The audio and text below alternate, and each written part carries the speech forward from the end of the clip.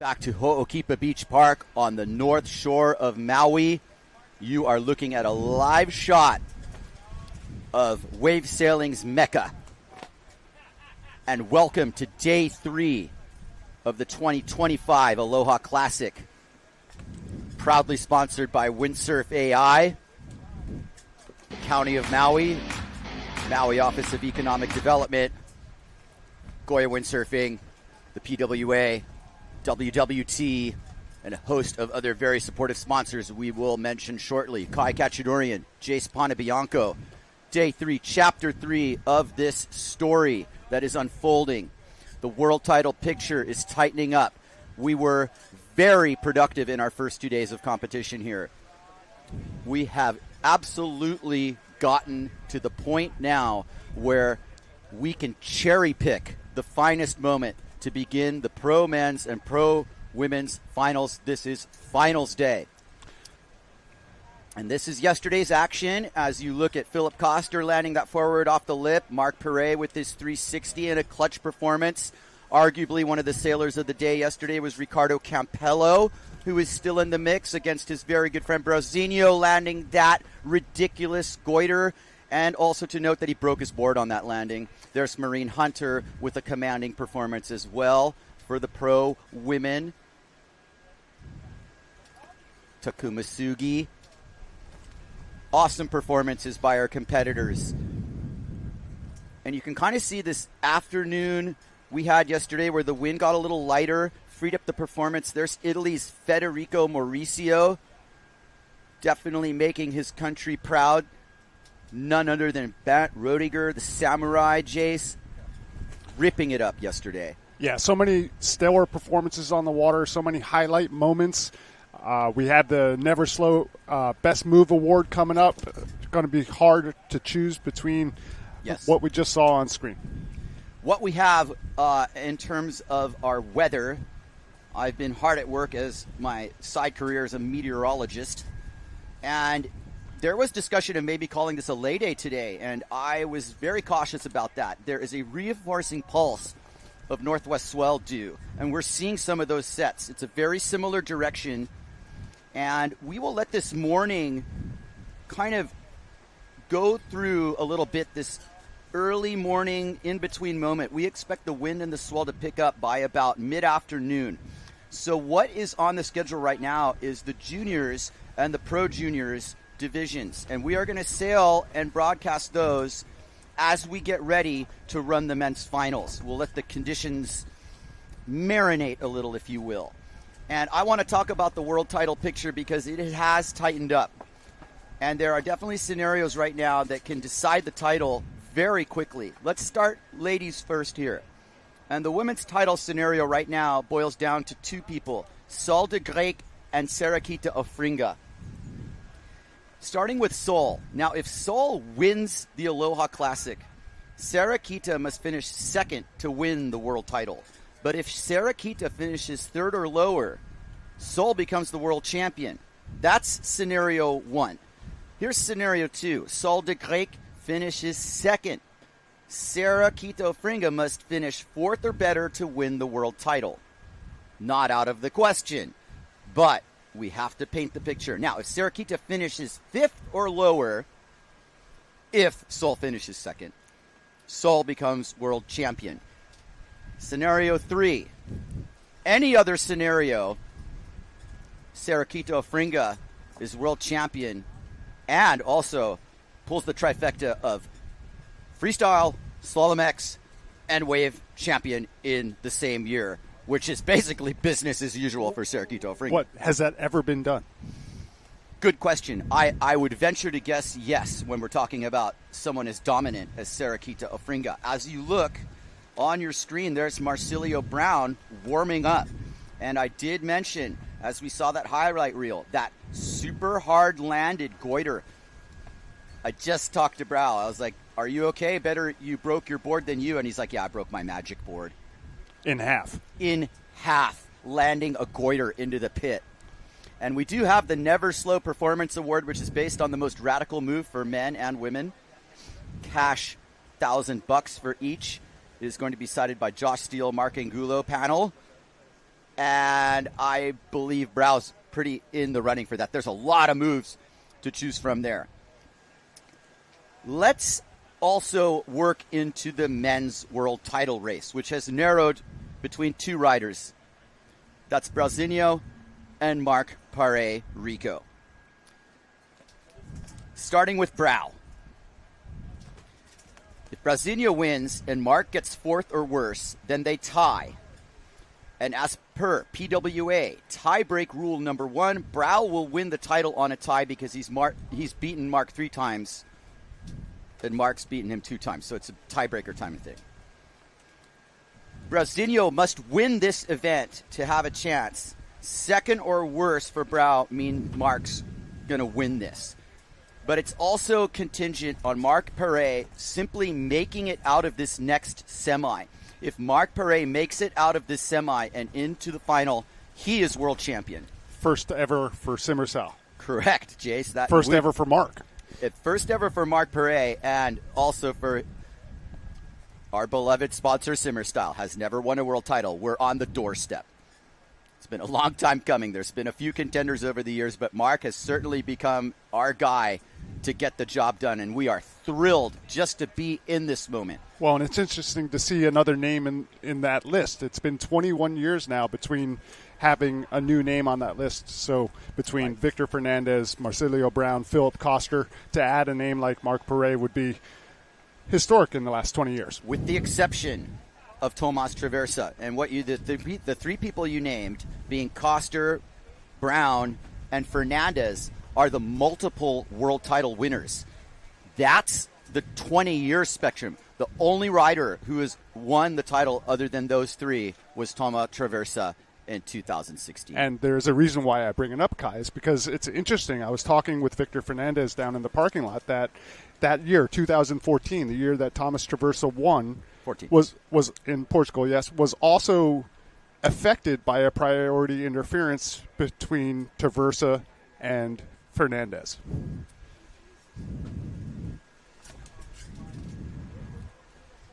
Fantastic. Why don't we get a little bit of a closer look down at the beach with our very capable and observant Anna Marie Reichman, who's got a feel for the pulse on the beach at Ho'okipa Beach Park here on day 3. Anna Marie, please tell us what you see.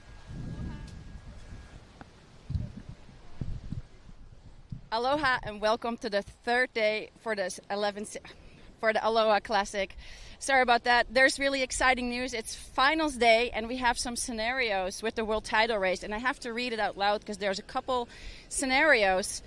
If Sol finishes first, Sarah must finish second in the Women Pro Division to win the world title.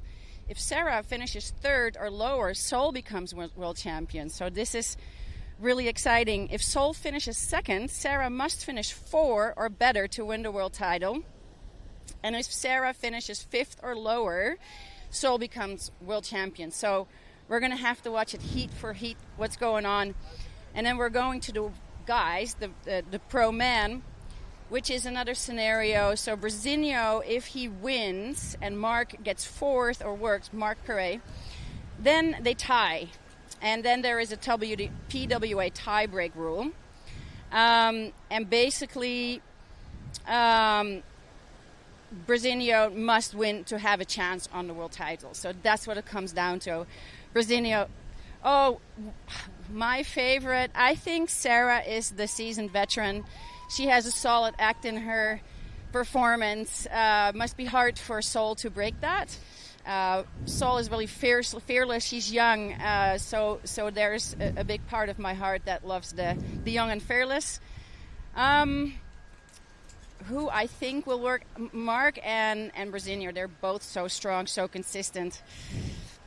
I don't think I can choose. I wish for it to go to both. They're both amazing sailors, and I think Marc Paré hasn't had a world title here yet, so maybe I wish for him to happen, for that to happen. But then Brauzinho is the local here, longtime friend, so I'm going to say 50-50 here.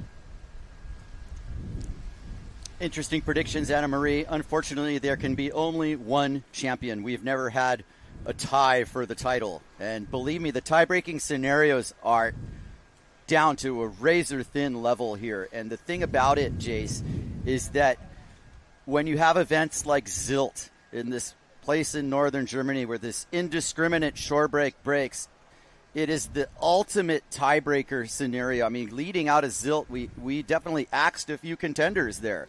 Ho'okipa operates a little bit differently. Certainly, there are conditions here at times which are similar in terms of just completely being you against the elements. Right now, behind me, you see this fresh new northwest pulse filling in. We are in the middle of our windsurf season here. The northeast trades are blowing. Northwest swells are starting to come in. Winter is upon us, and we are looking at that confluence of swell and wind as these pulses start filling in and out. And it's game on. And I think later in the afternoon, you will see that waiting patiently for that moment is going to pay off. And it's just a question of when, really. As you can see the corduroy in the horizon and our competitors warming up, we intend to get started now with the Pro Junior Boys Heat number 1. Jace, take me through that, please. Anton Richter, Valters Videnix, Gregory Stefopoulos, Samuel Ferraro, and Otis Buckingham will be first up. It's going to be nice to give a chance to our junior pros to get a little bit of the spotlight. So we'll see what the young generation of windsurfers has in store for us. I'm looking forward to this heat. Obviously got some guys that we saw in the pro men's as well. Anton Richter had a good run yesterday. So we'll see how he does in the pro juniors.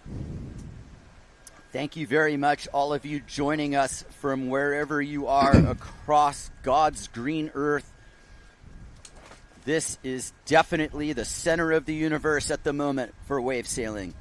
All the marbles for the world title are at play. This is a huge moment.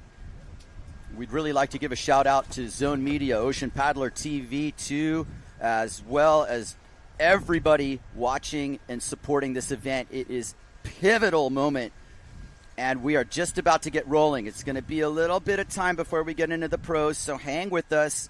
Appreciate you guys staying awake however you can, double espressos or whatever it takes. We will be ready to roll here shortly. You look at West Maui there with the trade winds, the clouds stacked on top of West Maui. That's a very good sign for a full day of wind here. You know what also is a good sign is the warm-up has been action-packed. I mean, as we watch Marcilio Brown spin a taka there, when you see the warm-up look as good as this one has, we're going to have fireworks. Fireworks. And place your bets, everybody, because the contenders are contending not only for the world title, which is basically boiled down to 2 riders, but also for the coveted Aloha Classic title. And there is a legendary sailor spotted. That is Josh Stone. Minus the hair. Minus the hair. Hard to recognize him without the flowing locks. Very nice to see people like Josh Stone, long-time top professional windsurfer. He did a lot of years on the tour. Never quite won the World Wave title, but has several accolades to his name, and absolutely one of the consummate professionals. Somebody who knows how to play the game in and out of the water. There's Brian Talma, the Irie man. Loving it. Permagrin. Action. If you had to use one word to describe him.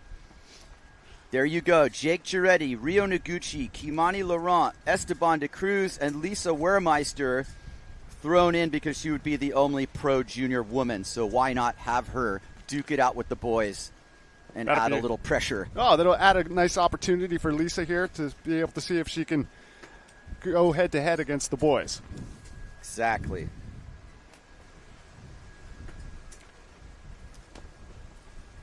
Very optimistic about today, Kai.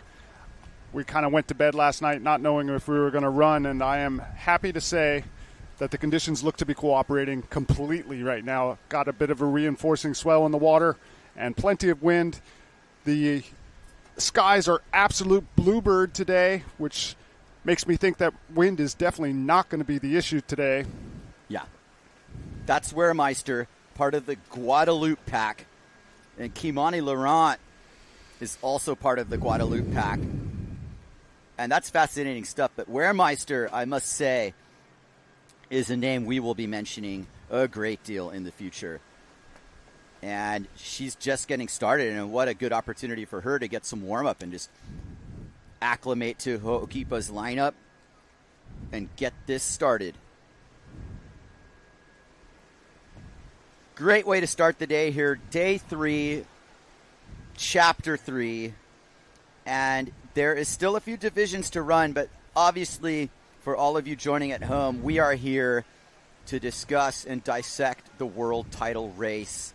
The rigs are on the beach. Everybody's checking this out. This becomes kind of a routine. You crawl out of bed, you get that cup of coffee going, nourish yourself as well as you can, slap the sunscreen on, find some parking, and get in the water. Guys were sailing at 10 a.m. today, Jace. Yeah, a little bit of an early start, something that you get to do on contest days. It's always nice to get that early bird session, maybe with a few less people in the water. Exactly. As you check out the infamous Ho'okipa Rocks, we definitely had some contestants going on yesterday, some heroic escapes as well. On and off, yes. Mauricio's escape was definitely, he got out of jail there. He used his get out of jail card. You usually only get one of those, but that one gust that lifted him right as we were watching. More spectators in the show. You'll watch yourself later. Shaka Cam, there it is. Ellen there to the right. Shaka knuckles out. That was legit. Yeah, did you see the way his thumb kind of like extended? Look up the coast on beautiful Maui. This heat is on. It is definitely on. You can see people jockeying for position. This is the Pro Junior Boys, round 1, heat number 1. Got Jake Giretti, Ryu Noguchi, Kamani Laurent, Esteban de Cruz, and Lisa Wermeister joining the boys. And we have also added descriptives below the names, which is hopefully going to help here, but we're having some problems at times with these gear rider combinations. There's no mistaking it now. And Giretti's a Severn rider. Ryo Noguchi as well, a Severn rider. Kimani Laurent currently riding for Gastra. Esteban de Cruz with a pink Goya sail, and Lisa Wermeister, a long-time duotone rider. That looks like it is Ryo Noguchi setting up. He's had a good contest. He's made an impression on a couple different levels. And really, right now, promptly at 11:04 a.m., this is the first solid gust that has entered the lineup. And when you look at the back of these white caps, that's a big indication of what's to come. Noguchi, target acquired. Opens it up with an aerial over the section. And the Ho'okipa alarm clock says, wake up. Beep, beep. Beep, beep. Jake Giretti sets his line now up underneath the lip. Good contact on the first turn. A little bit of foam on the wave face, able to negotiate a second turn now. And solid contact for the third. Good way to start off the heat for Jake Giretti. Oh, mate, right. And our other three competitors. Replay of Noguchi from the land angle. Sets his line. He got a good air there, but look what happens when the clue catches you. Surprise. It'll stop you so short. Stop you right in your tracks. Surprise. Esteban de Cruz. Kimani Laurent behind him. Just getting started here. Esteban, obviously watching a lot of the other top riders, trying to emulate their approach to things. A nice aerial into this section, but another clue catcher. Here comes Kimani Laurent.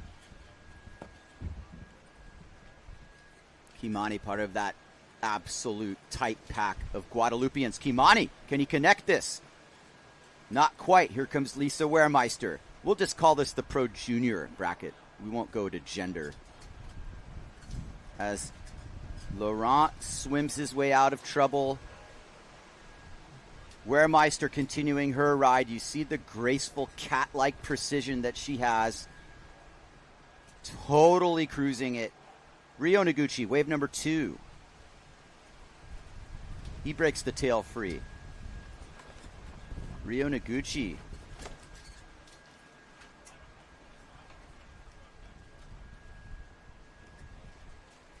Giretti's going to have a higher standard of approach there.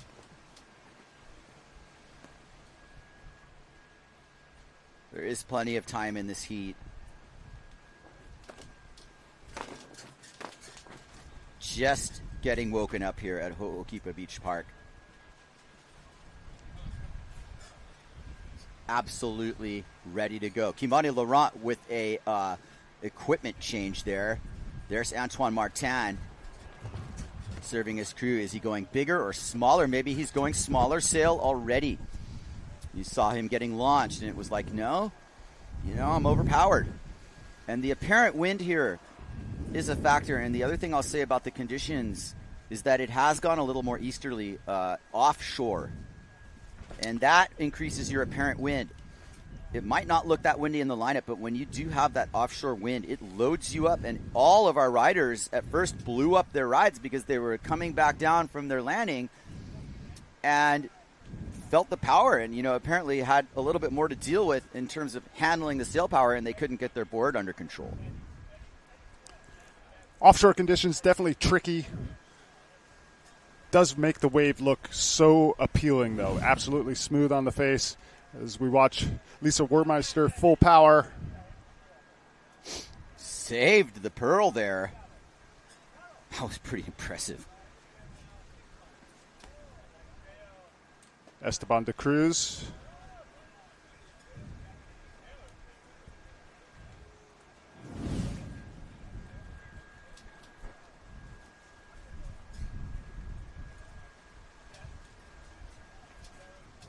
Jake Giretti on the Severn sail now, taking aim.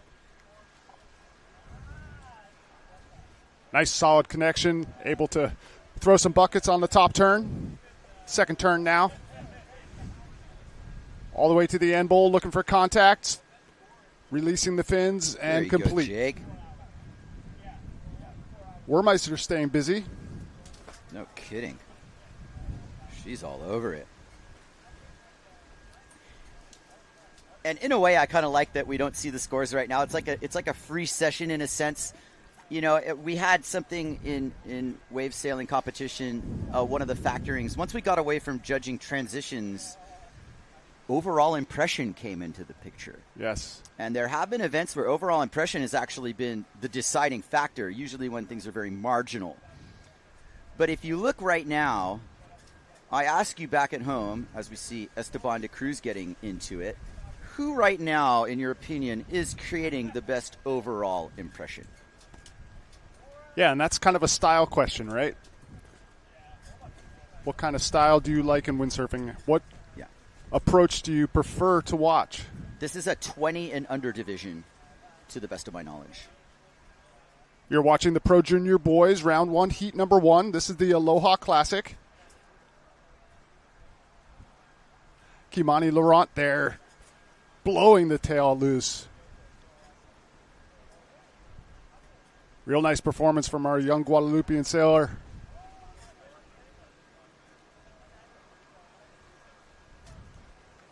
Girardi now.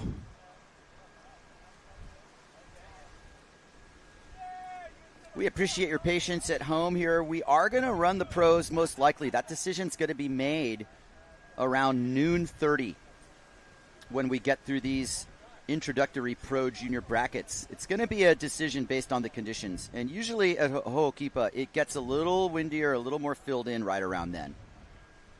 So patience pays off in this situation. That's Esteban de Cruz. Nice hit there. Can he save it? No, guys are poking a lot, Jace. What's up with that? Yeah, same sort of crash from a bunch of different riders. I think, like you said, as you hit the landing on things, you get really powered up with the sail, and it's hard to control. Hard to control if you oversheet. And he stayed sheeted in on that hit. Right there, just pointed the nose in. Yeah, you got to weight the tail a little bit more. Yeah, that angle, that offshore angle, really is a challenge. Certainly a challenge. There's Maui's own Otis Buckingham.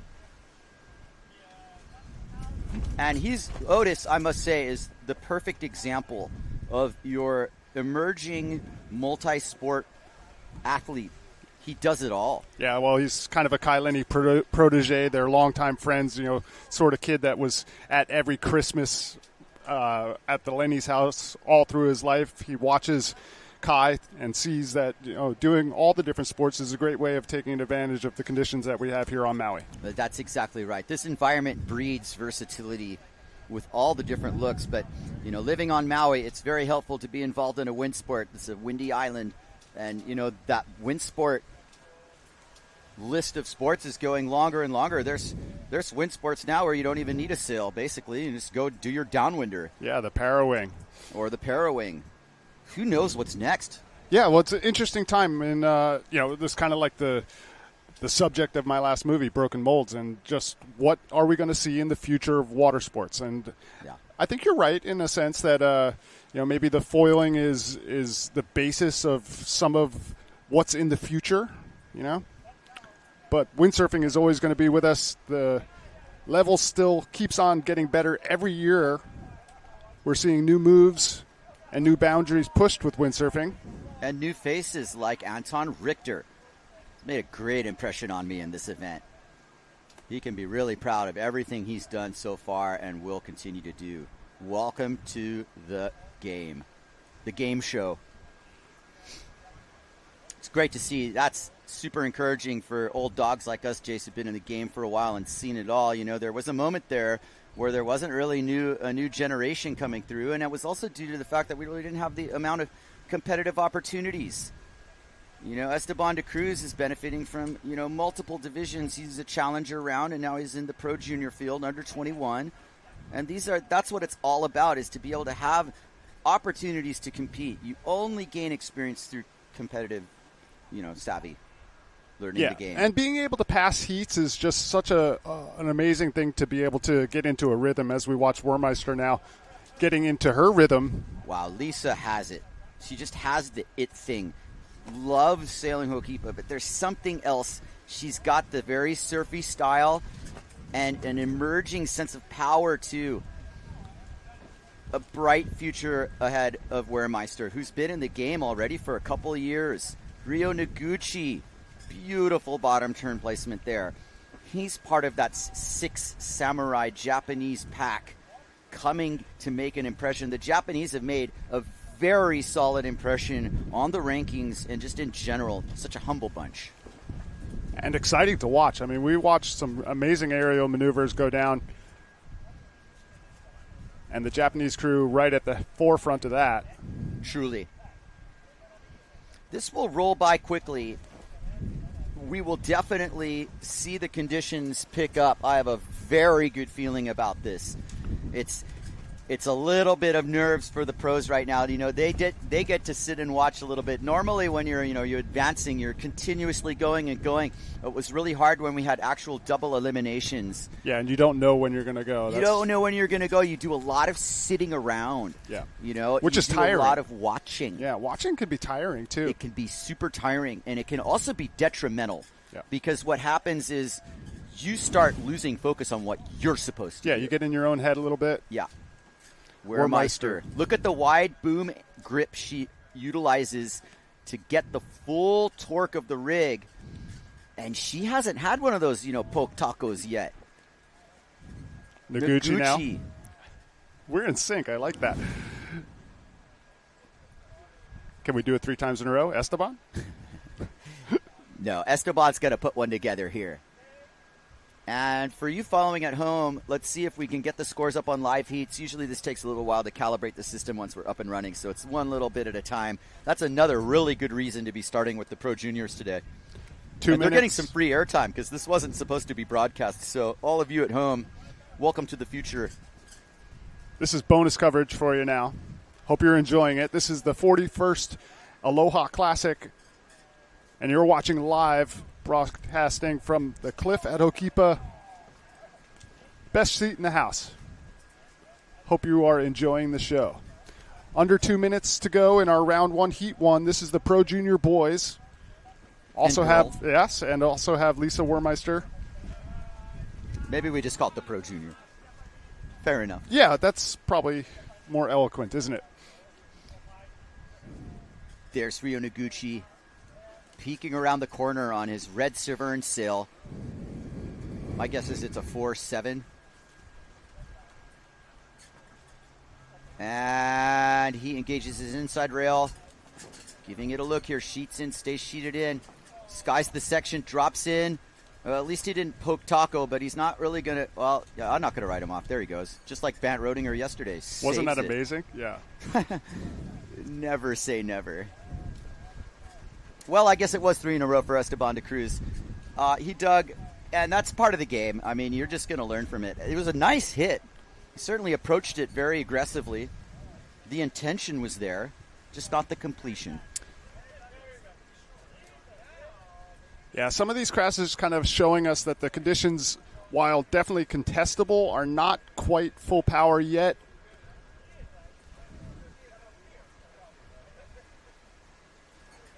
Kaimani Laurent. Waning moments of our round 1, heat 1. Sailors jockeying for position, seeing if they get one more shot before the horn sounds. Jake Girardi looking for one last opportunity, sets his rail. Lip contact. Poke Taco.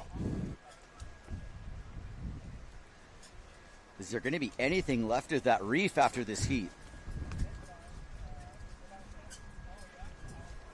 Come on, Esteban, hit that thing. There we go. A completion. First down. Second down. Kimani Laurent.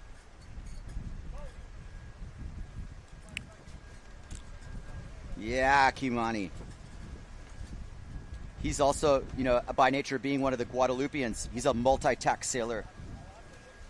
Just like Lisa.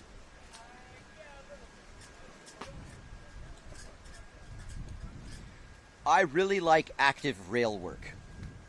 And that's what Lisa Wermeister displays. Always on rail, one side, the other. Exactly. Back, forth, back, forth. And you know what? She aims for the lip a lot.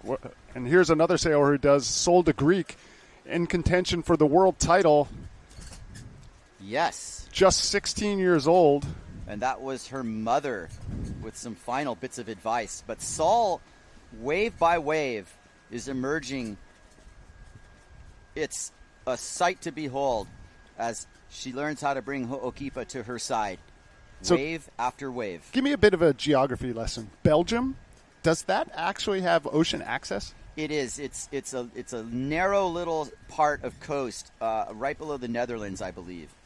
But there's a lot of traveling involved, and there's some lake sailing too. And do you know her story? Where did she grow up? I believe it's all Belgium. And did she go somewhere to learn how to windsurf? I would be assuming that a couple trips to the Canaries have been in her repertoire. But, she's in the middle of her studies as well. So I was like, hey, Sol, I've flown to Cape Verde from Brussels before for like 150 euros. Get that TUI flight and meet me at Alibaba. And she laughed and she's like, I'll do it in 2 years when I'm done with school. And this is just like, it sounds good, but there's just no way. Like, she's already like pulling off this trip to Maui. And I'm sure that, whatever, academic institution, when you're like, I could win a world title, they're like, okay. Yeah. I guess you can go. You can go. There's Noguchi coming in. Coming back in. Hayate Ishii next to him. Going over a little bit of constructive criticism. Yeah, talking about the conditions. Yeah. Seeing if the sail size felt right. That can be a real tricky thing to do in these offshore conditions, is to find the right sail size. The difference of the power that you have as you're just going out versus the power you have on the wave can be a lot.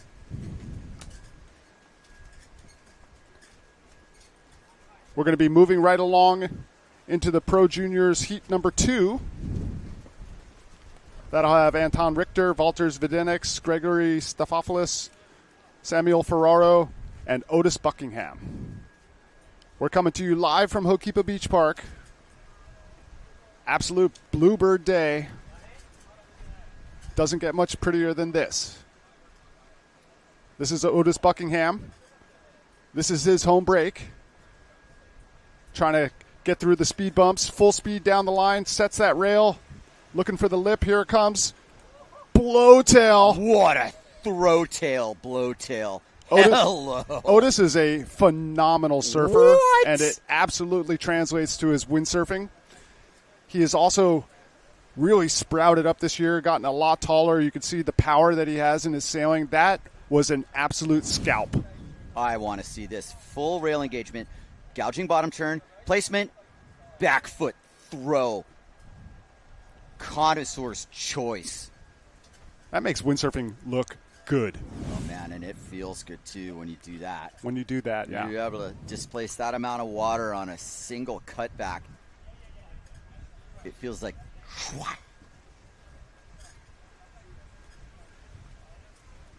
right. That must be Stephopoulos. Good job, Gregory. Anton Richter now able to get back onto the wave face. Out the back. That's Samuel Ferraro out the back. Behind him, G6, Richter. Ferraro. Like a Ferrari. Fifth gear hit there. Nice ride.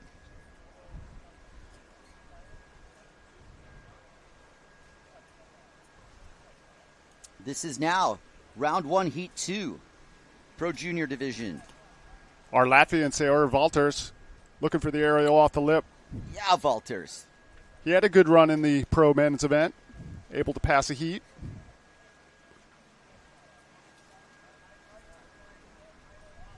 Yes. Our Pro Junior boys looking good.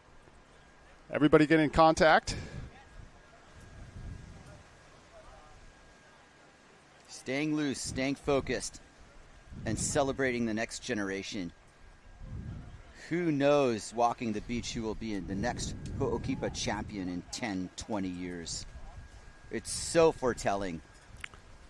I remember so vividly Levi Cyber's first event. I remember as he walked up to the beach and sat down next to his rig, checked his watch, watched his heat go out, and he sat there and he didn't know it was his heat, or he didn't realize to go. And we kind of, Mark Angulo and I were next to each other, and we were like, he doesn't know, does he? And Mark just kind of went, hui, hui. And Levi turned around, just eyeballs. And Mark was like, go, brah, go.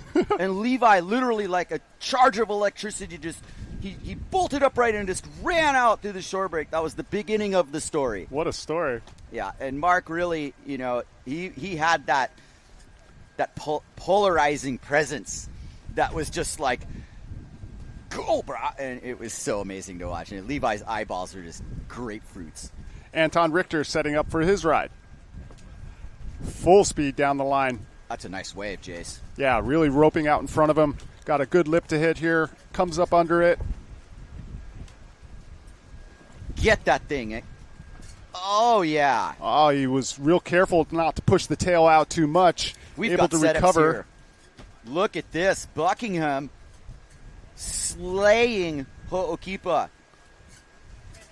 He really has this kind of panache to him. He's got this place dialed. Stephopoulos really took his time to take his target aim. That was a nice hit. I want to see him make that. Nicely done. I'm getting fired up. And it's early. Yeah, we're seeing the level look really good here for our Pro Juniors. I mean, this could be a Pro Men's heat. Yes, everybody's, obviously liking to watch the contest, and I would say the majority of us are anticipating the Pro Men and Pro Women finals. We're calling this Finals Day for a reason.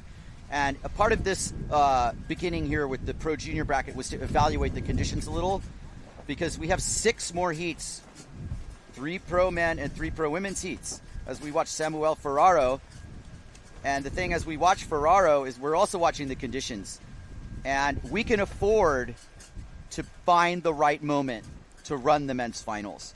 And if you ask me, with 38 years of experience here on Maui, I think it's a near certainty we're going to run the Pro-Man here. Well, I certainly hope so because the conditions look like they're cooperating. It looks like it's better now than it was a half hour ago. Yes. And like you said, Kai, that kind of 12:30, 1 o'clock hour is usually prime time for us here at Okipa. Yeah. We're also going to let that new pulse of northwest swell fill in. There is fresh swell that I ordered. I can smell it. Yeah. It was in the oven all night, and now it is ripe. And it's coming in slowly. It's at a 13-second interval. Another 320-degree northwest swell filtering in to Ho'okipa Beach Park here. And this is the perfect situation for the Pro Junior now. You have a rising swell. It's nothing too critical. We're also not being left with, oh, they should be running the pros. Ah! Calm down, everybody. Yeah. We're getting there. And we have time. And we've got time. We understand that, it might be 11 at night in Europe and that we're inconveniencing you by having to stay up. Brew up a double espresso and a Red Bull and sit down and watch the action because we're going to get started here. I not going to guarantee anything, but I feel really good about our chances to run the pros. Let's dig Anne-Marie's vibe on the beach really quickly. Giretti, right? Giretti. Jake Giretti from Australia. You're the heat winner of the Pro Juniors round 1. First heat, how was that for you? Yeah, pretty good. I just wanted to play it a bit safe and I ended up getting 2 really good waves, so that sort of went out the window. But yeah, first heat out of the way, got the nerves out, so that's good and feeling good. Yeah, you looked really composed and nice top to bottom and kept building on that, so that was awesome. Good luck for the next heat to come and keep crushing it. Thank you very much. All right, back to you guys in the studio. Thank you, Anne-Marie. All right, Stathopoulos. Keeping it real. Having a good heat. And we will eventually get the scores up. This is a software situation. Getting ready. Not quite sound check, but the opening band. Otis Buckingham. Look at what you can see where he's looking. And this is how you ride Ho'okipa, is that you stay high on the wave and you look down the line. And when you see that first moment, the next thing you're checking is where you can bottom turn. Smooth water off the bottom. Makes it through the middle section to try to acquire his target. And you can see he's just like, bleep. He let that wave run through without getting the hit because he thought it was going to peel and it didn't. Sometimes they slow down. If you will. It was just maybe a missed opportunity and maybe he took off too deep. Yeah, well, he was way far up the coast there, kind of at the green trees starting line. And, sometimes it reels down the line and sometimes it closes out.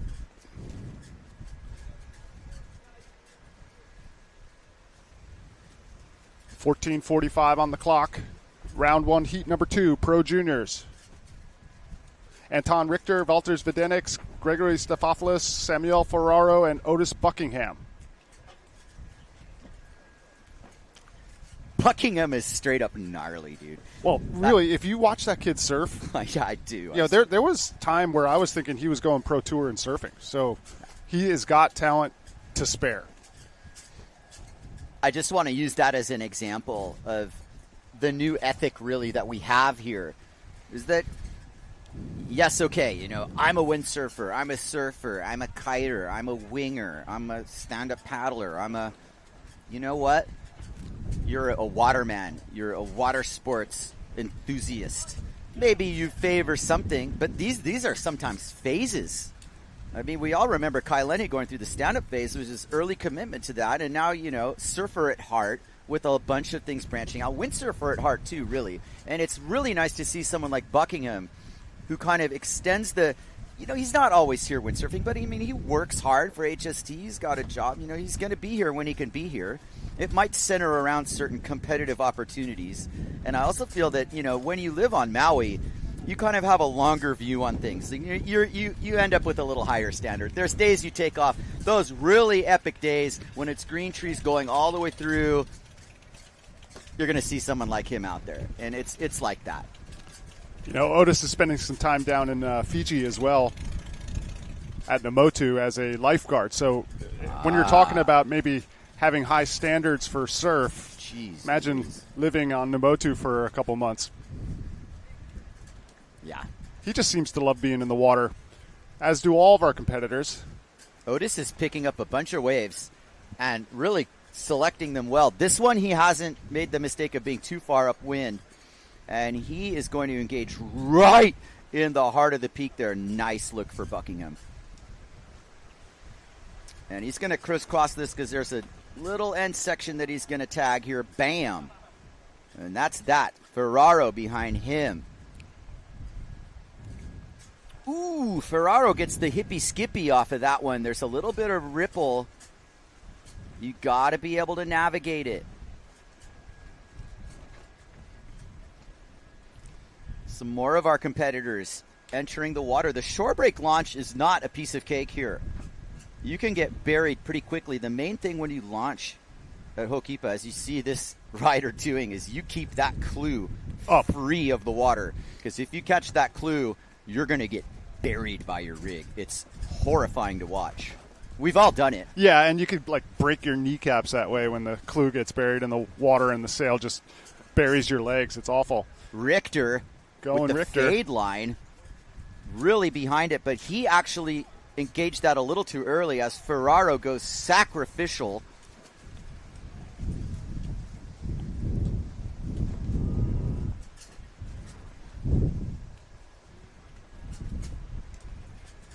Stathopoulos. Woo, watch out! Oh, who said windsurfing's not a contact sport? That was close. That was close. You got to be a little bit more aware than, launching errors in the flat over people, competition or no competition. Stathopoulos' eyes must have been wide. Windy. Yeah, full power now. Somebody put a quarter in the machine. Yeah, Stathopoulos must have been eyes like saucers there. Everyone's cool.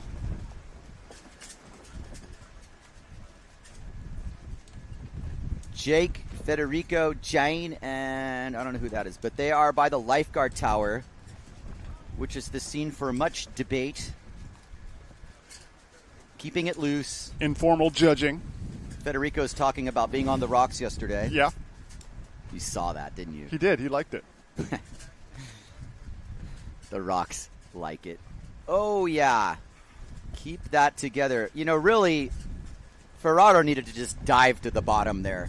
You don't want to spectate in that situation. I think Ferraro was okay, but that gear was right in the line, you know? It was right in the line. This is Buckingham. This is a cool angle. Get to see what's happening down the line a little bit as we watch some nice rail work. Kind of the end bowl, kick out.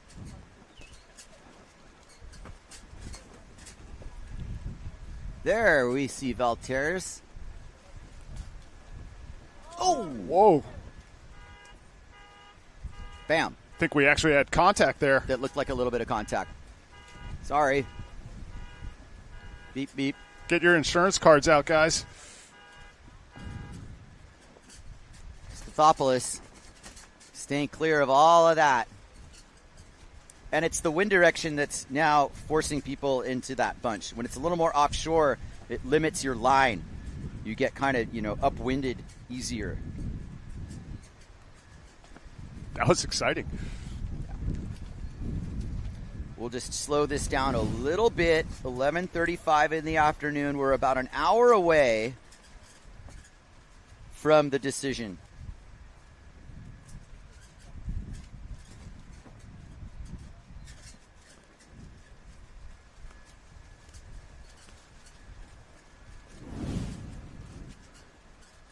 Are there port starboard rules with that sort of stuff, Kai? Yeah, I mean that when you start linking wave sailing to the sailing world, it becomes more the rider going out, having right of way. But as long as he maintains his course, that's the key thing. If you're going out and you change course like 5 times, then it's a little different. If you hold your line and hold your course, the person riding the wave should give way to the line. and then you adjust accordingly. But if the rider going out doesn't hold their course, it becomes very chaotic, and that's kind of what happened there.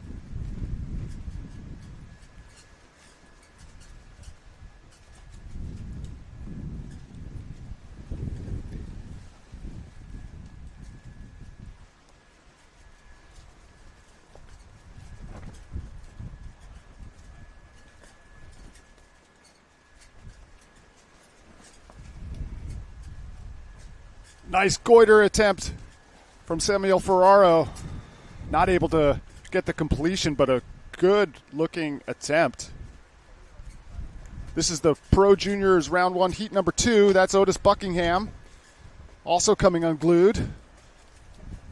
Rig does a 360. He wasn't attached to it. Thank you to our lifeguards for keeping a close watch on us here at Hokipa. Plenty of action.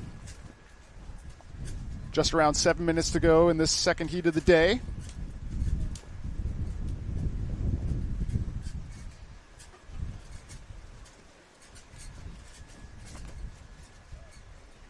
And it looks like our scores have come back. So Otis Buckingham, 11.13. Uh-oh, I hope that Valters didn't get hit. He was holding his head there. Unless this heat's over. I think, yeah, the heat is over. Yeah, everybody's turning tail. He was just scratching his head. And we've got some results. Otis Buckingham wins the heat. Gregory Stefopoulos in second. Anton Richter in third. Valters in fourth. And Samuel Ferraro, 7.3 in fifth. So close heat. All right, Maui boys. Moving on up. Otis Buckingham. Holding it down. I can hear the applause from the households. You know, really a great family, the Buckinghams.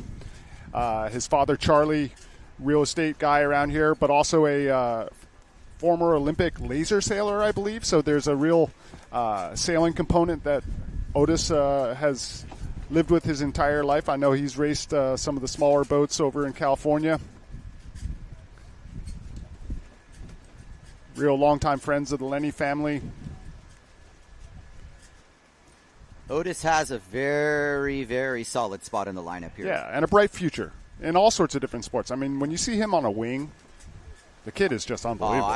I've seen him here. He's one of the people I trust. Yeah. And I won't say the few. There's quite a few of them that, you know, Cash and all the boys, and they are phenomenal to watch. And they're very, very mindful about, giving space.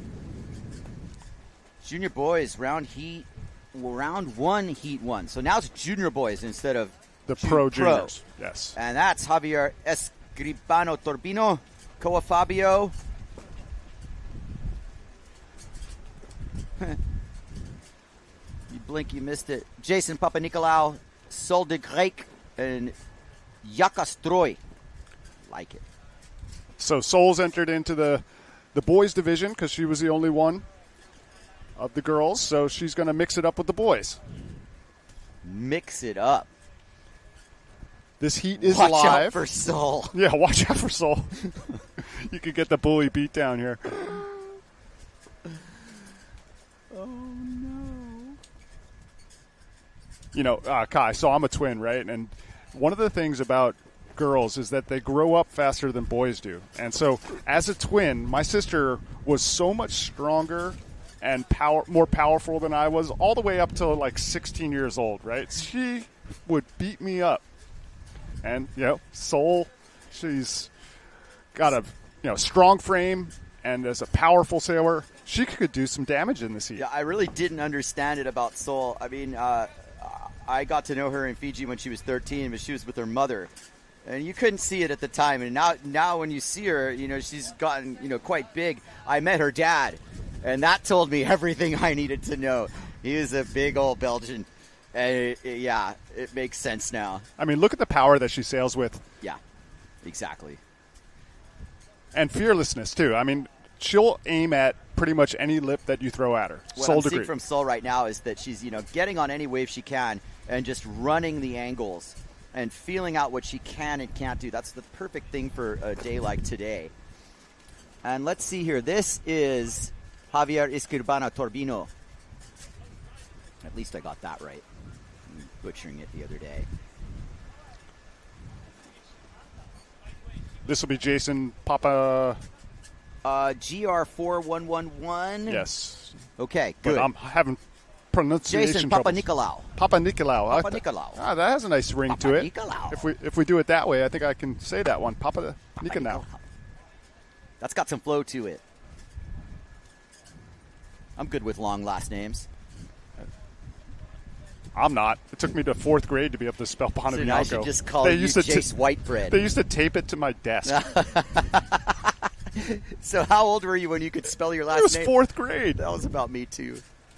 Yeah, yours isn't easy either. Well, you know. I think I still get it wrong sometimes. We got some scores on the board, though. Jason Papanikolaou, 4.20. Javier Torbino, 3.83. And Sol de Greek on the board with 2.0. Boom.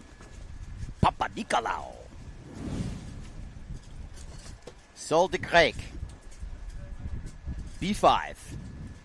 I'm also told that she sails in Wissant in France and that she has been spotted in Morocco. Well, Morocco would make sense. You could get really good at wave sailing if you spend some time down there. Obviously, we see Boujma Guiol. And starboard tack.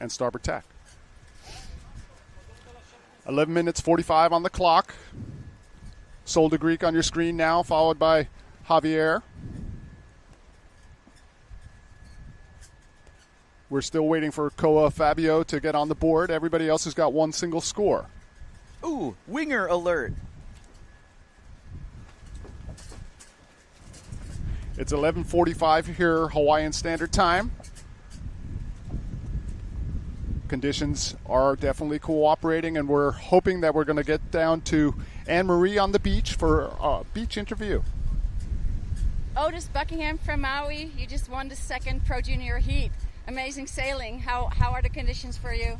Oh, it's really fun. The wind just picked up like about 10 knots before the heat started, so I stuck to my 4-5, and that really helped because it's super offshore on the inside, but there's plenty sets coming through, so I'm amped. You're also doing all the other sports, right? With the foiling and the surfing. Yeah. Where is windsurfing ranked?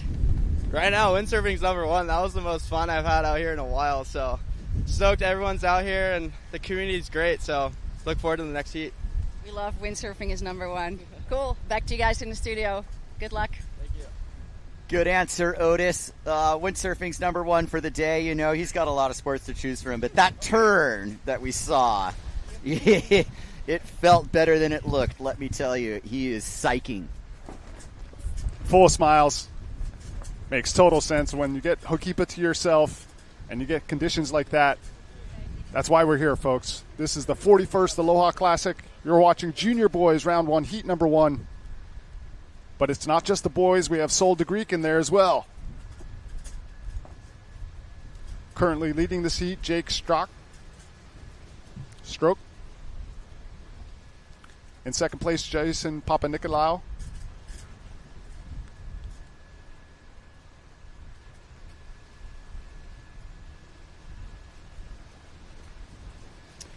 Is that Yakastroy?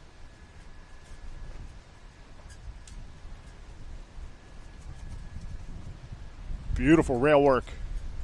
Yeah. I mean, before the blow-up, it was looking real good. All right, that'll be his second score. Jason Papanikolaou staying tight to the power source. Looks to get that second hit. Maybe just a little bit late, but oh yes, back onto the wave face. So 2 turns for Jason. Followed by Javier Torbino.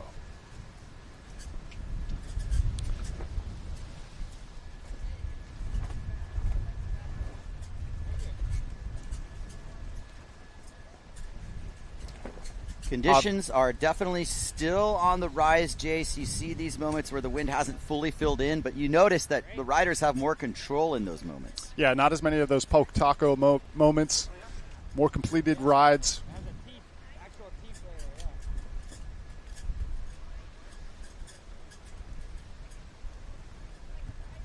Eight minutes, 20 seconds to go.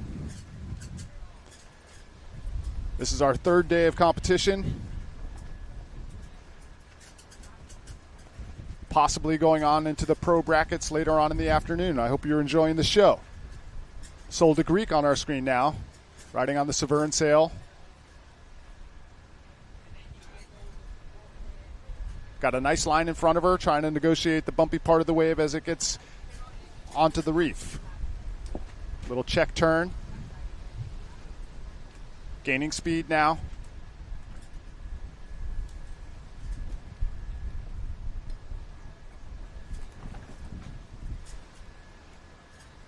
And riding it all the way down to the end bowl. Sol de Greek. Jason Papanikolaou coming from Greece, riding on the JP Neil Pride rig. The Quattro and Neil Pride rig. I would like to provide a translation for poke taco. Nobody seems to know what that means. All right, why not? It's a terminology when you bury the nose in the water, and you do what in surfing is called purling. And so the meaning of poke taco is because you put your nose in the water, you're trying to make contact with the octopus. Poke taco, not pokey. Not taco pokey. Which is delicious. Delicious. Now, if I got a taco by poking taco to make taco pokey, that would be great. Maybe I sharpen my nose. Sol de Greek. Rail to rail, wave after wave. The story gets written. Yeah, Poking taco a little bit. Staying busy. But at the end. That's when you want to do it, if you're going to do it. Not at the beginning.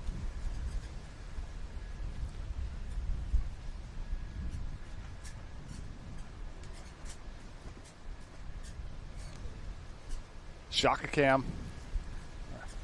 You can see the different varieties of shaka there. It's either like knuckles out, knuckles in. What's your style, Kai? Are you a knuckles out or a knuckles in guy with your shaka? Got to be knuckles out. Knuckles out. All right. See, this is local shaka. This is haole shaka. Haole shaka. Sometimes I like a loose one. One of each. Yeah. Oh! Sol de Greek, Jake Yakastroy, Javier Escribano Torbino, Jason Papanikolaou, and Koa Fabio. I don't think Koa Fabio's... Oh, there he is. What? Yeah, that's Koa. With a catapulta. I'm learning Italian slowly. Catapulta. Where did he go? Oh, there he is. I mean, I thought he flat out disappeared. It could be like that, musical chairs type of thing. You fall, you get vaporized. Think how conservatively people would sail. Yeah, if you just disappeared, if you fell. Yeah. I mean, nobody would even try anything. How dare you even bottom turn? But he had a good line on this that Ho'okipa just had different plans for him. That was brutal.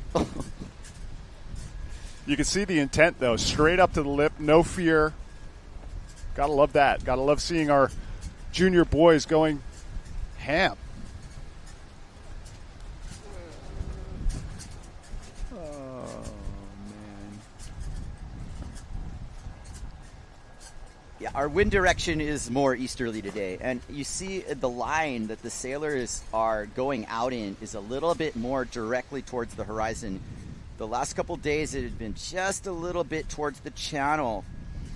And what it's going to do, and I think people are adjusting to it slowly, but you are seeing some of these bales.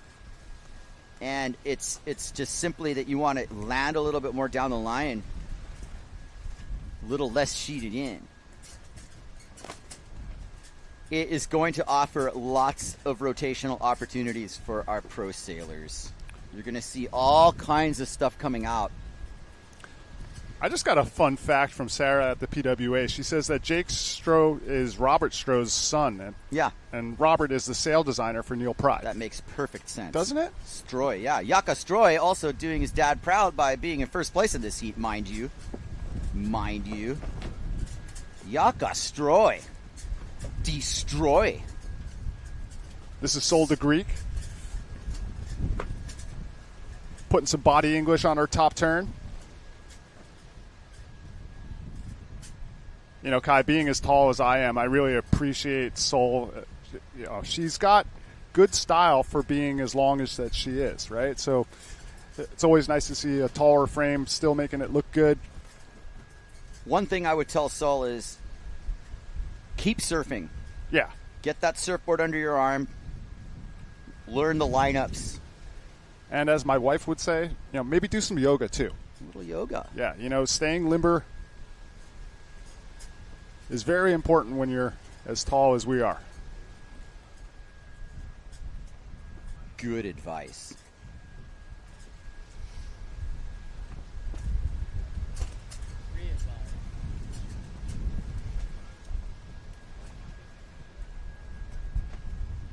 There's not going to be any taco left on this reef, Jace. We're fresh out of taco today. Oh, gosh. So right. Taco Bell. Yeah, well, it just shows how it gets really tricky when the wind is offshore like this. I know that I sometimes struggle on these sorts of days that when you're on the wave and everything is working out, it is just perfect. And then when things don't feel quite right, it can be so challenging in the offshore winds.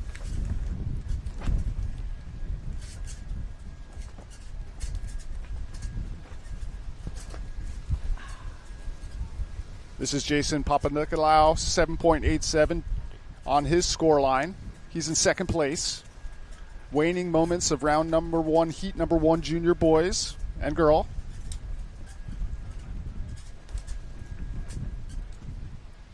Kai, do you know how many are advancing out of this heat? It might just be placement. This might be our division right here.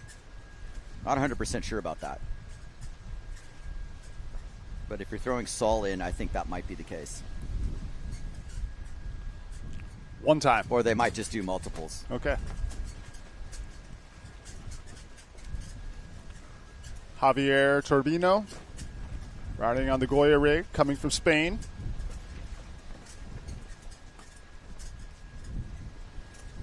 He's held nice speed through his rides. There we go. Saul. Now she's got the line. Look at her eyeing this target. Trying to get the re-entry and skipping out. She might be overpowered. I wouldn't be surprised. Full intent to hit that lip for Saul, though. Full intent. Maybe waited a little long. Could have gotten a couple turns there. Yaka. Gear change. Dad helping him out. There you go. Right back out there. With the assist. Short time now.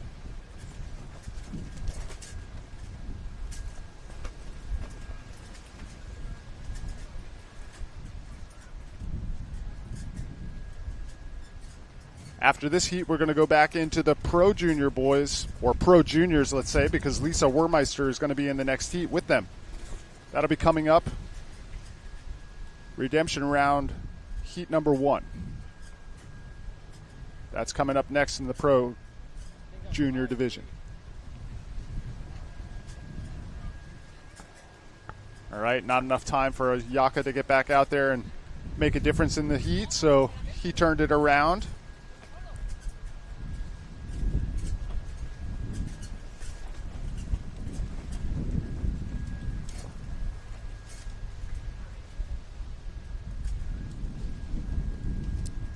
There's Kimani Laurent again. This is probably not a live moment. This is a transitional moment. Right. But good sailing nonetheless for Kimani.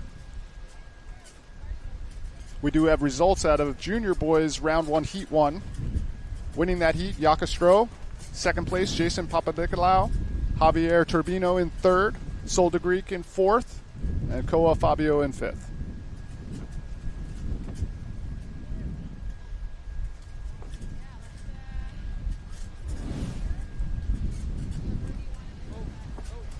Back to live action in our transitional moment.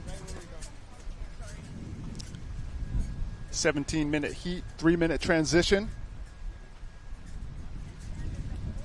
As you get a good look at our conditions on the water. Coming up next, Lisa Wermeister, Valters Videnix, Esteban de Cruz. Redemption round, heat number one. Look at those tents shaking, Kai.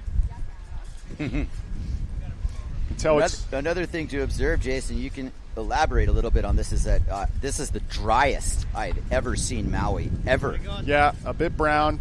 You could tell that we haven't been getting a lot of rain, and so those kind of nighttime showers that usually happen are later and later. So here we are, mid-October, and we're looking like we're going to get some of our first rain of the year tomorrow. So there wasn't a lot of tropical activity approaching this summer. No, and granted, I leave for a good portion of the summer, so I didn't really see it. But sometimes you get these hurricanes off the eastern Pacific that'll make a trek across and sure. send some east swell, but they'll also deliver torrential rain. Yeah, well, it's torrential rain, but it's only usually for a day. Yeah. Was that not Morgan Roureau coming in from a little warm-up session? We're going to Anna Marie Reichman on the beach with an interview. Jaka Stroy from Maui, heat winner of the juniors. Good job out there. What was your favorite move? Definitely the half aerial, if you want to call it that. That was definitely, it lined up nicely, so just went for it and it made it. Awesome. I've seen you out here a bunch in the time leading up to the event. That probably has paid off, yeah? Yeah, definitely helped. I haven't sailed much or keep up before that, so was out here as much as I could be. Very nice. Good luck in the next heat for you. Thank you so much. Take it away from Maui. Thank you. Back to you guys in the studio.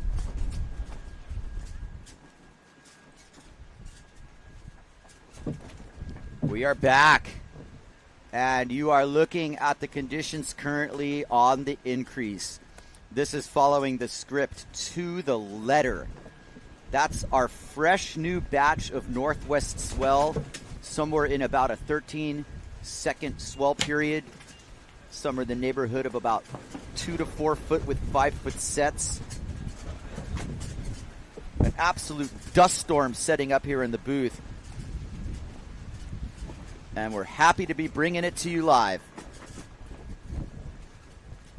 as we count down to the decision of whether we're going to run or not run the pro men and women's finals and set up our world title deciding scenarios. Lisa Wehrmeister, meanwhile, giving us plenty to look at here. Look at the footwork. Very precise. And while she didn't stick that turn, you could see the intention, body position, the control. Samuel Ferraro, Sol de Grec, watching intently. There's Valters.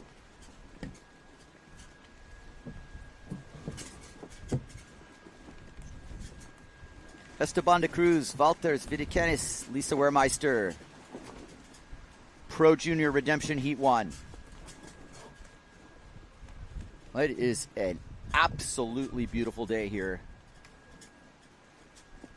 Picture perfect postcard Hawaiian day. So nice to be here. Nice rail work, Valters. I'm going to throw in a couple buckets there.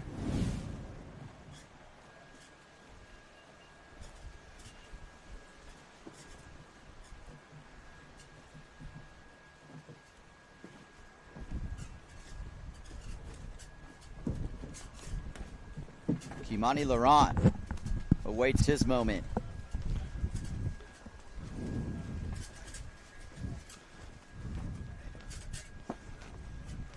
Well, definitely getting windy, Kai. We just had to do some emergency repairs on our television set. Oh, that dust devil that rolled in here just about took me out. Wow. I almost got sucked up by a tornado.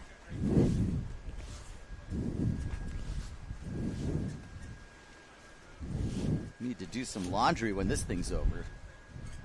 My goodness. Love the angle. And if I'd been remote controlling that rider, I would have gone straight to the lip instead of straight to the reef. Come on, hit it. Valters Videnix riding on the pink Goya sail from Latvia. Good lip contact. Full power with the sail. You can see he's nicely powered. This is Wehrmeister. Warmeister probably something on a 4.0, 3.7.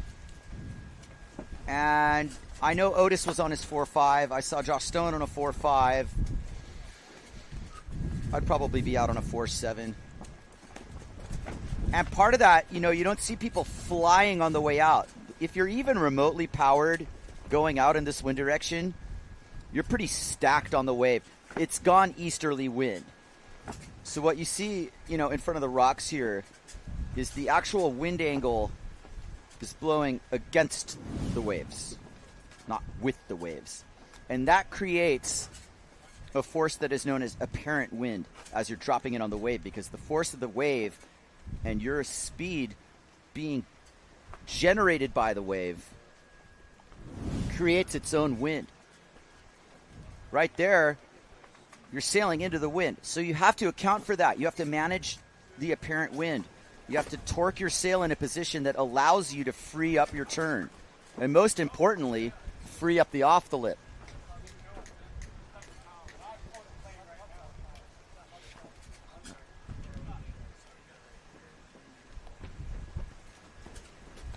Yeah, sometimes it's a little much. Yeah, sometimes it's hard to bleed the power out of the sail on the top turn, especially when it's offshore like this. Definitely challenging.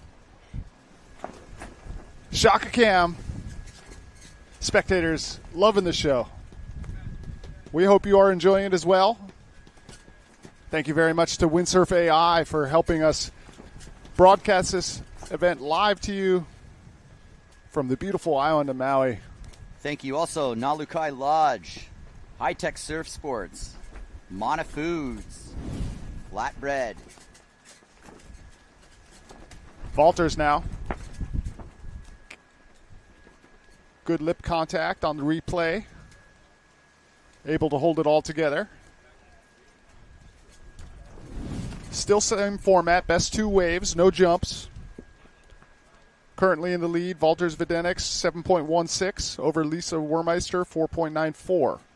Esteban de Cruz 1.5, looking to replace a fractional score. This is a redemption heat and an elimination heat. If I'm not mistaken, the last placed sailor in this faces elimination. As you look at the fresh batch of northwest swell trickling in, as long as you see that kind of corduroy with a longer line on it, you're in good shape here at Ho'okipa. We want to see a little bit more of it. The tide's also going to play out. I would say that it's looking like pretty high tide right now. And once the tide drops a little bit, that's going to improve the situation some as well. As we spy Wermeister, Lisa from Guadalupe. She's definitely fighting some apparent wind. She's overpowered. I really love the way Lisa always is looking for the lip. Yes. She's heavy back foot, puts a lot of rail in the water, good power with her turns, but she's always looking for that end bowl aerial section, and that's what I want to see out of our women competitors. That's what I want to see out of all of our competitors. Esteban de Cruz getting some lip contact. Nice to see him loosen up a little. Yeah, sure. You could see, like, maybe, even all the bails earlier, it's a little bit of nerves. And the thing is, nothing cures the nerves than a nicely, successfully ridden wave start to loosen up a little. Yeah. But at the same time, you are running against the clock. They are, but I mean, look at the last couple days here. The day before the contest began was gigantic. I saw Esteban out there, and I would imagine that it was frightening, right? Almost double mast high. So many things that you have to deal with as a young sailor coming to Ho'okipa. Look at the run that they're getting now. Day after day, going in the pro division, getting heats under your belt. It really allows you to improve your sailing when you get this sort of run. I know it's helped Valters as well. I mean, he had a good run through the pro division, so he got some time on the water. It's showing now. He's got the lead with a 7.63. I'm a little shaky on my geography for Latvia as well. Is that on the coast? They do have some coastline, yes. How is that top turn? Beautiful. Second one. Nice They wrap. have some wave sailing in Latvia as well. It's in the Baltic, and it's got a good exposure to the southwest wind direction. Same thing I'm sailing in up in Finland in the summertime. And I like this guy just because he's sharing number 33 as well. I'm kind of feeling like a Baltic bro right here. Let's go, Valters. Cutting it up. More and more rigs filling the beach. This is starting to resemble what things looked like when we had 3 disciplines at Ho'okipa. I really like that bottom turn. That might be his best connection yet, actually. He really sighted that. That's 2 good turns. And he's going to follow it up with the aerial right here, right back onto the wave. The judges are definitely going to reward him. Super well-ridden wave. Anyway, back when they had 3 disciplines, racing, slalom, and waves, there was no beach. It was really a sight to behold. Not everybody loved it. I had mixed feelings about it myself. You left the rigs on the beach for 2 weeks, just littered. Yeah. And while it signified that the sport was huge, and this was, a big moment of competition, it was also one of those things like, is this really what we're doing here? Yeah. Occupying this beach with all this stuff. Like, you didn't really see the end of it. For weeks. Yeah. And we're definitely a little bit more conscious these days about our impact here locally. We want to get this competition done and dusted and return Ho'okipa looking better than it was before we started this. Is that not? Esteban de Cruz. I was going to go maybe with Buckingham, but it's not. It's not.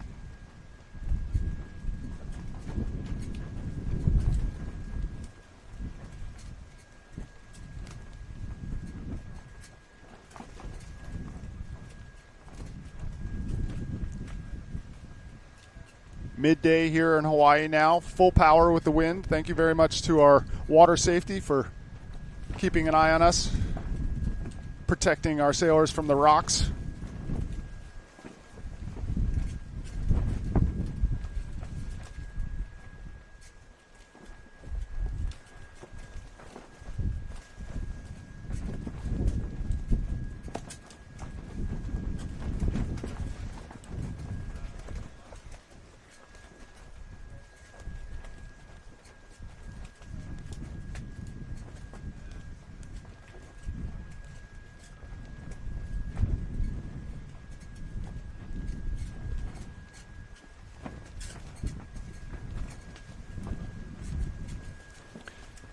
Three minutes 45 on the clock. This is the 41st Aloha Classic, and you're watching Redemption Heat number 1 in the Pro Junior Boys, or the Pro Juniors, let's say.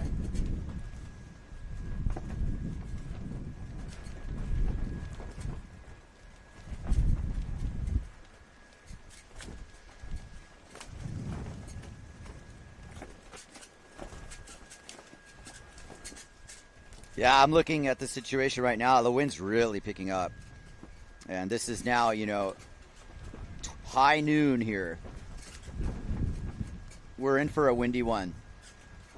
Just want to find that moment when you got the waves on with the wind. And the waves are here. They're periodically here. What I could see being the decision is to run longer heats. Really maximize those opportunities. Well, it's nice that we have the flexibility to adjust to the conditions that we're given. This is Walter Verdenix riding on the pink Goya sail. Nice line he's got going here. Good top turn. Yeah, Valters. Lip contact.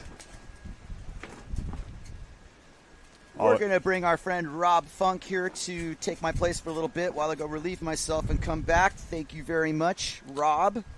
I'll also have a report from some of our sailors and their gear decisions. Be right back. Lisa Warmeister avoiding the traffic. It's definitely interesting how that end bowl has gotten a little crowded sometimes. We've seen some near misses, maybe even some contact. Good to see you, Rob Funk. Thank you, Jace Pontebianco. It's great to be here. All right. And an exciting day. The wind has just filled in perfectly. Yeah, tell me what you've been seeing. I've just been seeing a lot of consistent wind, some great sand, long lulls between the sets, but I think it's because we're at a really fat high tide right now. And I think it might do the same as it was yesterday. It'll get a little bit more consistent as the tide starts to reduce. Yeah, I was in the parking lot this morning with Mark Perret and Victor Fernandez, and they were both excited for when low tide comes around that the conditions might actually really step up. So we're hoping that happens as well. We're hoping that we get to do the finals today, but we're going to do what the weather tells us to do. This is Esteban de Cruz showing us his nice top turn wrap, staying close to the power section. Looking for the aerial. And it's just to pop the fins out a little bit at the end. Nice wave for Esteban de Cruz. Yeah, the wind's got enough that where people are definitely adjusting their sail sizes that they're going to be using as the day goes on. Started off with pretty decent size, like 4.8s, 5.0s, to now where people are thinking about 4.5s to 4.2s.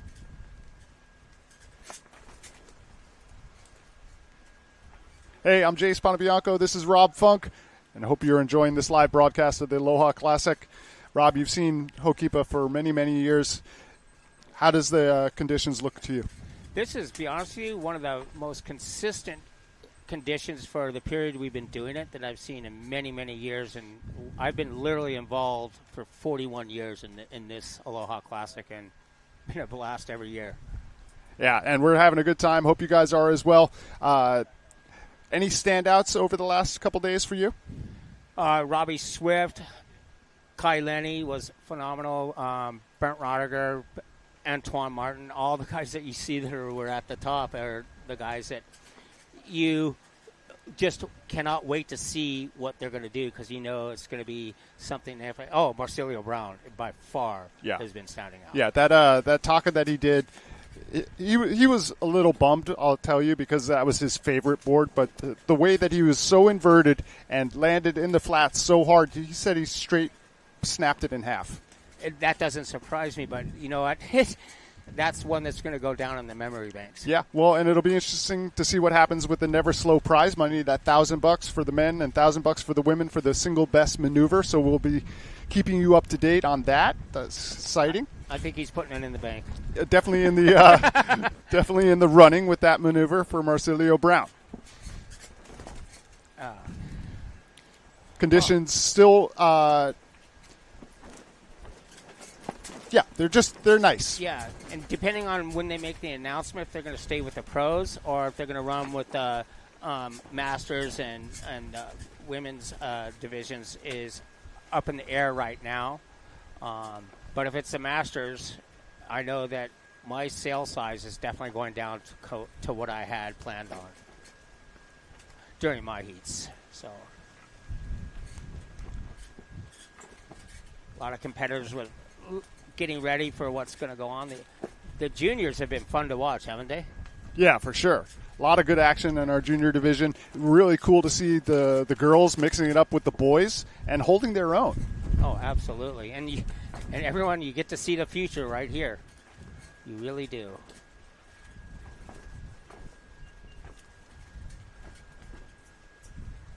God, I love this beach park. I've been coming here this is my home, but it's just the funnest place to hang out. And as you guys can see, there is plenty of wind with all those white caps. Anton Richter, Kaimani Laurent, Samuel Ferrari.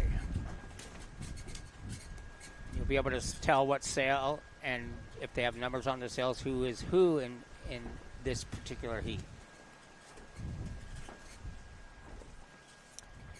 A little old-time get-together down there. We've seen Pete Cabrina, Josh Stone. Yeah, nice to see so many Dana Dawes. Legendary windsurfers. Yeah, we were all in a big group. People taking pictures of excluding me, but most of the legends. It was fun to be with your old friends and stuff like that. Yeah, speaking of legends, I heard from Robbie Nash last night. He's in Italy. He was sorry to miss this event, but watching the live broadcast and loving it. So Robbie Nash paying attention. Well, I'll give you a little update on that. He has got Pete Cabrina some windsurf equipment, and Pete's been out sailing again, and he's so stoked by seeing this. He goes, he hopes he's ready to maybe compete next year. Wouldn't that be great to see Pete Cabrina back on a windsurfer here at Ho'okipa? You're watching the 41st Aloha Classic. This is Hokipa Beach Park. You're looking upwind towards pavilions there. Further up the coast, the legendary break at Jaws. We hope that you're enjoying this broadcast. I'm Jace Pontebianco, Rob Funk. We're going to go down and get some beach interview insight from Anne-Marie Reichman. Walter Wiedenik from Latvia. Yes. You were convincing winner from this redemption heat. You crushed it. How is your gear out here? And being from Europe, you're doing really good here in Hawaii. Yeah, thank you for that. I mean, I'm your typical European port tack sailor, so being here on starboard tack is it's a different. It's like riding. So I'm right-handed. It's like riding with my left hand. Totally different, but yeah, the gear's working fine, and I surf on this side. So in the end, it's turning out good. And actually, after spending about 2.5 weeks now here, I'm actually enjoying my riding quite well. It's a bit of a 50-50, but the higher 50 I like. The higher 50 I like. That's awesome. Being on the tour, it means you have to be all around. So you're doing a great job, and keep building on your skills here on starboard tack. Yes. I had some training in Morocco in one of the stops in early May. So thankful for that. Thankful that the tour goes all over the world, and some starboard tack sailing is closer to home a little bit as well. But enjoying my time here, and hope to come back. All right. Well, let's get back to your next heat. Thank you. All right. Thank you very much. Back to you guys in the studio. All right, thank you, Anne-Marie, and congratulations to Walter on advancing through that round. We're continuing on into the Pro Junior Boys Redemption Round Heat number 2. On the water now, that's Kaimani Laurent. Also in this heat, Anton Richter, Samuel Ferraro. This is Laurent making his way back to the outside after that ride. Scores aren't up on the board yet, but we are definitely live action. 12 minutes to go.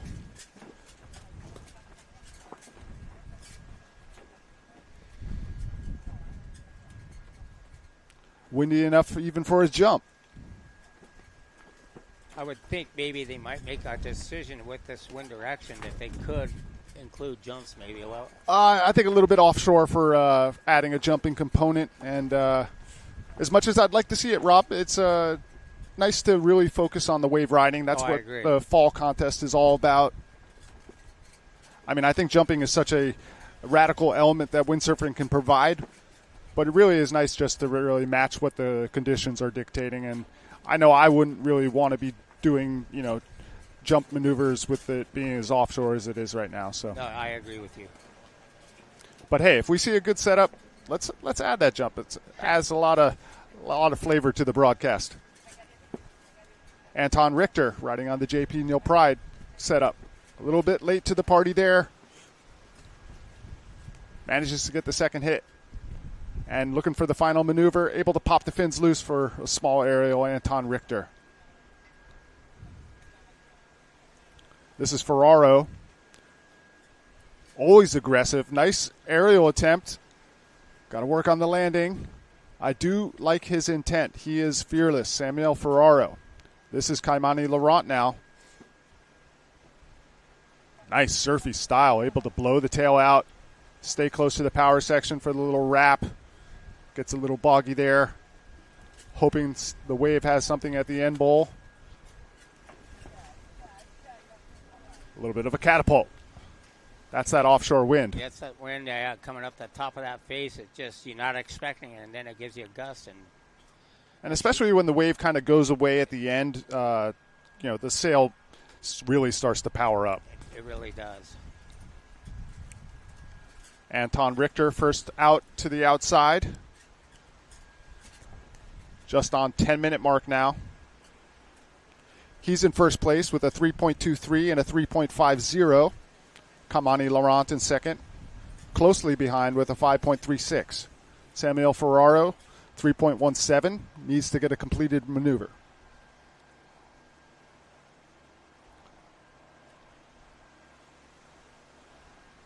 Great drone view of what they see coming in and what's in front of them. You can see the swell and the wave ahead of them. It gives you a good read on what your wave might be doing. Ferraro off the bottom. Nice top turn redirection. He stays nice and low. You can see he's got a big frame. Stays kind of crunched up, able to get the aerial there and hold it together, yes.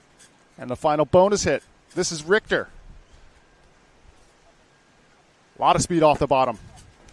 Waves walling up. Nice aerial. Good wave for Richter. Let's see if Laurent can answer back. Gets a little caught up on the bump. Full head of steam now, looking for the lip contact. Goiter, no. Nice attempt, though. Shows that he's got that in his bag, willing to try it in competition. Sometimes really tricky when the wave is elbowing in towards you to make that lip contact.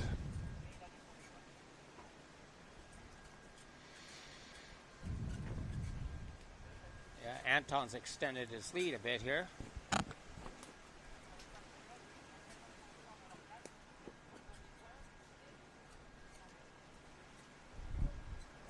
You can see how Maui's been in a drought by all the dryness, and a nice replay here. Is this Richter? No, this is Ferraro. Ferraro, I'm sorry. Big gouging top turn. Able to redirect it, get the aerial, able to negotiate that little bump, and get the last hit. This is Richter. Yeah.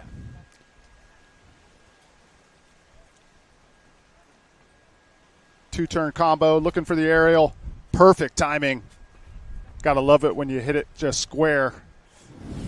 It's kind of like a tennis game, you know. You know when you hit the perfect ball in tennis and it just goes a million miles an hour? It's a lot like windsurfing. When you hit the just perfect like that, you get all the projection.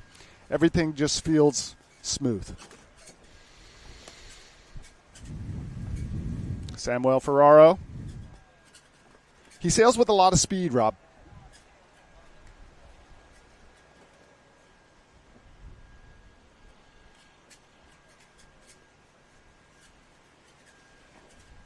Seven minutes to go.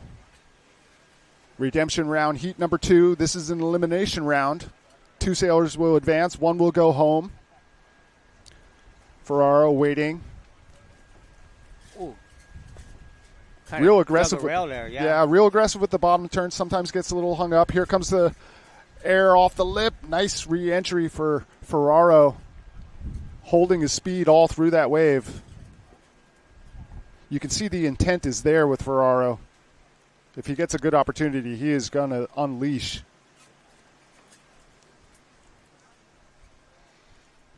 That was a really good angle of him going down from the line from the drone.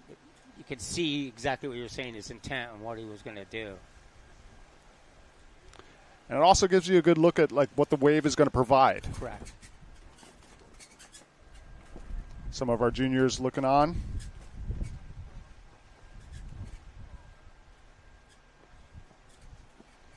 I think that's actually our head judge pick's son. This is Ferraro on the wave.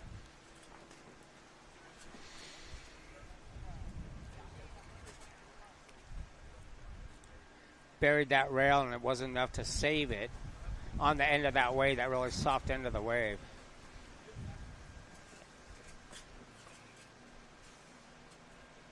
Kamani Laurent, currently in third place on the elimination bubble, trying to get a score.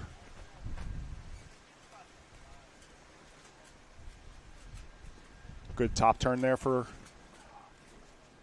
Kaimani. Out the back. This is Richter. Waiting for the wave to wall up.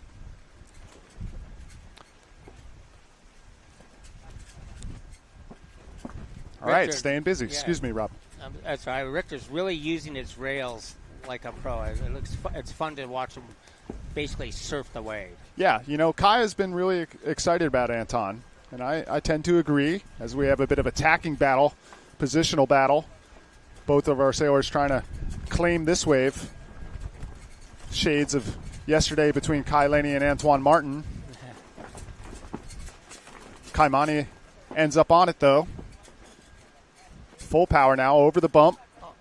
That's a hard place there to do your bottom turn. But nice setup now for Kamani. Up underneath the lip. Big lip contact. Very nice. Trying to get off the elimination bubble, but Samuel Ferraro is going to answer. There it is. Good wrap. Pulls the fins back underneath him. Up to the lip. A little late.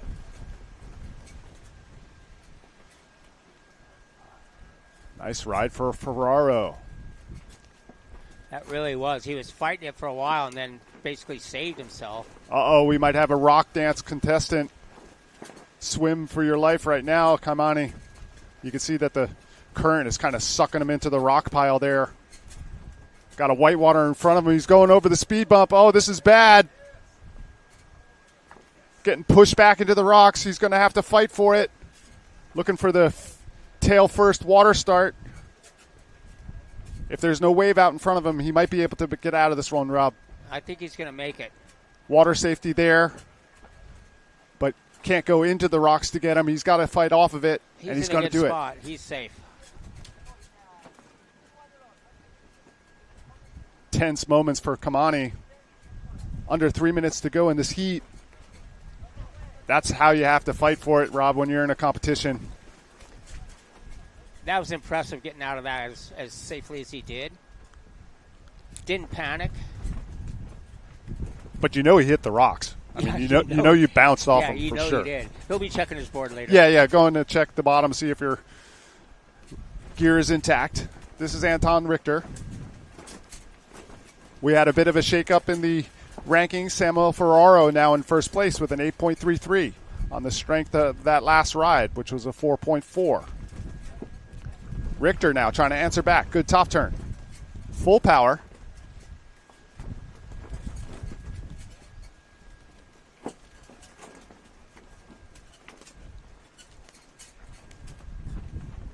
Short time to go, just over 2 minutes.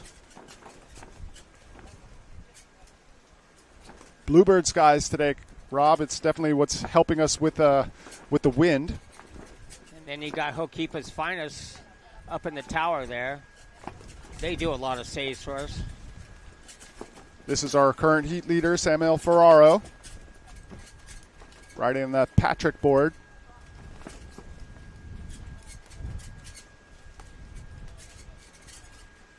Nice work for Samuel. Real close heat here. Only separated by 0.13 between our three riders. 8.3, 8.2. This is Kaimana. Oh, going over the falls. Kaimani. Yeah, this is such a tight heat. Only a minute on the clock. This is impressive. They've all come in to tighten each other up. Nice and up and under the lip. Really aggressive for Kamani, but going down hard. You can see how he's holding on to that rig. Doesn't want to go on the rocks again. I mean, he was just off of the rocks.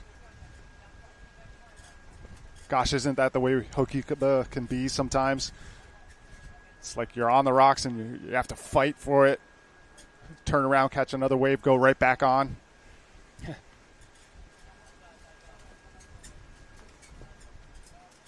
It's something that people have had to deal with Hokipa from the first time anybody has ever windsurfed it. The rocks have been there. They're not going anywhere. They're not my friend.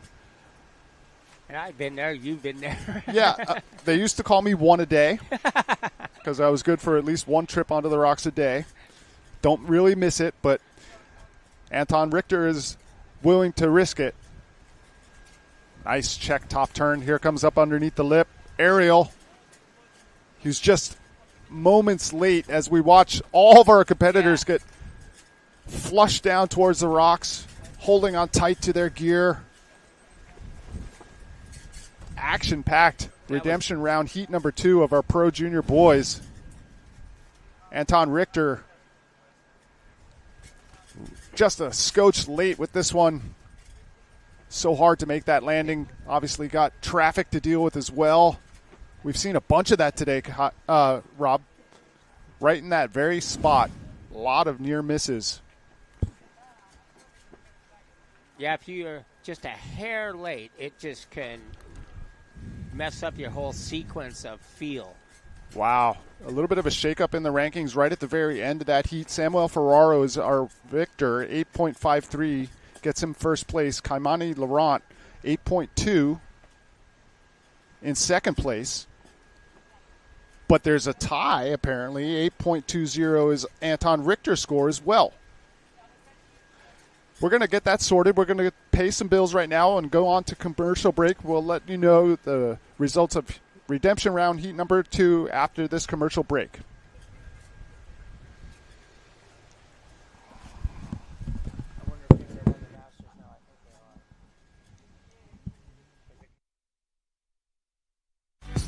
The County of Maui, and by County of Maui Office of Economic Development, and by Windsurf AI, where developers are doing their best work. World Wave Tour, PWA, Goya Windsurfing,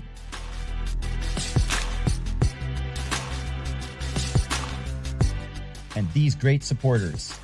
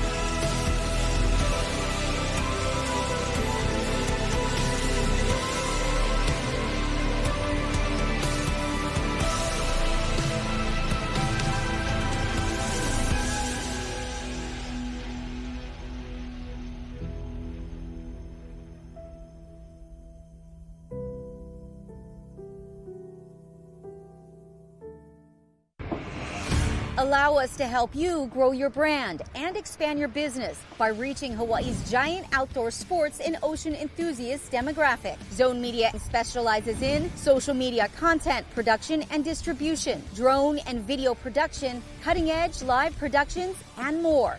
With over 25 years leading Hawaii's action sports market, give us a call to find out how we can help you grow your business. Beautiful island of Maui. I'm Jace Ponabianco here with Rob Funk, and we're going to give you continued coverage of the juniors division of the Aloha Classic, but right now we're going to head down to Anne-Marie Reichman on the beach. Sami Ferraro from Italy, congratulations with your heat win of the second redemption heat. How did you think it go for you? It went really well. I'm happy that I finally landed something after the first heat that, I don't know, like I just couldn't find my rhythm. Now the condition changed a little bit. There is more wind and I preferred, so yeah, I just keep going like this and I think it's gonna be good. Very cool. Like it was, as you said, the beginning of the heat was kind of slow, and then that really nice set came and you really capitalized on it. That must feel so good when something comes together in a heat. Yeah, it felt really good, but honestly, like when I was on the wave after I finished to ride, I was like, maybe it's not really good, but yeah, okay. It was better than I thought. You'll take it. I'll take it. Okay, well, good luck with the next heat. Thanks. And hope to see you here again. Thanks. I want to say also, it was really close with the others, so congrats to everybody. Awesome. All right, Nice. Back to you guys. Samuel Ferraro, class act. The vibe on the beach is very vibrant. I must say, I see all kinds of people down there. Had a chat with Jason Pryor and Pete Cabrina, who might come up here. It's a festival in many ways, a gathering. Ho'okipa meaning the gathering place, and that's exactly what's happening down there. We have legends from all corners of the sport And that really put me in a headspace where we can just do no wrong here. I also had a conversation with head judge Pick, who is going to wait one more hour to make the decision about the pro bracket. Good choice. He's leaning in the favor of doing it, which would probably mean our first possible start is 2 o'clock, or what I should say is earliest possible start. Okay. So you're going to hang tight. We're going to roll right through these junior heats. And the decision is basically whether or not to run the pro finals after that. And we're being flexible, which is good, because you need to see what the conditions are going to offer. We want to have our pro men and pro women competing in the very best conditions possible. Yeah, exactly. And the thing about that too, Jace, is that there are these waves coming in. I mean, I'm seeing activity. Yeah. It's a little bit far in between. Obviously, you'd need to run some longer heats to justify the means there. I like the decision, and I'm pretty confident, actually, that we would be running the Pro Man. But that's not my decision, and we'll see. Well, and it's good that the tide is going to be with us. That kind of bottoming out of the tide should help the waves kind of clean up a little bit, as we are still in our transitional moment. We're going to be moving on into the junior boys round 2 heat number 1. Yaka Stroh, Sol de Greek, Javier Turbino, Jason Papanicolaou, and Koa Fabio. So this is a replay, but the beginning of the heat, Esteban, Turbino,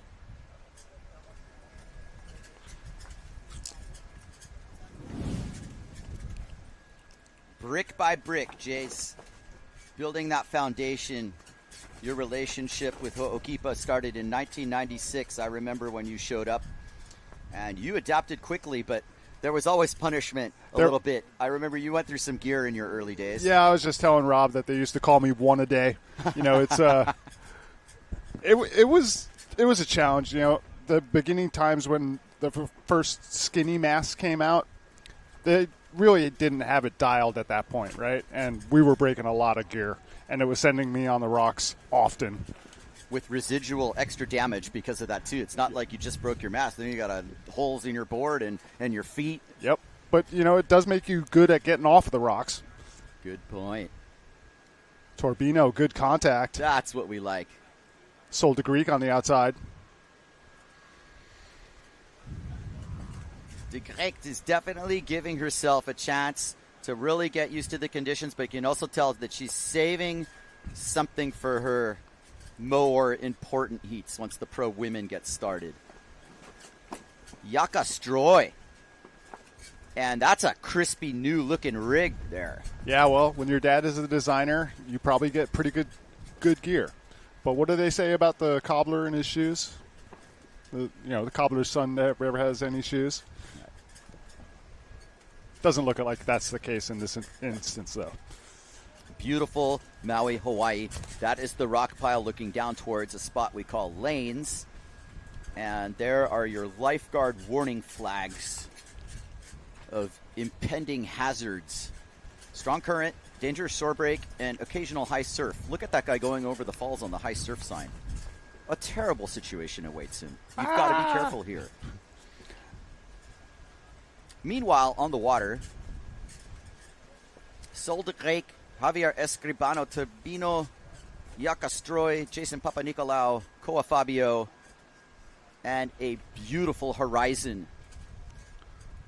And Sol selecting a nice wave that's going to break at the point, H Poco point, as we call it, Hamakua Poco.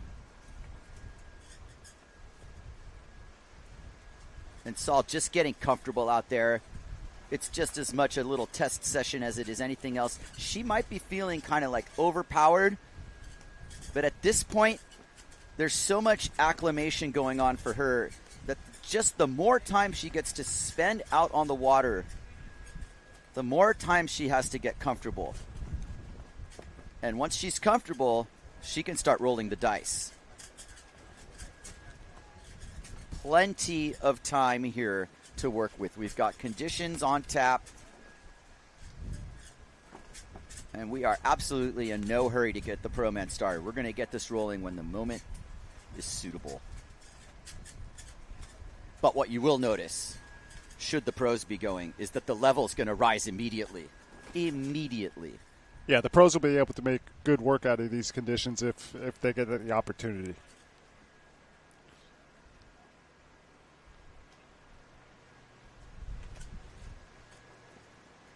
Good look at our beach launch.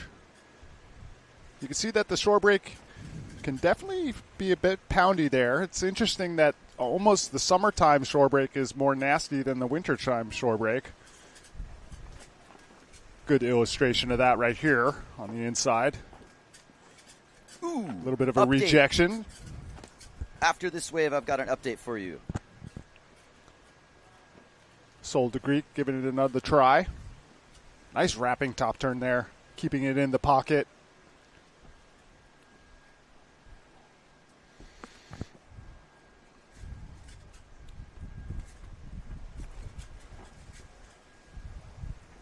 All right, I just got an update from the PWA's Sarah Jackson. Hi, Sarah. And she has informed me that I was incorrect about one thing here in the world title picture, and that is the automatic title for Mark if he makes the final. Not the case. Okay. If Mark finishes fourth in the final and Brauzinho wins, Brau wins the world title. That's that tiebreaker scenario. Mark just makes the final but finishes fourth. He isn't automatically world champion. So in other words, if Mark makes the final and gets third, that might be that equation. There's a lot of, interplay between that. It's tight. It's tight. So keep that in mind, all of you out there, that's not the one thing. And I was informed of that, but maybe the point structure in terms of the rolling rankings and the actual World Tour rankings were a little bit. I stand corrected. And now you guys have an idea what's at stake here, because Brau's on one side of the draw and Mark's on the other side of the draw. We got a showdown coming up. And there is 10 paces until this thing gets going on. So hold your fire, and we will just relax and enjoy this afternoon. 12:42 Hawaiian Standard Time. Pro Juniors brackets, we're going to roll through these all the way, and then we will have a decision made. In less than an hour, we'll make that call. I feel like that's good news for us, Kai, though. It'll allow us that the finals of the pro men will still have all of that on the line, right? Exactly. It won't be decided before the finals. Sometimes that's a little bit anticlimactic when. Sure. When and maybe, just maybe, with some of that intermission, we can also bring up some of these legendary characters that are all over the place here. I wouldn't mind having a word with Tour Commissioner Simeon Glasson about our title sponsor, Windsurf AI, and to really get into the vast capabilities that platform has. But before we do that, we'll take a little look at our action here. Papa Nicolau. Riding Papa on the Nicolau and De Greyck in tandem. There's Sol. There you go. These are good reps for Sol. Good reps. You don't want to tire yourself out too much or have some sort of injury or gear breakage, but every time that she's getting on a wave, Sol's getting more comfortable and more aggressive. So this is good for her. She's mixing it up with the junior boys and currently in second place with a 5.94. Short time left, 3 minutes 45 on the clock.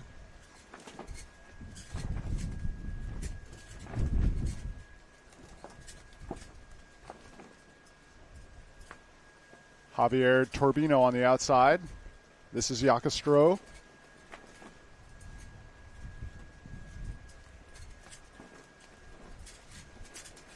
I like what I see, Jace. The corduroy is there. Pro Junior or not, that's a nearly head-high wave.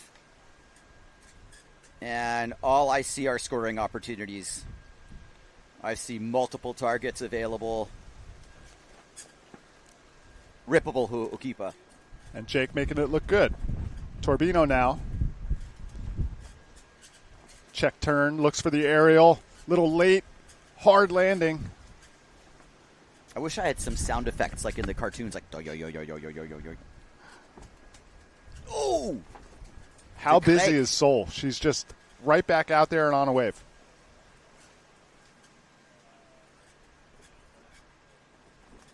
You take just a snapshot of that moment.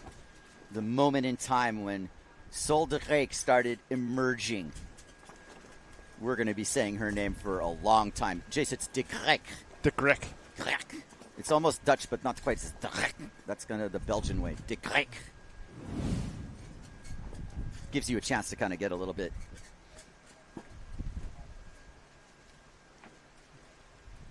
Nice contact for Yaka. Yeah. I don't think that he puts it back on the wave, but oof.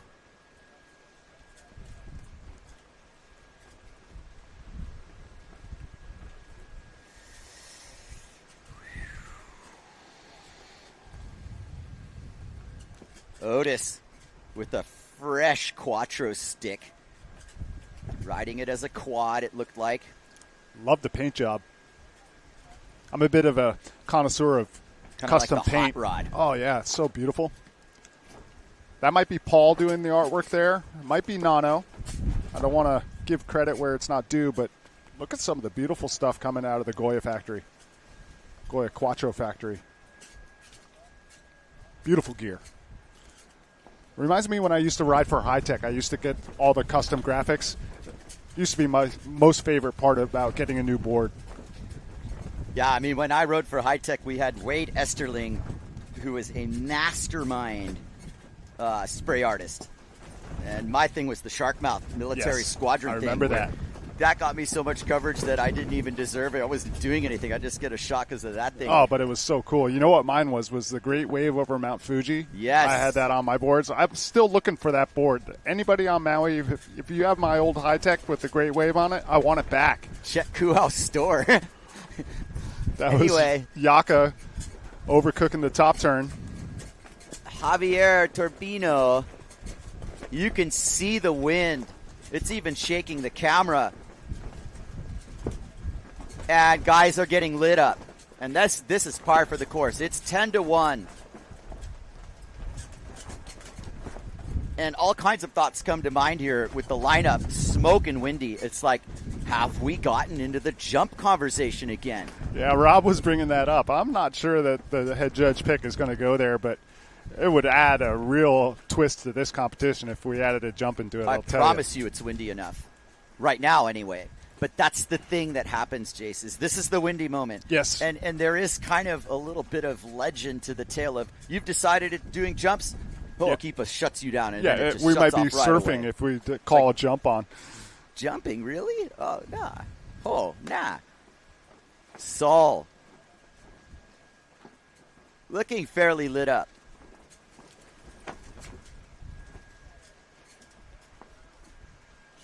When the waves break on the inside reef, as they are right now, they offer this one moment when you have the offshore wind where the wave stands up.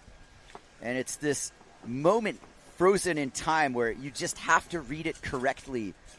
And if you do connect it, you're going to get about 2 other good turns. So as to say that the typical wave coming in right now, as these competitors are done competing in this heat, is going to be like 2 to 3 turns. This isn't down the line all the way going through Ho'okipa. And it hasn't been really because of that swell direction.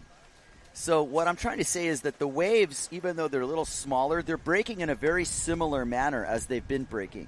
Sections are clasping shut. Like that. That's our head judge right there. Yes, it is. Talking to one of our competitors, Sol de Greek, making her way back to the beach. I would advise that Sol takes it easy right now. Gets a big glass of water. She's got a lot of work ahead of her. A lot to play for today. World title opportunity on the line for Sol de Greek. She's got to get past Sarakita Ofringa. Coming up next in the Pro Junior Boys, Jake Giretti, Gregory Stefopoulos, and Valters Vedenix. This is another elimination round. Only 2 guys will go through. 1 will be eliminated. Sol got second in that last heat.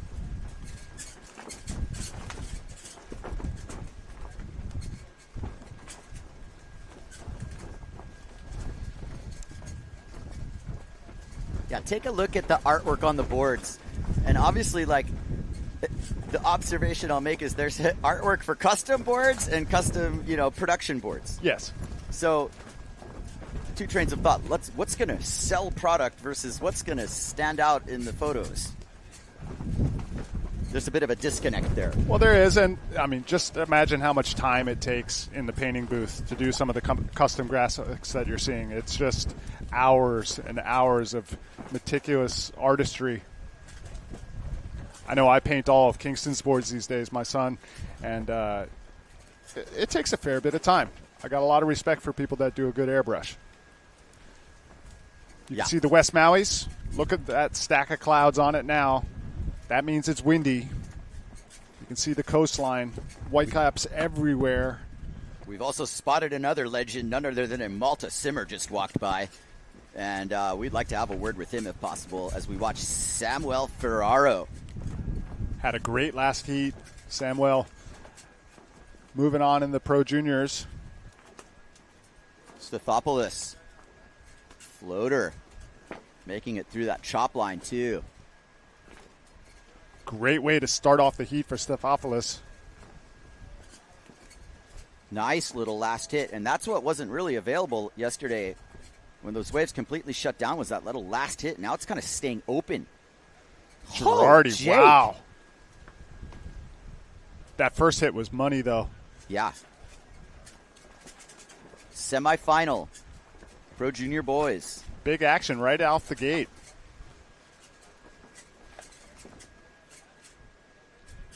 Girardi on the board with the 3-5. That's even with the crash. That first hit, look at this. Boom. This is Stathopoulos. Nice projection into the flats. Perfect landing. Sets him up nice on the transition. But this is Girardi. That's the first hit. That was late. That was beautiful. Not quite able to get the landing on the second. But 3.5 on just the strength of that first part of the wave alone.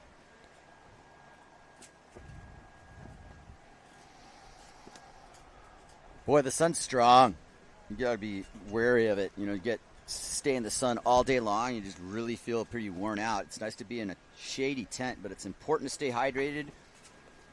Get that sunscreen on. The beautiful Maui sun. Don't understand that part, but it is hot and sunny right now. 12 minutes 45 on the clock. Gregory Stathopoulos in the lead. Girardi in second. Falters looking for a second score now to see if he can stave off the elimination ladder. Full power.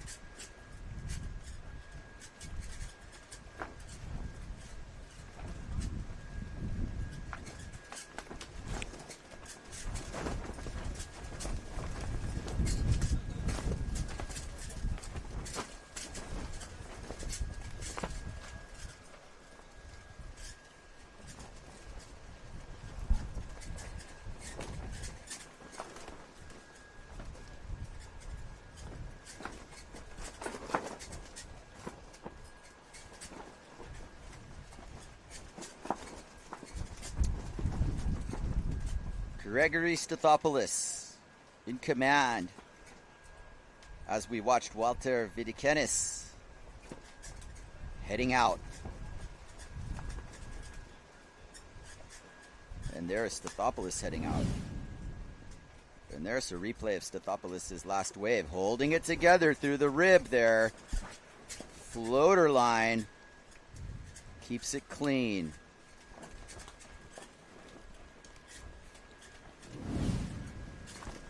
Nice hit from Vidikenis. Let's check in with Anna-Marie Reichman on the beach with Sol de Grec. Sol de Grec from Belgium. You just got second in the second junior final. So you told me there's 3 finals. Can you explain a little bit to everybody how it works with the junior competition? Because we're only one heat for an elimination, we kind of do like 3 eliminations of each one heat. So we sail 3 times the same heat, and then we look at the overall scorings for who's the winner of the heat. Yeah. And it's really good to see you charge. You go for it. You're not afraid. I love the spirit. And you're starting to get a bit more solid, putting your turns and everything together, which is nice because you're still in the race with the professional women fleet.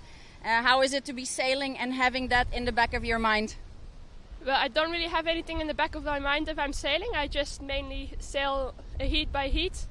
And just get the best out of it. It's also starboard tack, so for me it's the opposite side. So it's really nice, just every heat I sail here I learn more for starboard tack and it's just amazing to be here. That's awesome. Even op zijn Nederlands, heel veel succes met de volgende. We speak the same language, so that's always nice. Good luck. Thanks. Back to you guys in the studio. All right. Interview very nice with Sol de Greek. Sol is definitely showing that she is improving with every heat on the water. We're excited to see the pro women go and to see what happens in our world title race. Under 10 minutes to go, Pro Junior Boys semifinal heat number 1. Jace, what do you see right now in terms of the conditions being suitable for the pro men and women? Well, they're going to make it look great. The real question is, would it be better further down the line? That's a risk. And so I just don't know, and I'm just glad it's not my decision. I'm happy to watch all of the action here on the water. Got you. So I can't pin you on what you think they should do. Oh, well, I'm not going to be here tomorrow. I say we go. Yeah. Okay, good enough. All right. That's my opinion. I would like to have you here for it as well, Jace. I want to call it because I want to know what's going to happen. This is such an exciting world title race. It's such an exciting event here at the Aloha Classic. It means so much, this crown here. Yeah. I mean, Stathopoulos making it look good, but I mean, what you're seeing also, every little bit, the swell is kind of getting better. Yeah. And so I see all I need to see, to be honest. Oh, good. I'm glad we're in agreement. Jake I Giretti. think they should do it. Full power. Nice aerial. I mean, we're seeing line. good action. So if our Pro Junior boys are doing this, yes, imagine what you're going to see in the main event. That's the whole thing. Yeah. Jake Giretti, he's got a bright future as well. And he's going to benefit from Margaret Riva being on the tour picture. Nice turn there. Falters. I mean, enough wind for a jump, too. Sure, see? Oops. Look at the projection there. Riding on the wind. Stathopoulos. This is Giretti. A lot of power in the sail for that top turn. Able to negotiate that aerial. That's good placement. He had to kind of redirect his line. This is live action now. Oh, man. That's a good one. Oh! That's a big go down right there. Look at the way he death gripped the rig.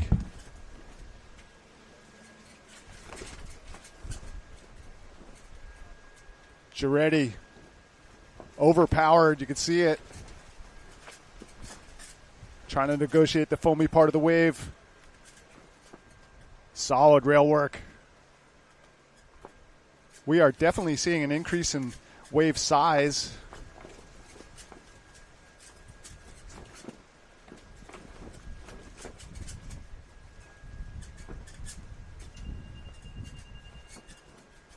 Stathopoulos in the lead now, 10.97.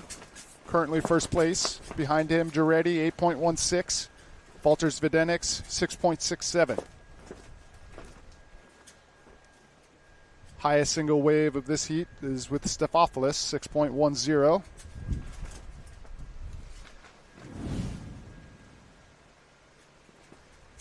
Late to the party here.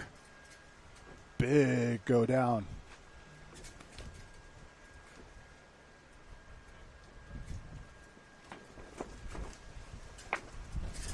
He death gripped that rig to not go on the rocks. Giretti. So difficult when the wave is foamy like that to get the grip that you need.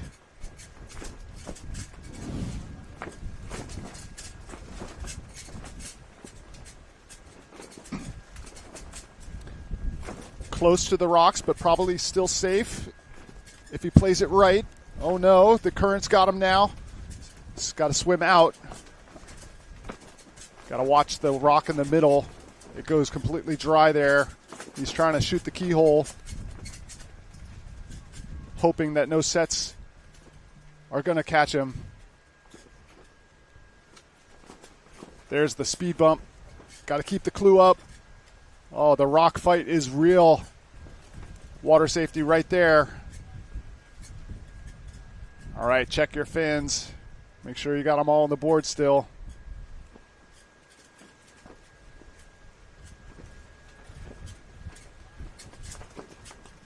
Big aerial let go.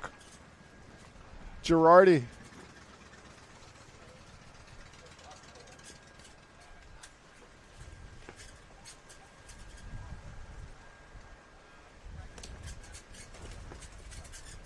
A lot of action in the waning moments of this heat. 4 minutes, 50 seconds on the clock. Semifinal heat number 1, Pro Junior Boys.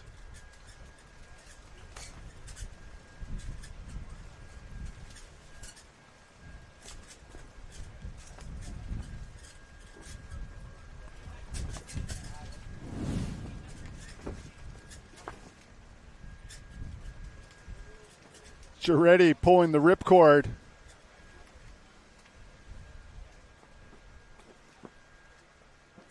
Swimming hard to his gear.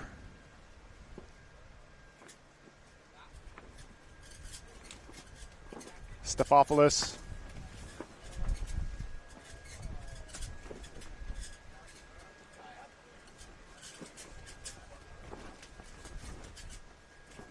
Having to swim out for his rig.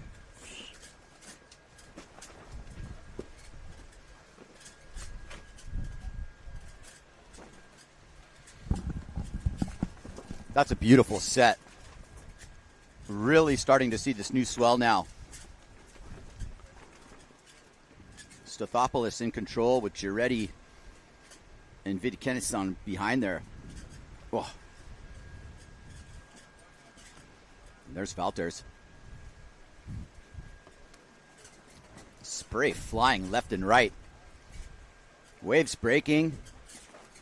Kind of a shred park right now.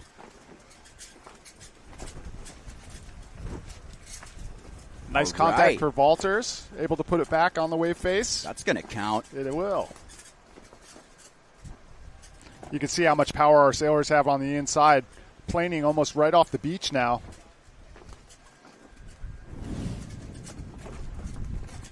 Valters, replay.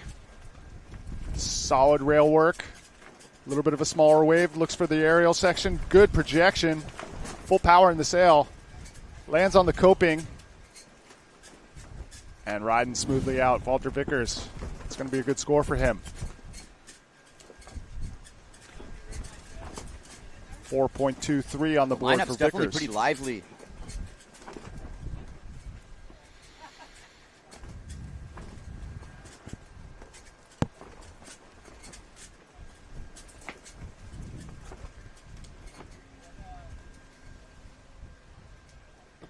Preparation underway. Yakastro with the Neil Pride designer father behind him. You can see people are finding shade wherever they can find it. That's smart too. Yeah, the sun will really cook you. It'll make it so you get a little bit dehydrated more quickly. Also, just makes me tired when I'm sitting in the sun all day. It's really nice to be able to just relax in the shade. We're going to pay some bills here. We're going to take a quick break. Let's go to commercial, and we'll be right back.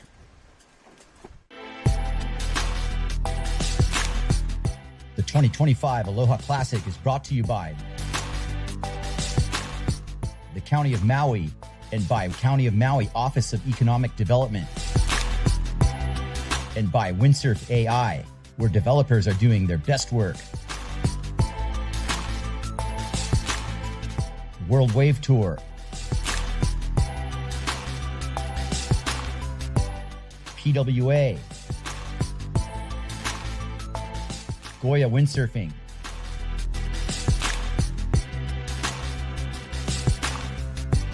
and these great supporters.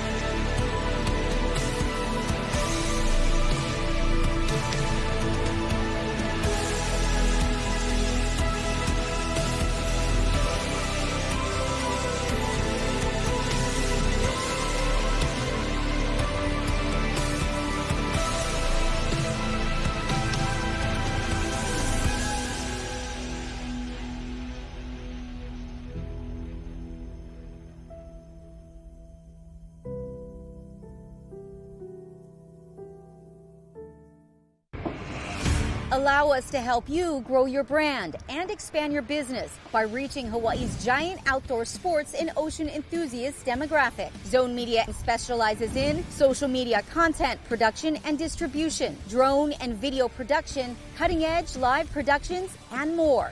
With over 25 years leading Hawaii's action sports market, give us a call to find out how we can help you grow your business.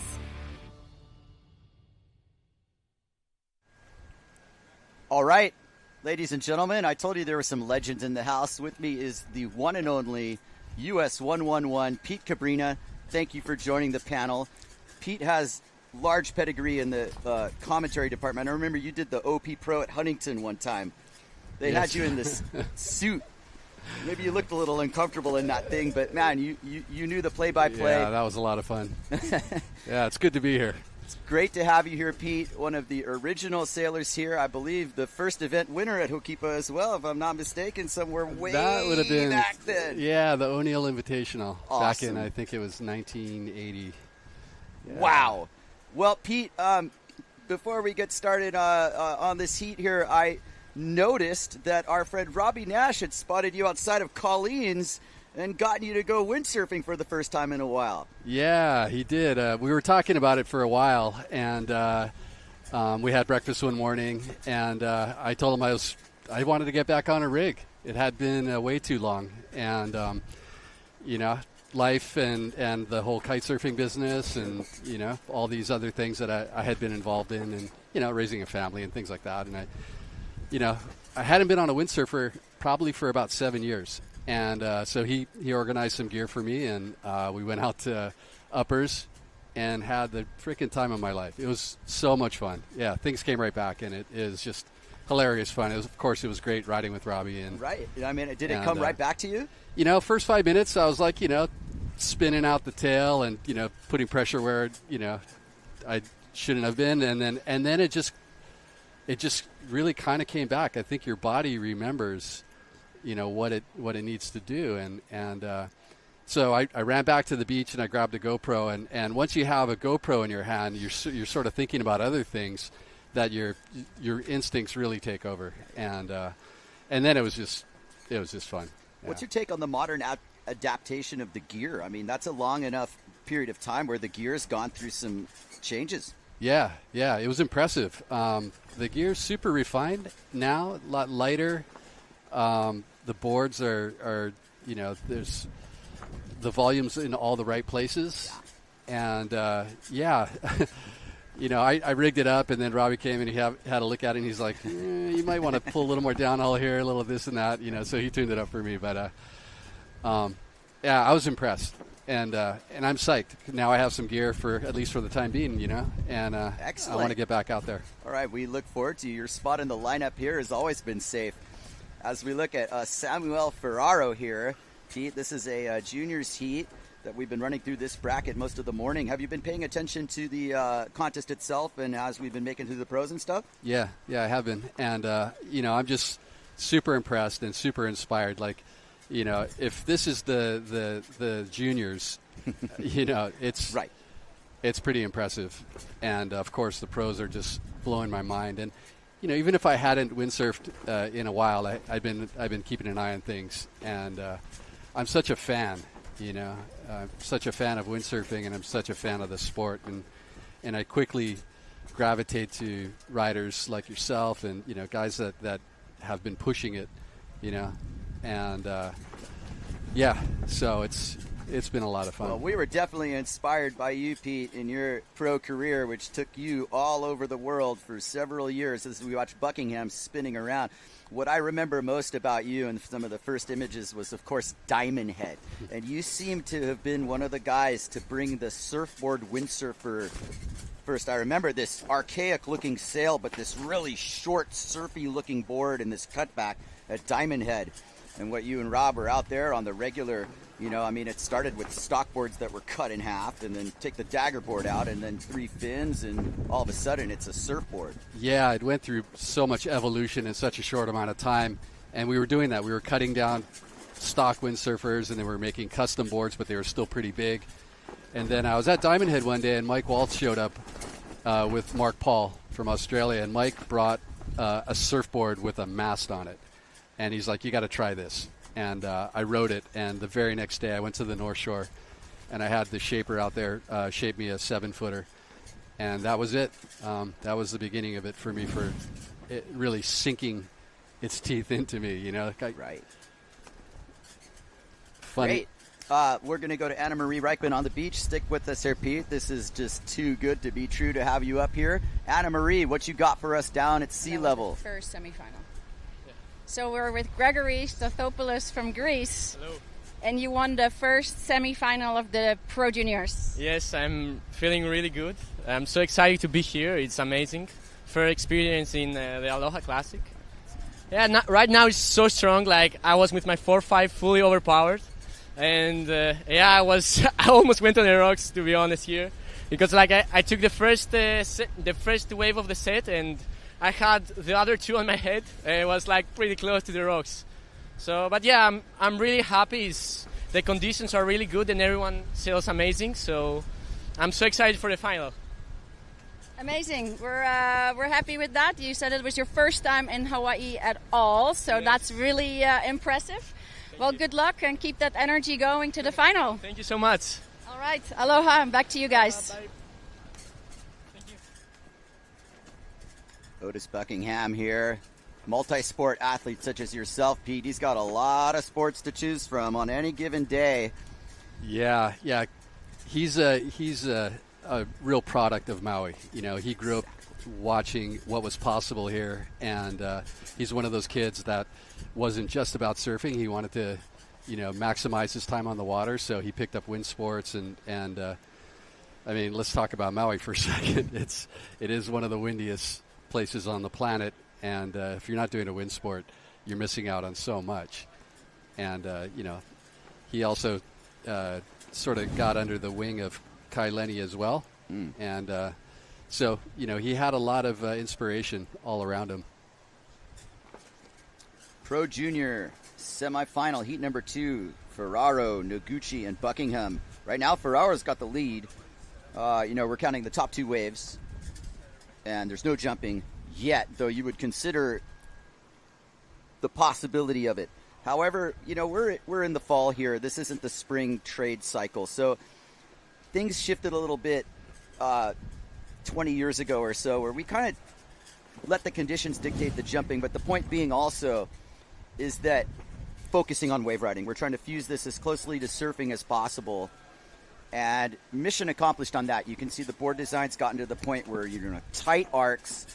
And as we see this new reinforcing northwest pulse filling in, this is good news. This set's arriving right when we needed it to, because head judge Pick has a decision to make. Are we going to run these pro finals, semifinals, and finals? And that last set was a good case to do it. I think it's such a great call to have surfing on the judging format because, as much as I love to see airs, jumping on the way out, it completely changes your strategy.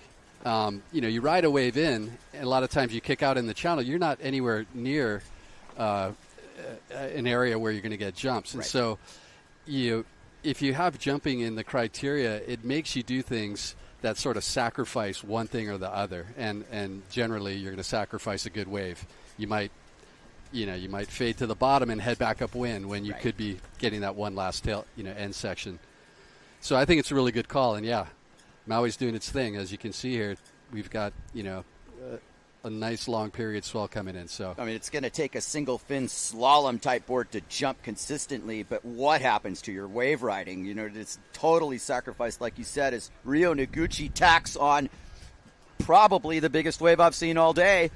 This is proper Ho'okipa right here, and he winds up his apparent win. Target acquired, punches his bottom turn. Pete, this is looking pretty good to me. it's such a great angle to see it. Ooh, the drone angle. No helicopter needed.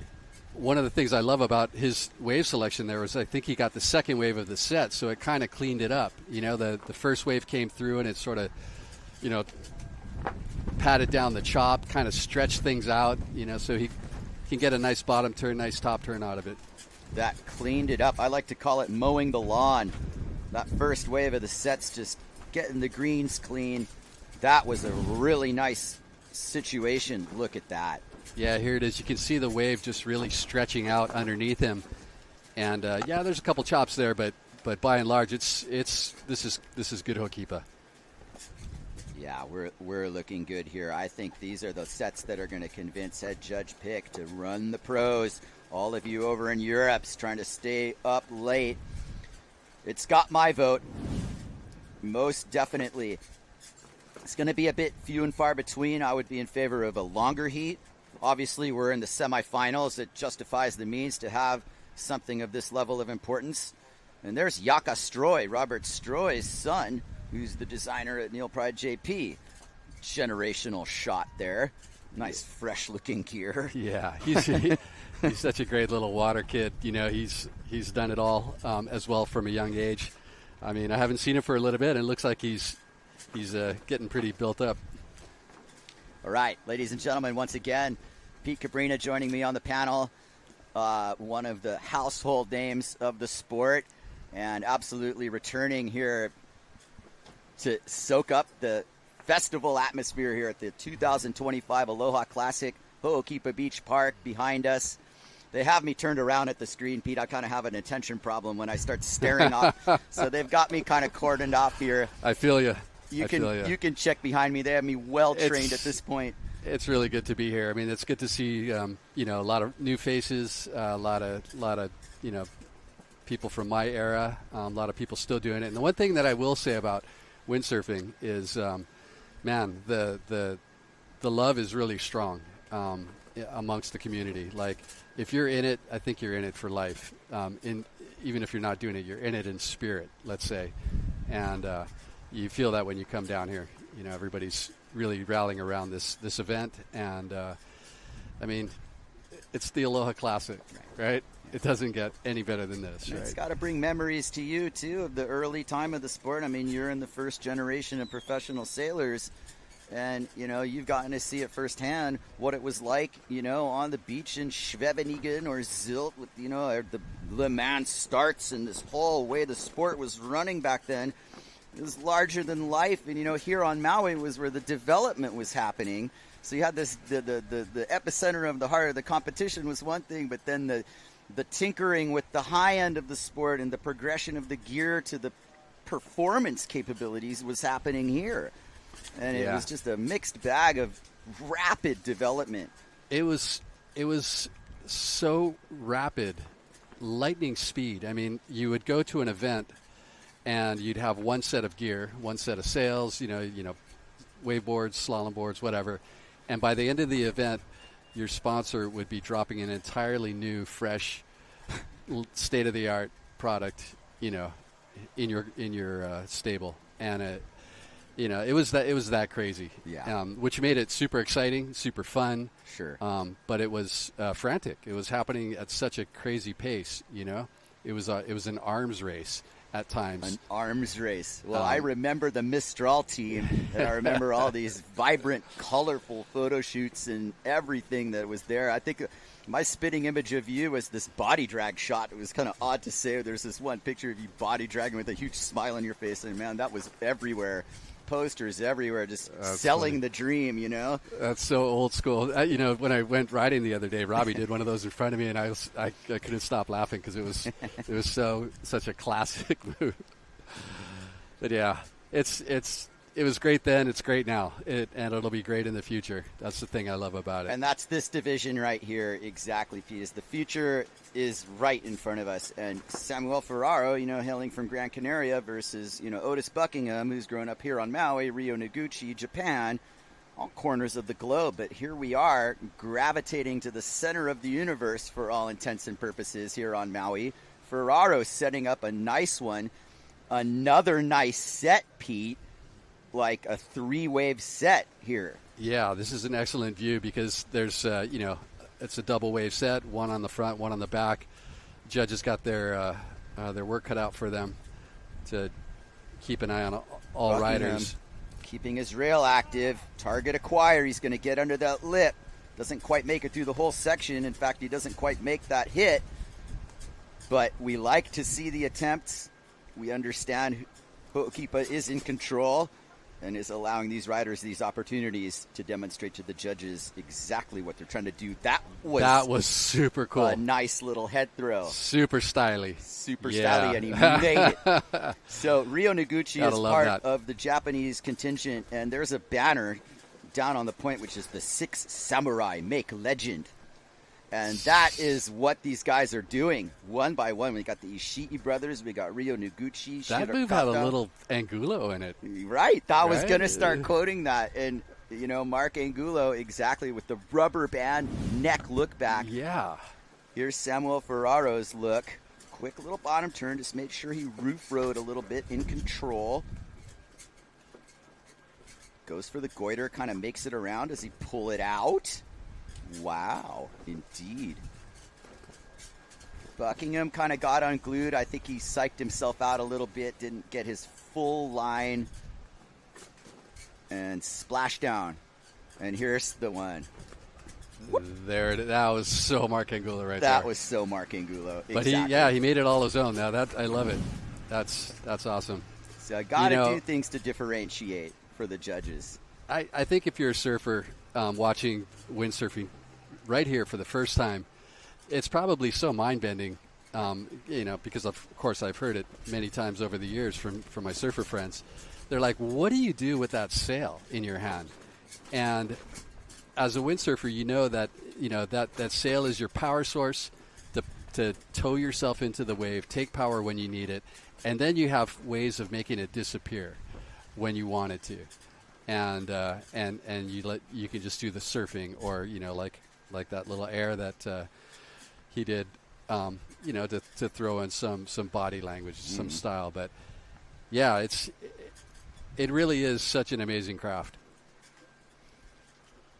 Yeah, it's also due to our environment here, and I mean all the different environments you can windsurf in. I like to kind of differentiate between windsurfing and wave sailing. The wave sailing part's what you're alluding to, when the sail disappears all of a sudden and you're just surfing with a sail. And windsurfing is more like, the gorge or, Cali, chop hops and stuff, and sailing in high wind and all these environments. It's all a good part of what you can do with it. And, now with all these other choices, it's a really interesting time to be alive in this environment. Noguchi crisscrossing around, a little bit of a pause in between the wind, and we are still seeing some waves, but there are definitely some moments where it's a little lully. Buckingham just staying on top, keeping his apparent wind built here. Little stock air, maybe a little bit of a head bob to make it look a little more than it was, right? That was pretty well planned. I saw him stepping on the tail and holding back. He knew he only had that one hit. He just wanted to make the most of it. Yeah. And And there's our shot. And here is the final. Yakastroy, Sol de Grec, Jason Papanikolaou, Javier Escribano, Torbino, and Koa Fabio. You're going to roll through a couple more of these. We're at 1:25 in the afternoon. I would expect somebody to come up to me pretty soon with some form of a decision as we're rolling through this pretty quickly. The last thing I knew, it was 10 in the morning, and it's 1:30 in the afternoon. Days go by quick up here, Pete. Watch out. Time flies when you're having fun. That's for sure. Day 3 of the 2025 Aloha Classic. Generally the main event here, the end of the season. This is the World Tour final. You know, crowning world champions, you definitely want to have the conditions that justify that. And it's a work in progress here. We have 5 days on the county permit, and we're on day 3 of that. So 2 more days remaining to compete in this. And I certainly feel like, you know, we're gunning to try to finish this as far as the pro divisions today. We'll see what the decision is very shortly. Yeah, luckily the forecast looks pretty stacked, so it's a win-win either way. Forecast does look stacked. It's one of the situations where in another 10 days, we're going to be walking around this parking lot looking kind of like wind-worn zombies. True story. Woo! It's been a while since Maui's blown this much to me that I've seen it day after day, you know, with waves. I'm sure people have seen like the aerial shots of the island and how brown it is. It literally hasn't rained in a month here, I'm which observing is that. Super strange for this time of year. Yep. I would have thought that maybe a couple tropical spinners would have rolled through and you know, come through, but it's providing us postcard conditions, but I am missing the greenery on the background there. It used to be a bunch of cane fields back in the day, but this is definitely a little bit of a different look, but it won't take long. It'll take a couple days of rain, and it'll just turn green. Yeah, it'll just be a traditional soaking, and then it'll just come right back. Hey, Kai, I'm super curious to hear from you. I mean, you've been on this windsurf thing sustained for a long time. How have you seen it change over the years? Well, I wasn't the first generation of competitors. I moved to Maui in 1987, kind of following a path that Ian Boyd had taken, moving from California without my parents and going to high school. And, you know, I mean, that's really early in the 16 years old, I showed up, and I was living with Ron and Diane Sandari in Paia, who took me in. And this was definitely a big step. I wouldn't have been able to do that without Ian Boyd showing that it was, you know, plausible. But these were the salad days of the sport. So, I mean, I'm looking up at guys like you and Robbie as absolute icons, as, you know, as much as Samuel Ferraro looks up at, you know, Brasinho, and similarly. And the game was massive. I mean, these contests were huge, but, you know, going through the trials and slugging it out and you know, eventually breaking through a couple times in the contests. And those are the things that competition might legitimize you in one way, but then just sailing hard and being a part of this crowd was the other way, because I didn't really follow the World Tour. Exactly. I did it 1 year and had a really good result. I was in the top 8, and that satisfied me because I saw some of the Maui guys going to Pozo for a month and a half, and, you know, that wasn't really it. I was a little bit more about, you know, perfecting the craft of wave sailing, wave riding. But the other thing was the exploratory aspect, because as you know, as time went on, we were the first guys out sailing Piahi, and then a couple decades later, Cabo Verde factored in much for me. So it's a very worldly perspective. But back then when I met you and I came here, it was Maui-centric all the way. And that was the important thing. You know, contest results were one thing, but the opinion of your peers on the guardrail, you know, Rush and Mark and everybody, you guys just having a good little nod, like, hey, you hit that thing hard. That meant the world. That was everything. Yeah, for sure. And it's been such a privilege to see it from that first generation. But now when I look at these guys and this generation, it's even more encouraging because, you know, I have 2 boys, 10 and 13. And while I'm not soccer dadding the windsurf part of it, they're looking at this like, wow, you know, like, look at all these sports you can do. That's the thing, is that back then it was surfing and windsurfing. And now it's like, you know what they say in Europe, you're going surfing, you could be doing like 8 different sports. I'm going surfing. Well, what are you doing exactly? As Javier Escribano Torbino slices the lip there, this is a final, so the levels stepped up here. And the other thing is that Sol de Grec's in this heat, mixing it up with the boys. So there's a little incentive there too. They got the hot hand of Sol de Grec, who just turned 16 years old, duking it out with our Junior boys. We'll just call them the juniors.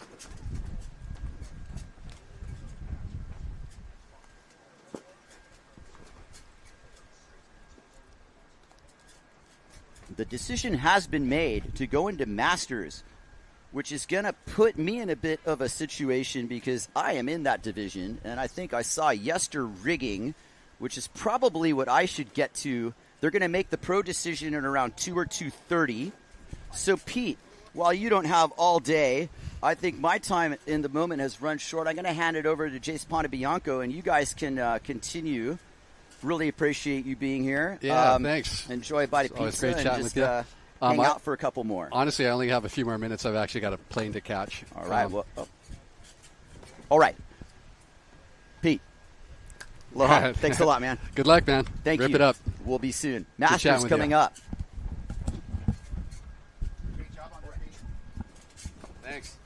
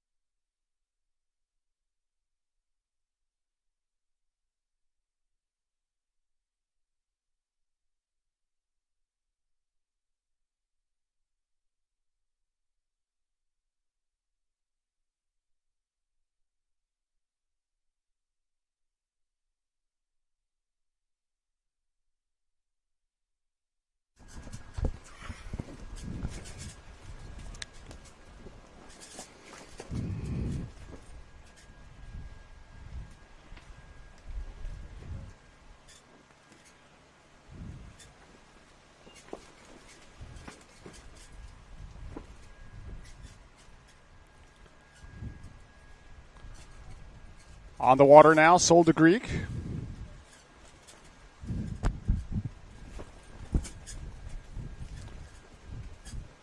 Sol currently in second position, looking to increase her score from this 3.76.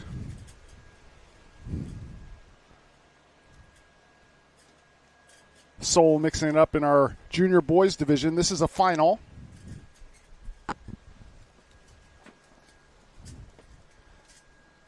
Thank you for joining us. I'm Jace Pontebianco, manning the booth by myself right at the moment. And boy, what a good show we are having. It's nice to see our junior competitors pushing the level as much as they are, and the conditions are cooperating. As you've just been informed, we're going into the Masters division next. Going to do a couple rounds of that and make our decision for the pro men and pro women around 2:30 in the afternoon. This is the 41st running of the Aloha Classic. Not all consecutively, but it is one of the longest running windsurfing contests in the entire world. And a crown jewel of wave sailing. This is Sol de Greek, showing nice power on the wave, good redirection with her top turn. Sailing really, really solid. Sol de Greek from Belgium. Only just 16-year-old, had her birthday on our first day of competition. And Sol is also in contention for the World Wave title in our women's division. Very impressive stuff from 16-year-old Sol de Greek. 7 minutes 45 on the clock. Our current heat leader is Jaka Stroh. That's him right in front on the Neil Pride rig.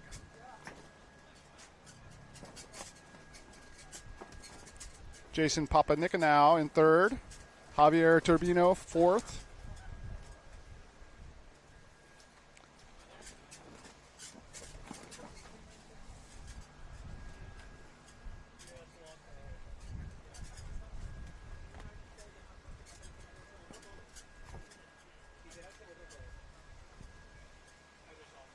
Jaka Stroh working his way upwind. Still plenty of power in the sail. Wind is not the issue right now. We definitely saw some of the precursor sets coming through in an earlier heat, so swell looks to be on the rise as well. Still a little inconsistent.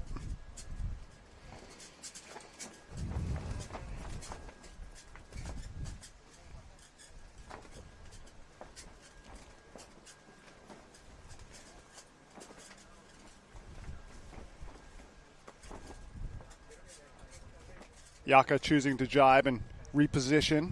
As you can see, the lineup wide open currently. A little bit of a lull for the waves, but definitely still seeing some lines in the water.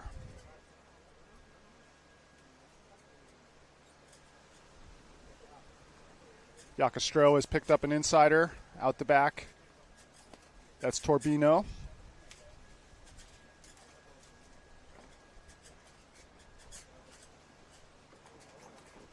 Torbino looks like he's going to give this one a shot.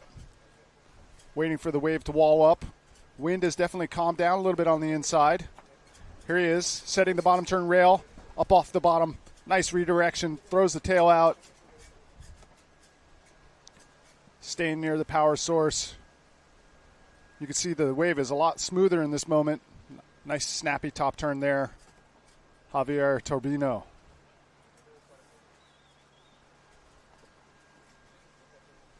Five minutes, 30 seconds.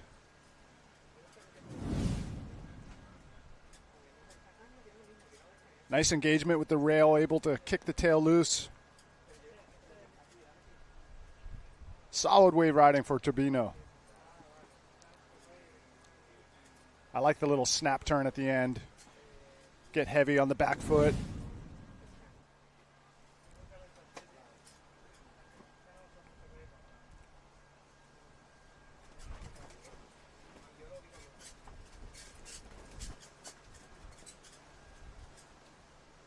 So if you're just joining us, this is the 41st running of the Aloha Classic. We are in our junior boys final.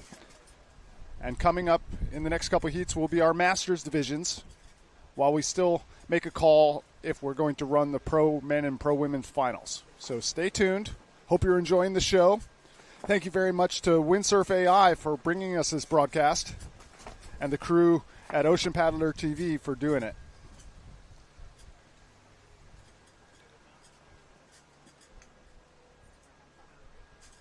Javier Torbino has gained the lead now on the strength of that last ride. This is Sol de Greek. Be really exciting for Sol to get a podium here in the junior boys division as well, as she takes aim at the lip and goes down. Gotta love the aggressive nature there for Sol.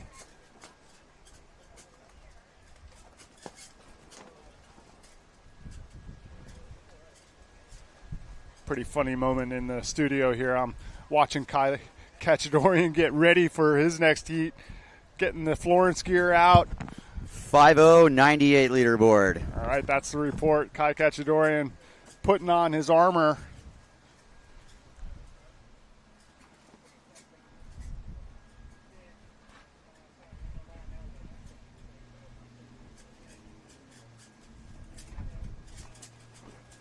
Jason Papanikolaou.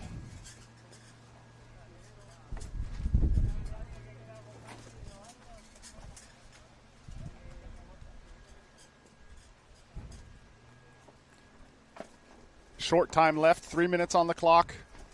This is Yakastro. You can see that the wind on the inside is definitely slackened off a little bit. Still texture out there, but not nearly as wild a wind as we saw before.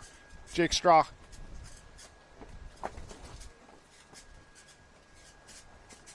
Confident bottom turn, brings it back off the lip. Our heat leader, Torbino.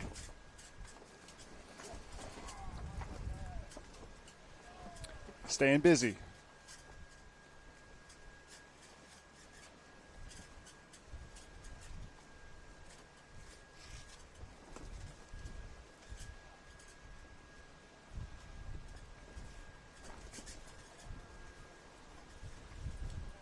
This is our heat leader, Javier Torbino, coming from Spain.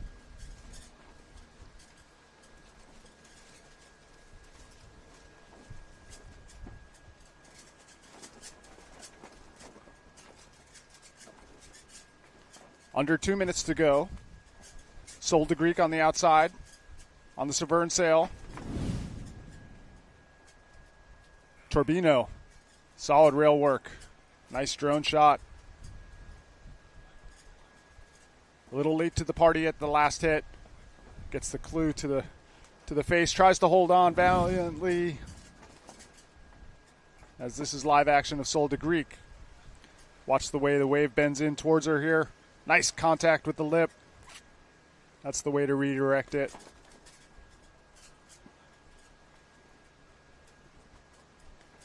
That could be Koa Fabio, or that's Papa Nicanau, excuse me.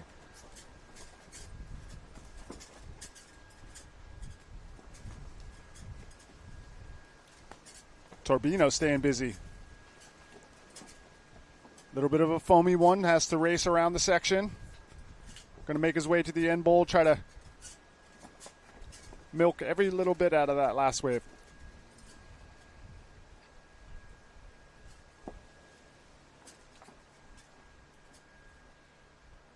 Not a lot of opportunity left in this heat. 30 seconds to go.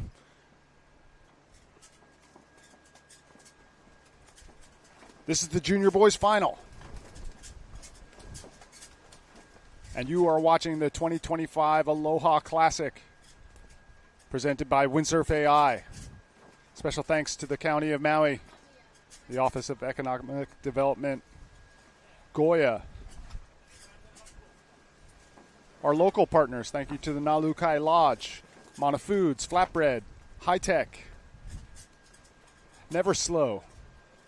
So much support here on Maui for windsurfing, and we're happy to bring it to you live here today. Sol de Greek. Mixing it up with the boys, and still in contention for a World Wave title. That is the energy of youth right there. Just 16 years old.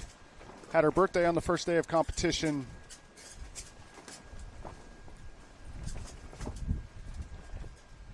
And getting Hokipa basically to herself. Doesn't get much better than that. I tell you, is that a postcard or what? Just endless blue. Bright sunshine. Good day to be a windsurfer.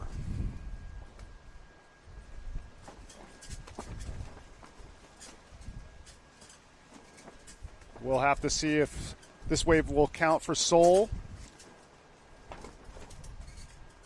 We'll see if she's intending to ride it or not.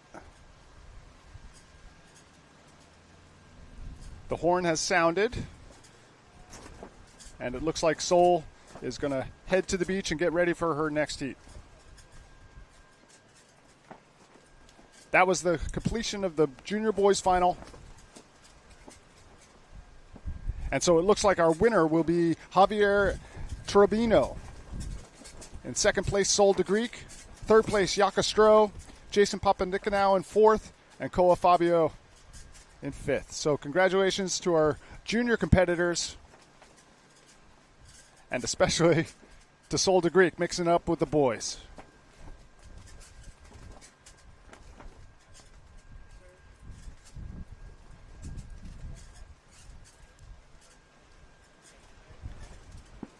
Up next will be the seeding round of the Masters Division.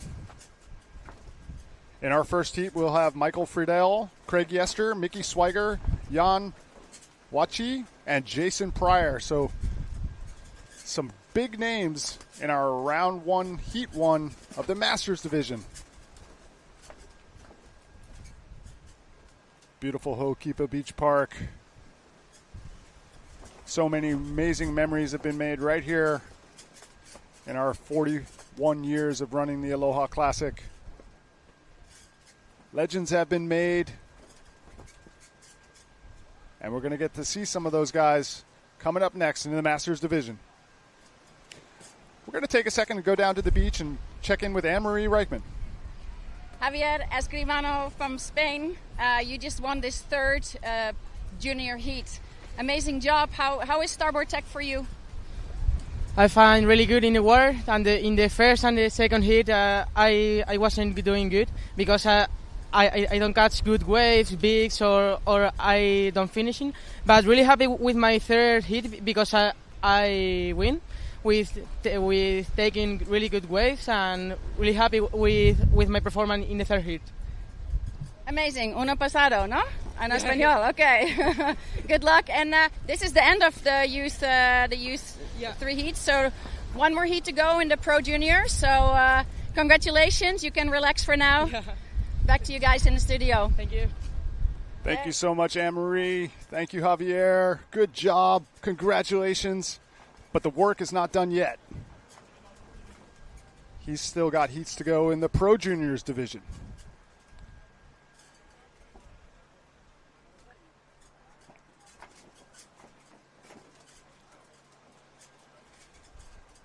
On your screen now, Samuel Ferraro from Italy. He came here early this year, has been sailing 4 hours every day, I've been hearing, putting in the work, and it's showing. Samuel Ferraro riding on the Patrick gear, the yellow sail in the middle of your screen.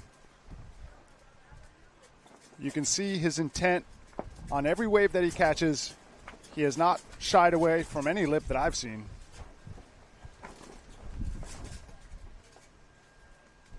Also in this heat, Gregory Stefopoulos, Jake Giretti, and Ryu Noguchi. 13:45 on the clock. This is the final of the Pro Junior boys.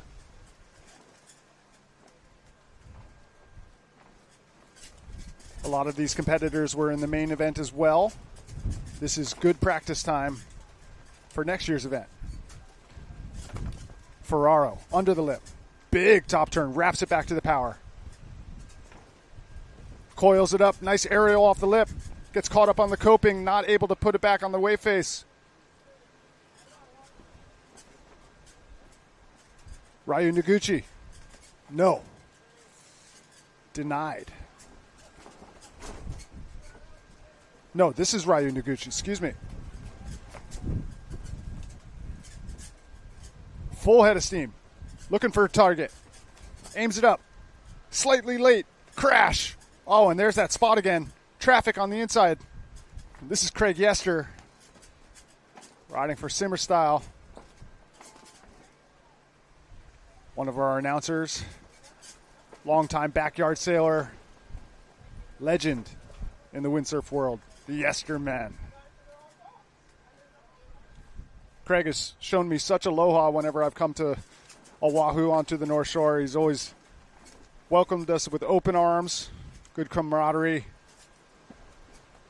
Yeah, Craig Yester. Shaka Cam.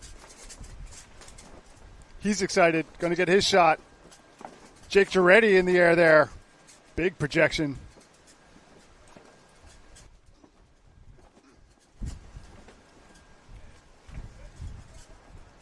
Stefopoulos now. Riding on the Goya rig. Under the lip. Out the back. But in full control. No crash. Probably not going to be in this score line, but still in a good position to go out. And a little bit of a slalom match against Ryo Noguchi there. Jake Giretti on the right-hand side of your screen.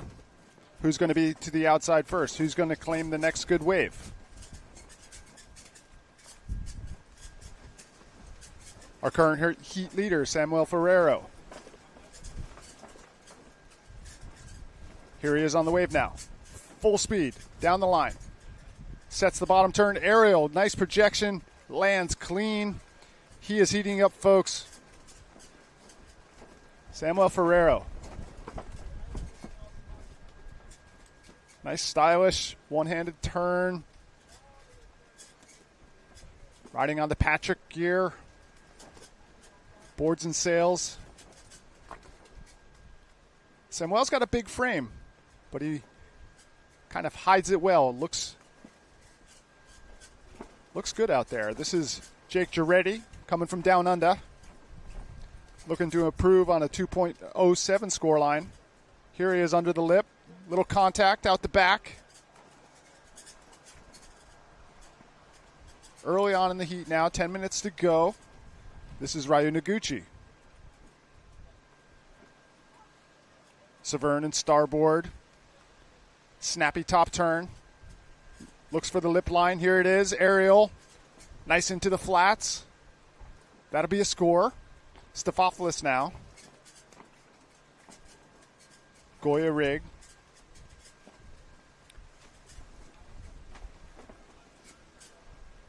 Taking aim.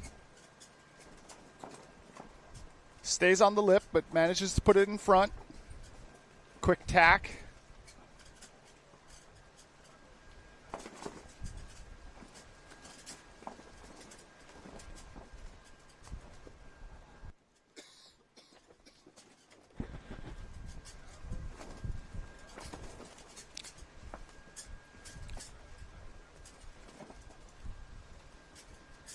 All right, the waves are cooperating. Nice lines on the water. This is Samuel Ferrero.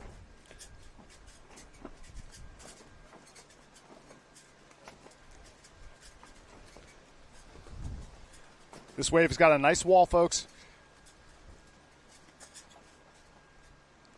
Driving off the bottom.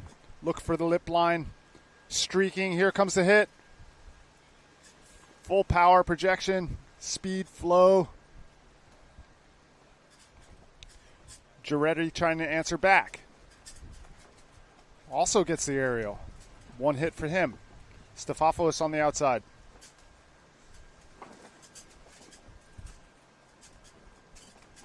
Finding a good pocket for that turn. Gets the nice aerial into the flats. Wave running down the line. Second aerial. Nice one for Stefopoulos. Our Japanese sailor trying to answer back.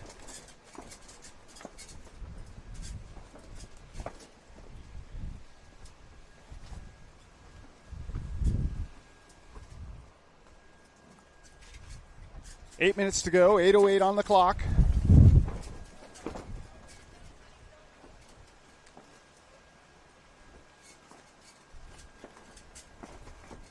Noguchi gathering himself. Craig Yester waiting on the beach for his Masters Division heat. That'll be coming up after the junior boys.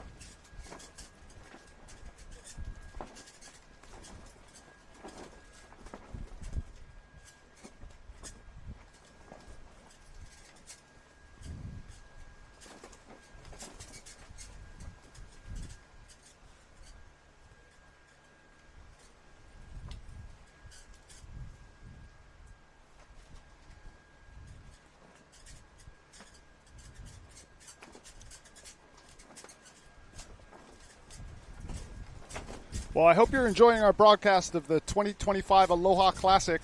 We're broadcasting live from Ho'okipa Beach Park. We'd like to thank our sponsor, Windsurf AI, the County of Maui, the Office of Economic Development, Goya Sales.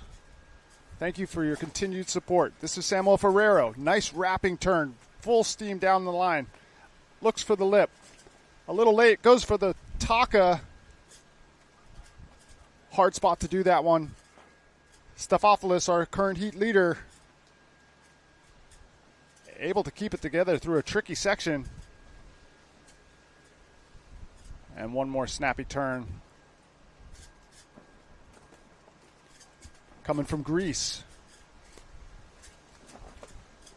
Gregory in the lead now with a 7.97 as we see Kai Kachadorian getting ready for his Masters heat. There's Keith Taboul, Craig Yester as well. All smiles on the beach. I bet this is going to feel good for Kai Kachadorian, you know, getting wet. Able to enjoy some windsurfing instead of just watching it. Ferrero. Really aggressive here, going for the Taka off the lip at the end bowl. Stefopoulos riding the lip line.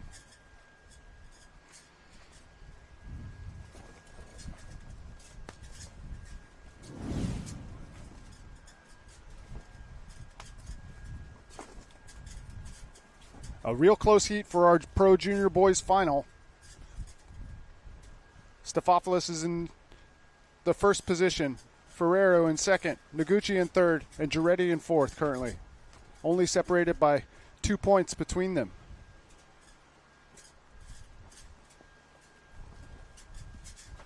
Nice day to be a spectator. Yakastro, his father, Neil Pride, sail designer.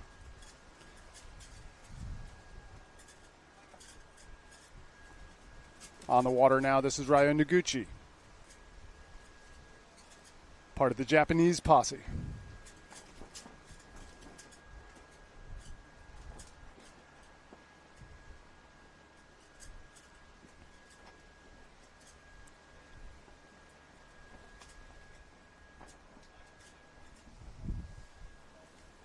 This wave is pretty far up the coast, almost at green trees. Looking for the rotational maneuver. Feet come unstuck. None the worse for wear for Ryo Noguchi. Quick water start. He's back out there. 4 minutes on the clock. Curtis Shanki, our water safety, talking with none other than Jason Pryor. Doesn't look like the gear's broken in any way. We'll see how Curtis can help Jason. Curtis is one of the best jet ski operators in the entire world. I've had so many experiences with him up at Jaws. Always a good guy to have on your side when things get a little dicey, if you know what I mean.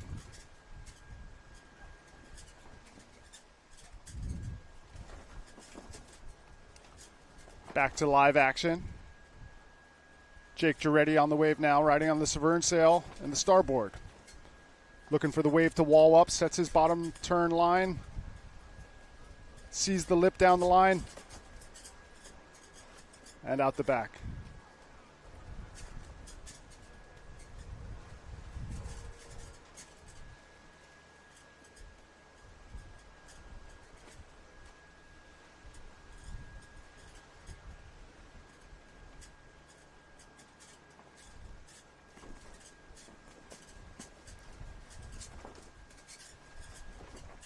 We've had some close calls today.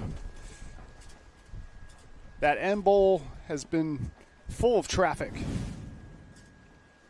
Stefopoulos, check turn. Looking for the aerial down the line here. That's what I'm talking about with the traffic. You see that out of the corner of your eye. Sometimes hard to keep your concentration. Giretti, live action, beautiful wave.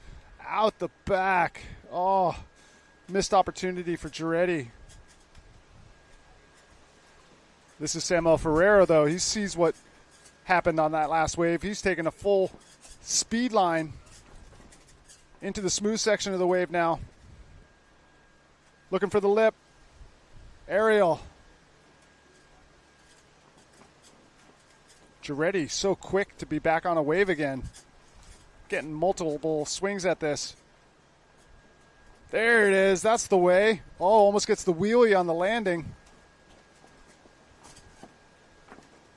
Nice solid hit there for Giretti. Noguchi trying to answer. I feel a rotational maneuver. You know he's looking for it. Oh, ripping top turn. Blows the tail out.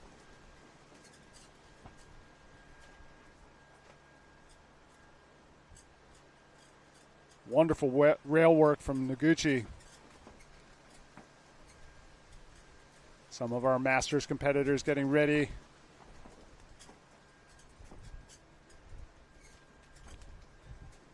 Kai Kachadorian making his way out there.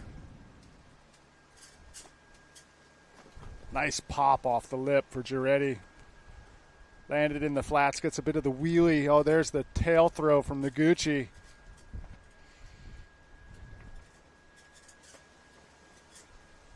With the nice wrap.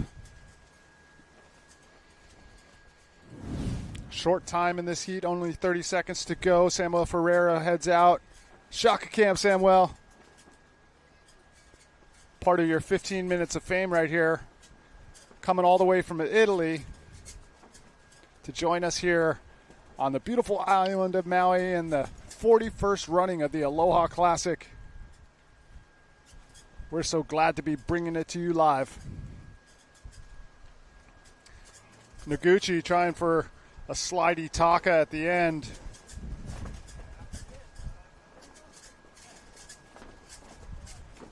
We're in our transitional moment. We're going to be going on into the junior boys final. So that's not the pro junior boys, it's the junior boys.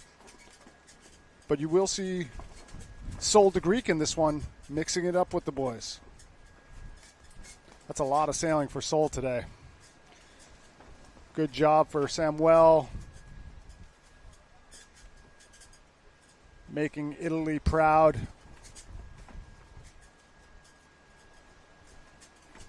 It's got to feel good. Put down a lot of good rides.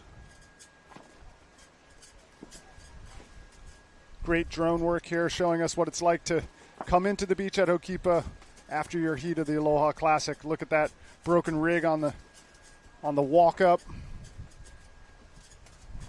Shore break.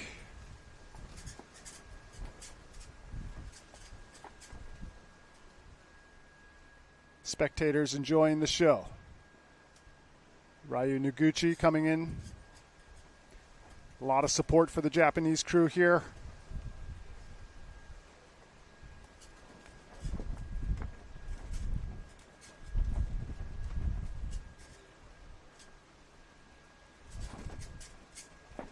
I'm hearing we might have a heat break now.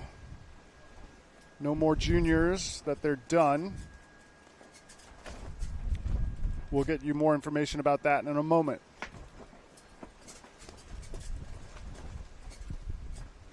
We're going to take a sec.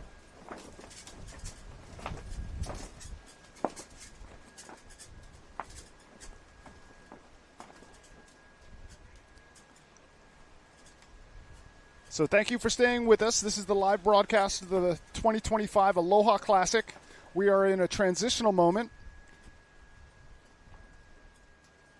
As you see our sailors taking the opportunity to get a brief warm-up. That's Chase Glickenhaus on the inside there, getting ready for a Masters Division heat.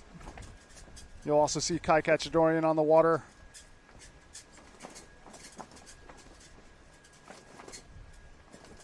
Kai in the center of your screen with the simmer. You know that he's just chomping at the bit to get a piece of Ho'okipa to himself. Watching this event or commentating on this event is a lot like watching somebody cook an amazing meal and not being able to eat it.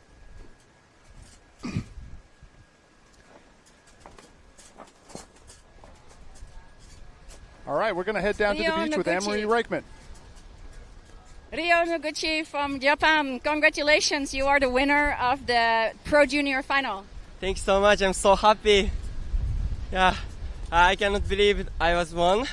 I was so bad in the heat, but yeah, I'm so happy. Thank you so much. Thank you, everyone. Maybe you can say thank you or say something in Japanese to everybody back home. Yep.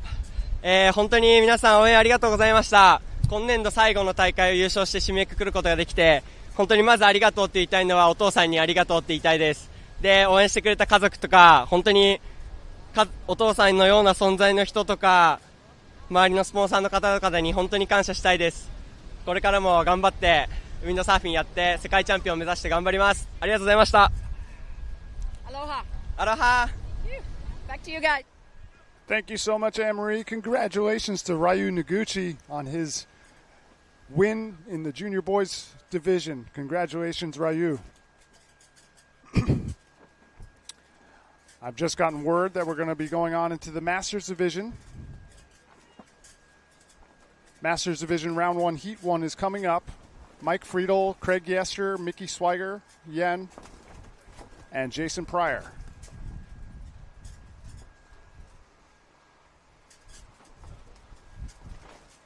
Great camaraderie on the beach. All of our junior boys excited to get a result here at the Aloha Classic. Congratulations to Ryu Noguchi. Get some interview time. Well deserved. And you can see he's happy about it.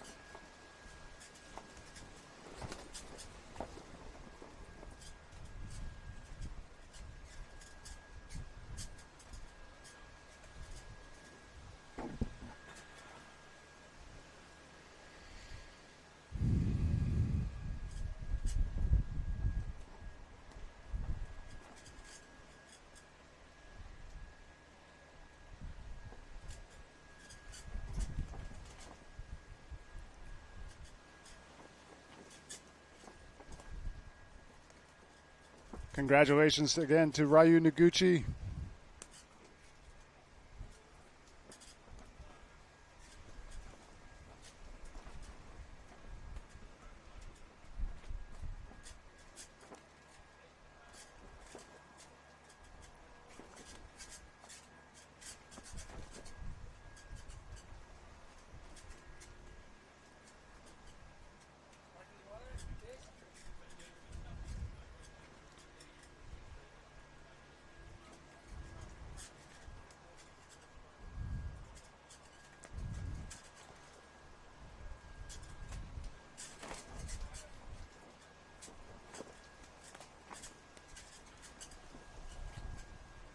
All right, everyone, please stand by. We're going to take a few moments and let our Masters get warmed up, and we're going to continue on in the Masters division of the Aloha Classic presented by Windsurf AI. Don't go anywhere. Just a few moments before we regain competition.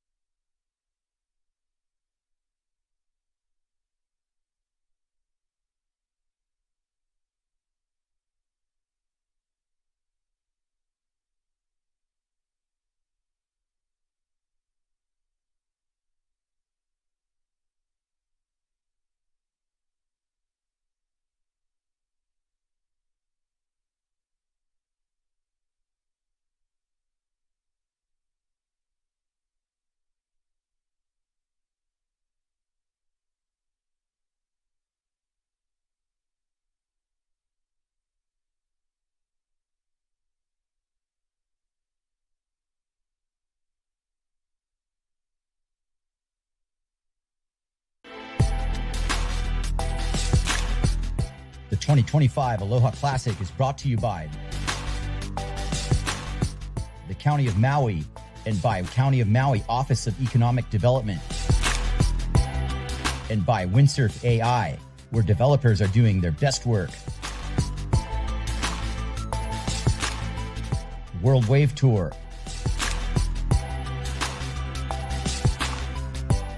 PWA, Goya Windsurfing,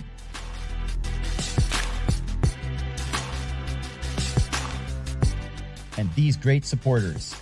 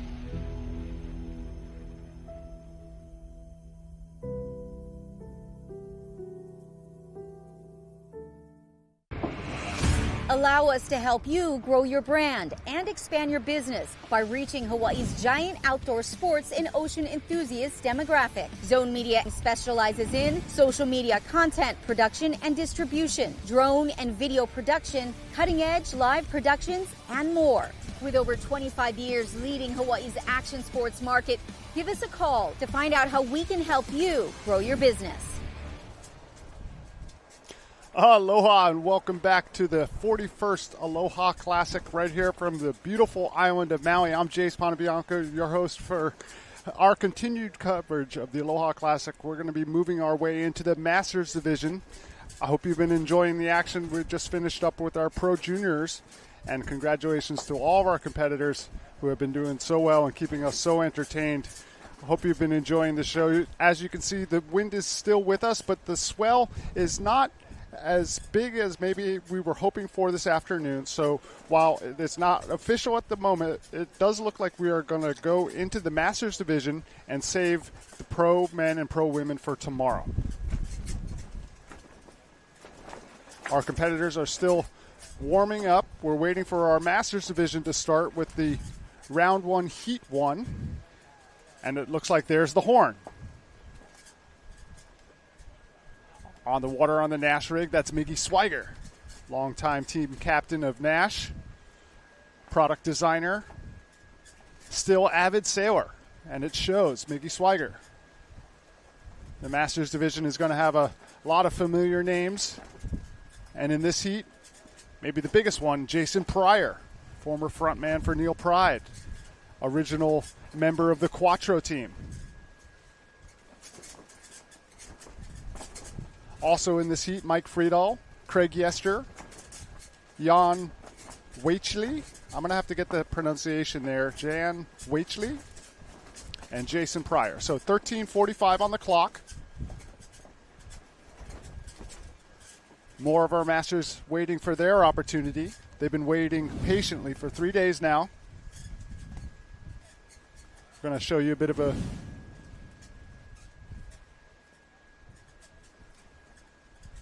shot of the lineup. Good look at our conditions. Very contestable today at Ho'okipa. Lots of action. But we are in a very fortunate spot in that we can afford to be choosy and try to get the very best conditions to crown world champions in the pro men and pro women's division. These are the Masters. Solid contact. That's Jason Pryor. Jason's been on the water a lot more this season, and it shows. On the board already, Mike Friedel with a 3.5, waiting on a score for Jason Pryor.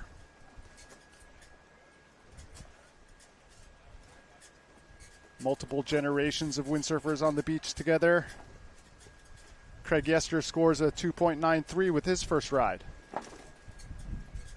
Out the back, that's Miggy Swiger. Followed by Friedel, I think. Borrowing a rig from Antoine Martin. This is Swiger. He's always sailed with so much power. Got great wave knowledge. Has spent so much time at Hokipa over the years. He knows which is the good wave to ride. Miggy is currently in second position following Jason Pryor. All of our competitors have gotten their first wave. One score on the board for every one of them.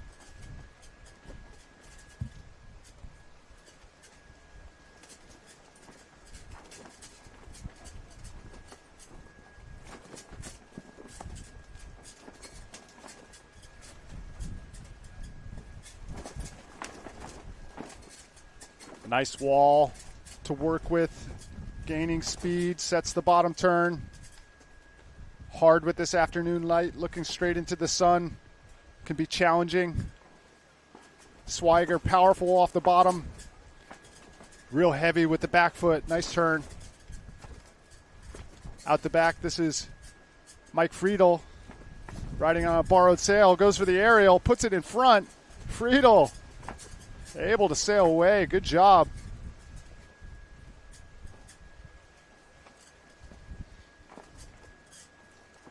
Jan Wakely.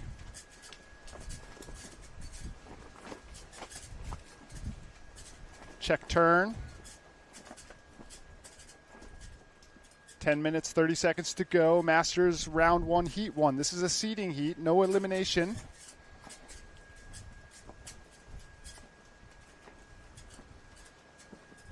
If earlier competition days have been any indicator, these seeding rounds, you see a lot of action because there's less consequence. You can swing for the fences if you know you're not going to get eliminated in your first heat. Mike Friedel on the board first with the second wave. 4.23. Here he is. A lot of speed. Full intent to hit the lip. Here it comes. Pretty good timing. Difficult landing, but able to hold on to it. Good job from Mike Friedel.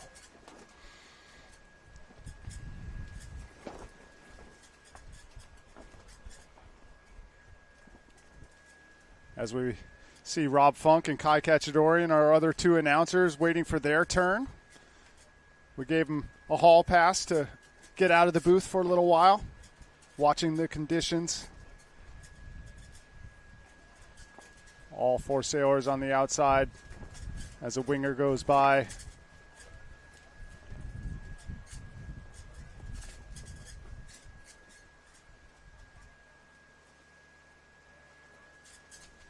Mickey Swiger staying busy, combing the lineup, looking for an opportunity.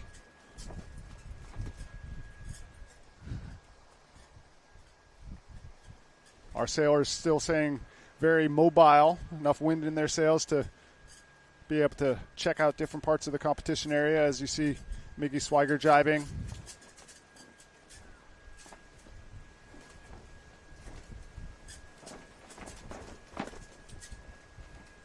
Craig Yester on the simmer side on the left.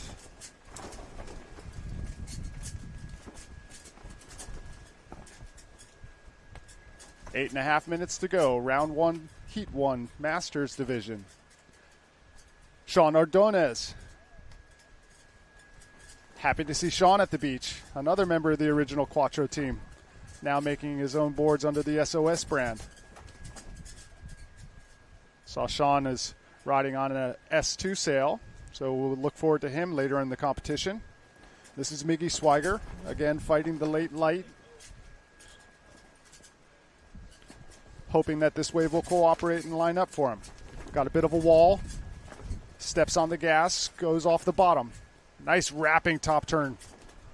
I like that heavy back foot at the end. Board's looking good for Mickey Swiger. Here comes Craig Yester. Nice style with the one-handed turn. Powerful bottom turn. This is Friedel. One of our top Masters competitors in contention for the title. Mike Friedel kicking out.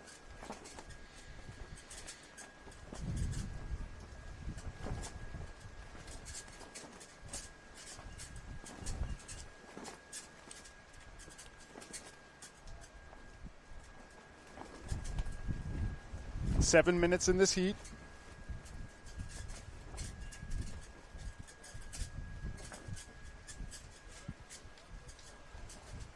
Our Goya sailor looking down the line now, looking for an opportunity.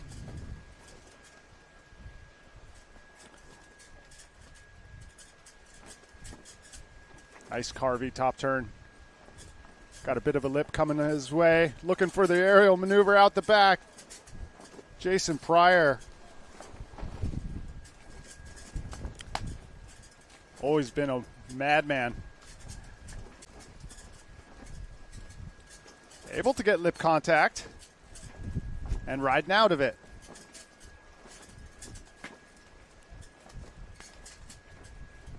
Our current heat leader is Michael Friedel. Last second powwow between Kai and Rob Funk. Still a couple minutes to go before they're going to head out.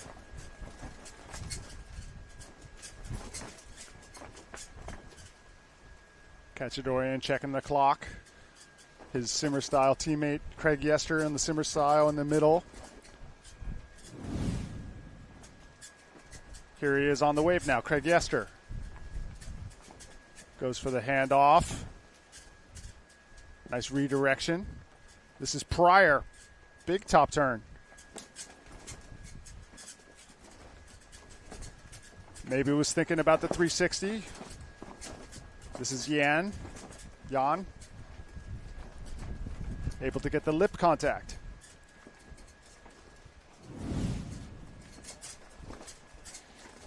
Plenty of action in our round one, heat one of the Masters division. Craig Yester is a backyards local. That whole crew has always been so welcoming when I've gone to Oahu. Not as consistently windy on Oahu as it is here on Maui, so Craig will take time every year to join us for the Aloha Classic and to get some solid wind in his sail.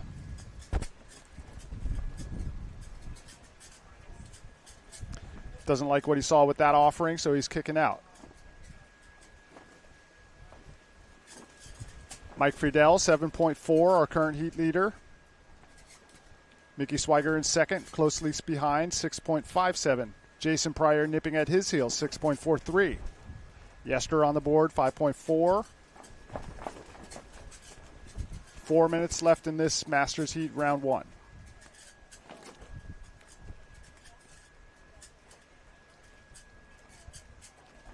Still enough time for Yester. He's jibing.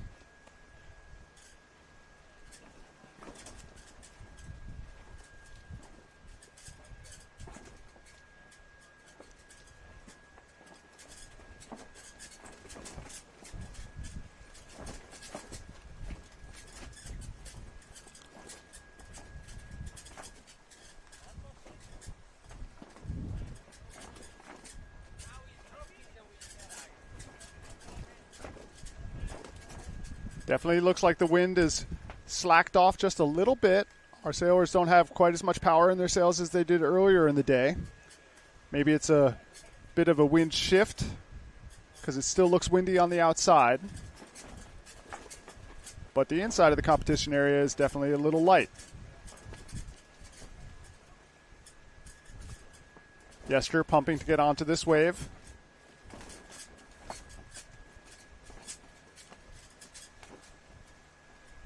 Skips out on the bottom turn.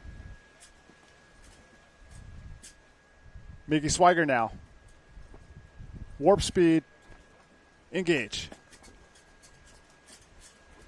Love that snap. Put him in a good position to get the small aerial.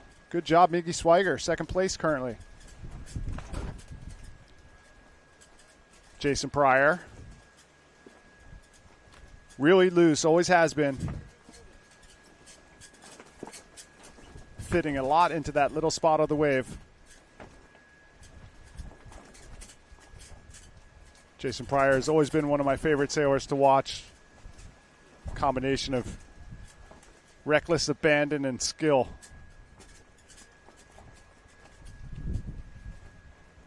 Chaz Glickenhaus getting ready, as well as one of our other master competitors.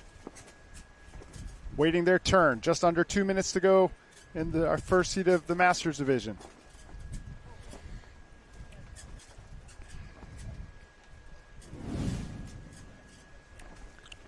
This is Miggy Swiger. That's what I'm talking about, Miggy.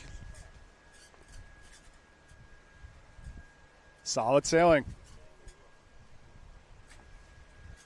And this is Jason Pryor answering back. Look at how tight he keeps those turns in the pocket.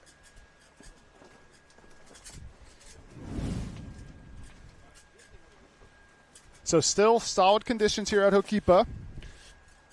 I have to say that I am excited for tomorrow with the incoming swell.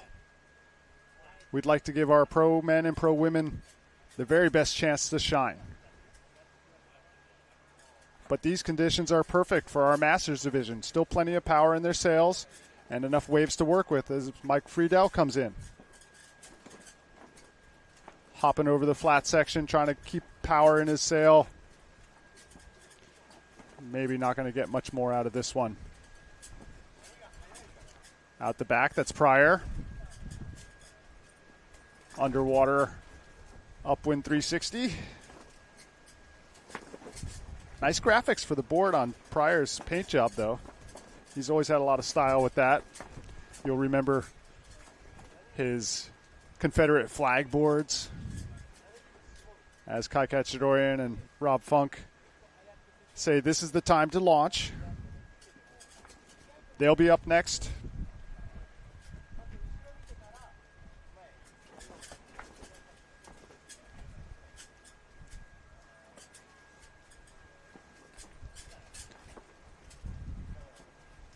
And so the clock has hit zeros for the Masters Heat 1.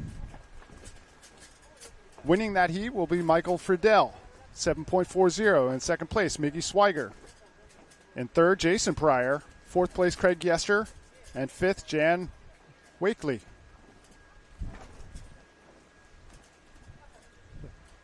Congratulations, Miggy. Good job on your heat.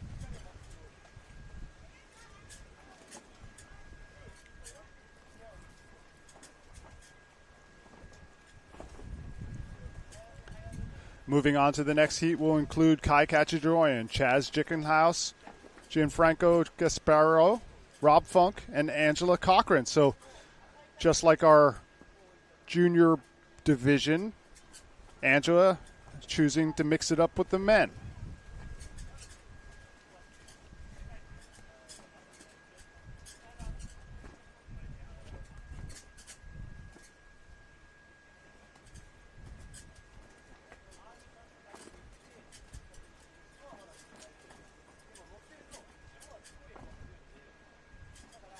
That's our heat winner, Mike Friedel.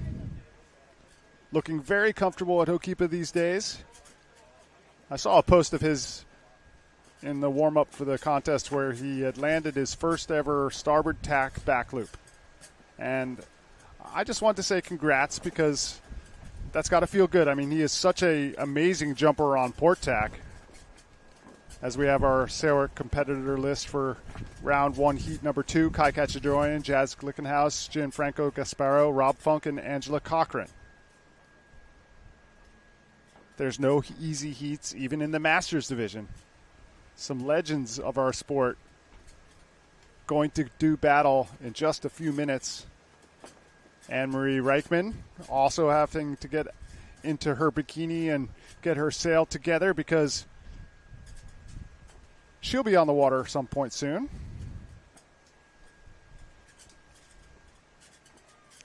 Anne-Marie pulling double duty for us here at the Aloha Classic, doing a great job of interviewing our competitors when they come in from their heats. And this is none other than Kai Kachidorian getting ready. The horn is sounded. Kai's on the first wave of the heat. We would expect nothing less. Solid rail work from Kachidorian. Staying near the pocket. Good read on this wave. Looks for the aerial at the end, and he gets it. Nice way to start off his heat. Gianfranco Gasparo. Little bouncy through the bumps there. Sets the rail under the lip. Going for the aerial. Floater out the back. Rob Funk riding on the Nash rig.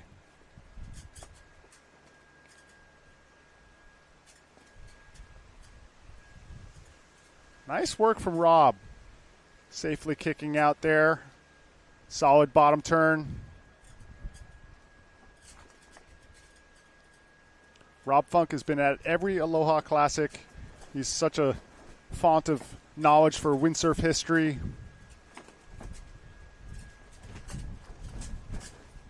No, I'm not afraid. We're going to head down to the beach with Anne-Marie Reichman and one of our winners. Mike Friedel from the Canary Islands. Congratulations on winning the first master heat. How was it for you? Well, thanks a lot. It means a lot to me because they were so strong competitors. I mean, Jason Price, a legend, and Michi Schweiger also. So I'm really stoked. It was difficult to find the right waves. Suddenly the waves dropped and there were no waves on. But I managed to get some good waves and I'm really happy. Good strategy. Keep it going for the next round. Thanks a lot, yeah. All right. Back to you guys. All right. Thanks, Anne-Marie. Congratulations, Michael.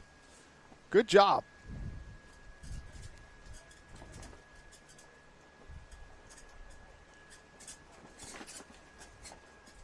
Staying busy. This is Kai Kachidorian riding on the Simmer sail.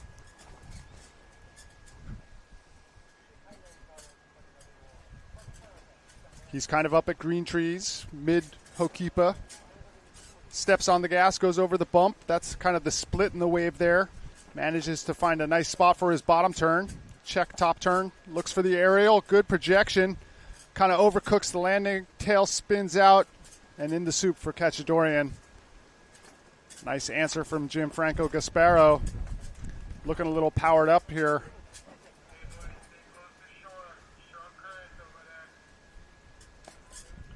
Gasparo definitely going for the lip there.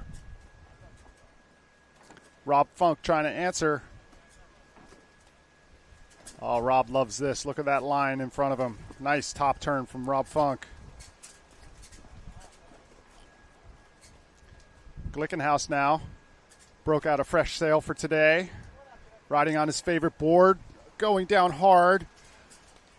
Chaz is a friend of mine and just such an aggressive sailor. Always willing to go for the lip. I don't want to commentator jinx him, but an exciting sailor to watch because fireworks will happen with Chaz Glickenhaus. Currently our heat leader is Kai Kachidorian, 2-wave total, 7.60. Glickenhaus in second. Franco in third. Angela Cochran and Rob Funk bringing up the 5th and 6th spots.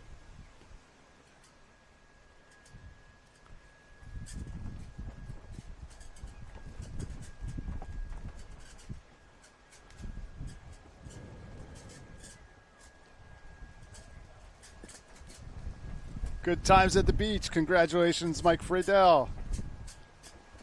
There with his son. That's a cool moment right there. Father and son competing together at the Aloha Classic and putting on great performances.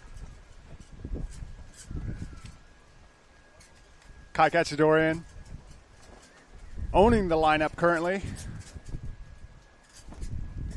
Got a big score on the board, that 5.13 with that aerial. That's a great way to start off your heat. puts you in firm control. That's a pretty big score for what we've been seeing for a single wave score. You know, the one thing that I'll say about the Masters division is that the experience really does pay off. You watch these sailors, they really have a clear understanding of how Hookipa works.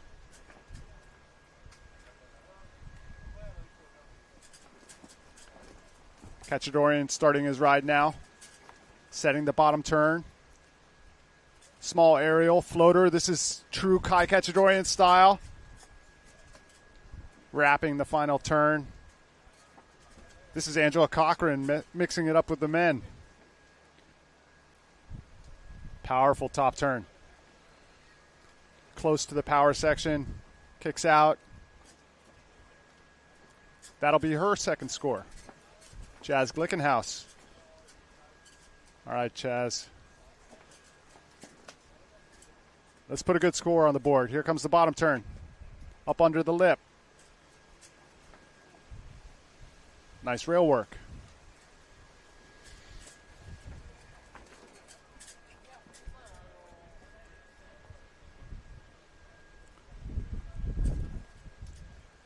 This is Rob Funk on your screen. He's climbed into third position.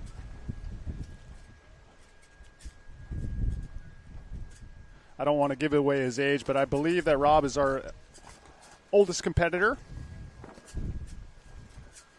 I think that windsurfing is keeping him young.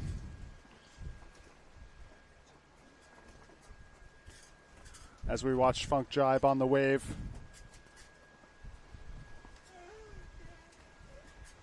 Eight minutes, 30 seconds in this heat.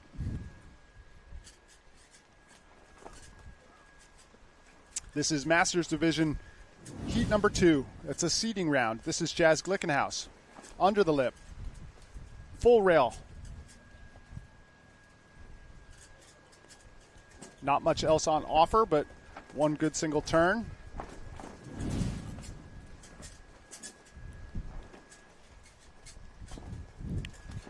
Rob Funk kind of on the inside now. This wave is on the smaller side. We'll see if he decides to ride it. Heading upwind to try to maximize the length of the ride. Now turning it down the line, under the lip. Nice contact.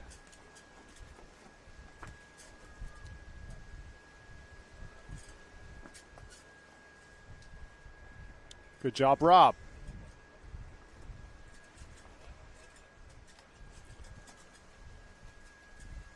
Conditions still holding strong, but definitely less windy than before. You can see the whitecaps still on the outside, but definitely getting slower to move around on the inside.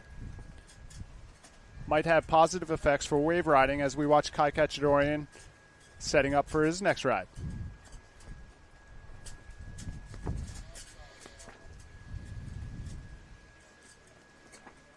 Kai wants to get rid of that 2.47.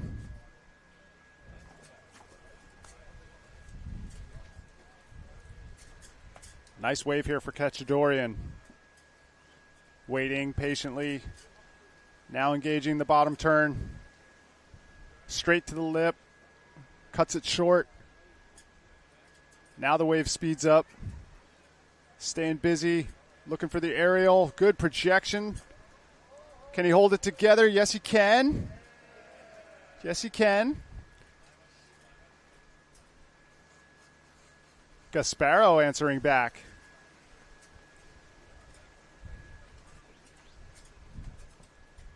Good job for Gianfranco. Very nice.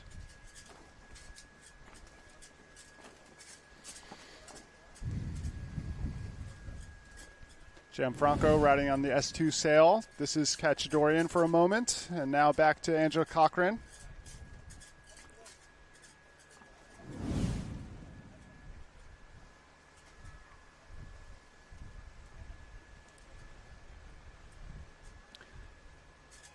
Chaz is a bit of a streaky sailor, so it would be nice to see him get a good wave early in the heat so he can really build some momentum. This wave isn't it. He kicks out. In good position now, though. He's way upwind. As you can see, our sailors aren't moving around on full plane anymore, so a bit more important to be in a good position.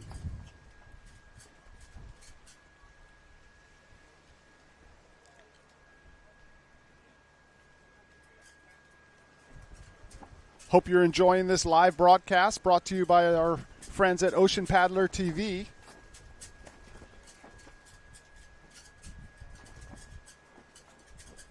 This is the 41st Aloha Classic, and our spectators are loving it. Shaka Cam. No better place to be than the Aloha Classic. You can follow along on live heats as well. Get up-to-the-date scoring information.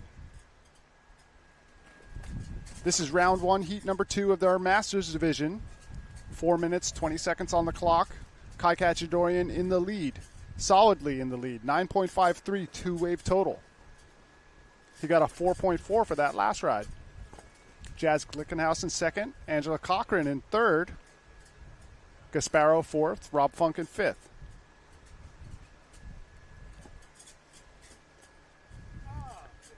And there's Keith Tabul, KT Maui. He was looking lively in the warm-up, so I'm looking forward to watching Keith sail. One of the all-time style masters. So we're looking like a 1-2 punch from Rob Funk and Kai Kachadorian. Out the back is Gasparo. Looks like Kai's on the best of it. That's not surprising either, but nice shot here. Able to see all three sailors working their magic. Rob kicks out. This is Kai's turn. Nice carve all the way back to the power source. Still underneath the lip. 2 turns. Takes aim for the end section. Wham off the Crispies. Gasparo's turn now. Always looks like he's going fast. Boom. Nice check turn. Threw some buckets with that one, Gasparo.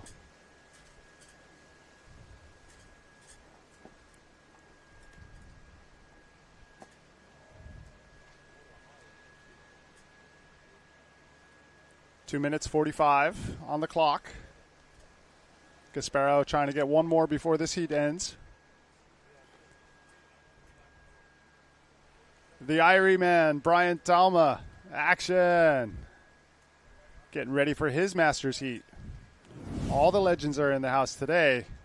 And here's one. Kai Kachadorian, big wrap. Staying close to the power. Low boom rider. And Gasparo answering. Gasparo has managed to make his way into second position now. Taking it over from Chaz Glickenhaus on the strength of that last ride. Glickenhaus now. That was a good hit. Looking for one more.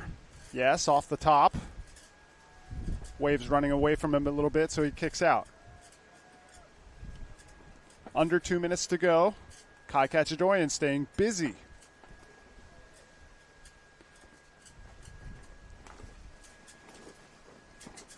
Kai likes riding waves, so I don't think he's going to take his foot off the gas at all in this heat. Here he comes now. Nice wrap on the top turn. Here's the aerial. Automatic for Kachadorian.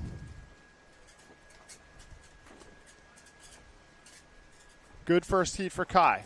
Gasparo, aggressive with his top turn, goes over the falls. That was nice, though. Really put his rail into the water. Angela Cochran, probably her last opportunity, under a minute on the clock. Here she comes down the line. Oh, kicks out. Maybe she thinks she can get one more. Gasparo hoping to get to his gear. Definitely better swim with some urgency here.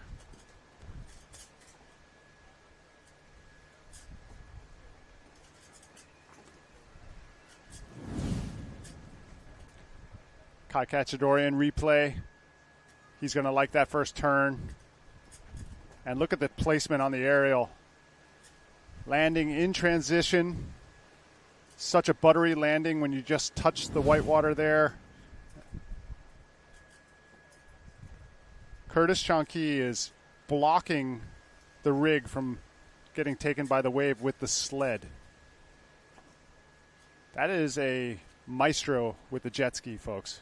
He just used the sled to block the board from getting pushed onto the rocks. You know, Curtis Chonky's got a deal going with Sea-Doo, and he is a good representative for that company, I will tell you.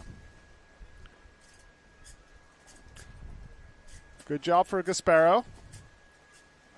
Really impressed with the ferocity of that last turn.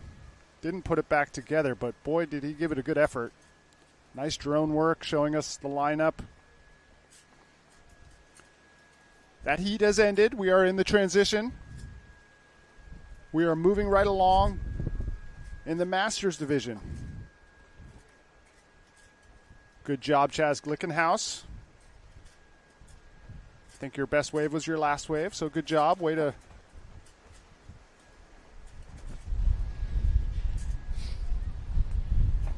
And we're going to get down to the beach with Anne-Marie Reichman and none other than Kai Cachadorian. Master heat.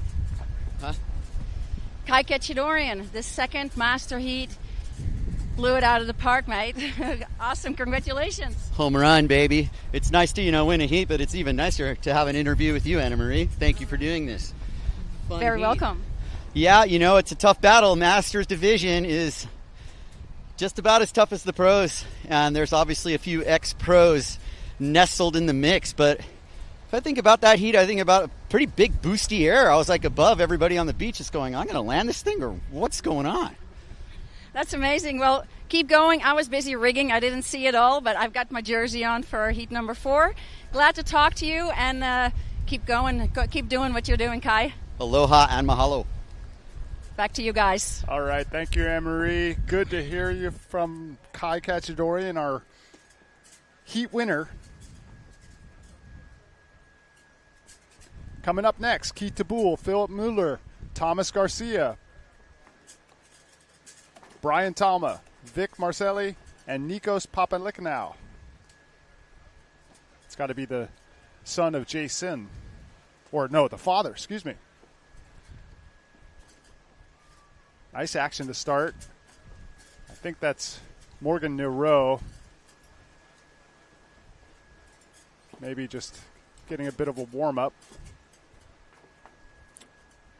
Now we'll get into the action.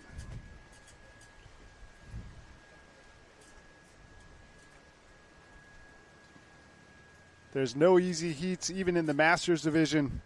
Imagine coming up against Keith Tabul and Brian Talma in the Masters division. Look at that top turn from Keith Tabul. So snappy. Such a clear indicator that this man knows how to shape a board.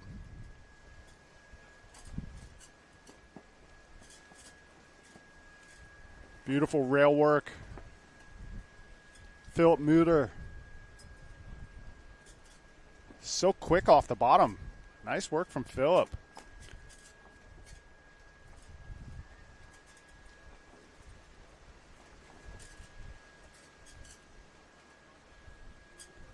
Just getting my bearings here with some of our sailors, trying to figure out who's who. Obviously, Keith Tabul will be on the Quattro and the Goya.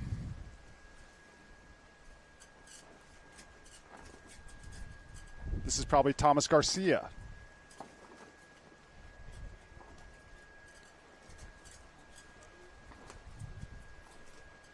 Good job, Thomas. This is Vic Marcelli riding on the duotone rig.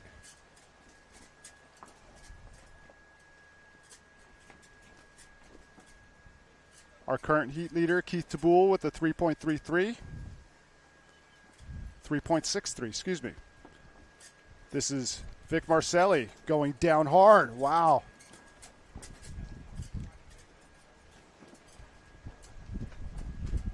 One turn and done for our Goya rider. Here comes Keith Tabul trying to answer back. Nice little wave in front of him. Watch how squirrely he is off the bottom, engaging that bottom turn. Just drawing such a beautiful line. Really inspiring to watch Keith Tabul sail. Even if we can't all do it that well, it still is beautiful.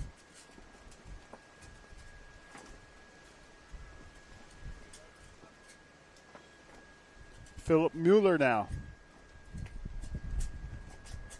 Currently in second place, 2.43 for his first score. Setting up now.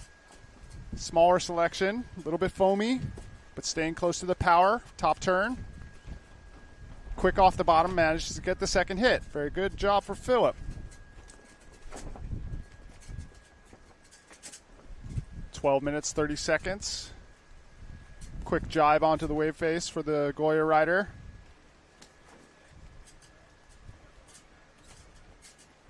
Arcing bottom turn.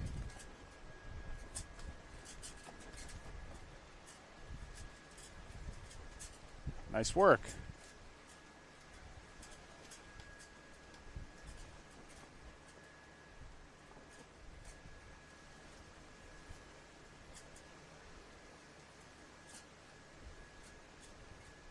Philip Mueller.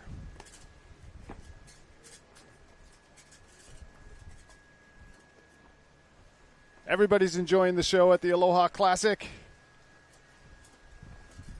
Plenty of action on the beach. Vic Marcelli now, riding on the duotone rig.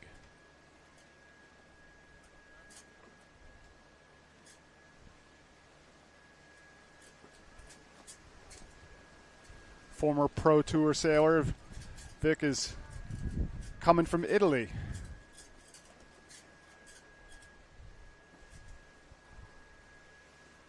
More Masters competitors getting ready. You can see the shore break sometimes tries to take the boards back. Keith Tabul has now got two scores on the board, 3.63 and a 5.1.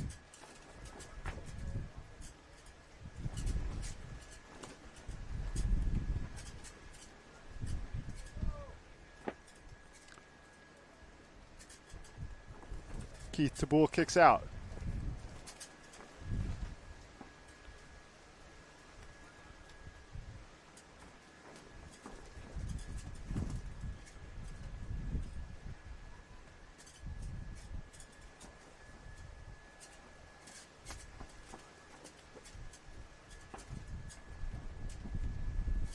Nice air attempt. Keith Tabul now. No, excuse me. Check that.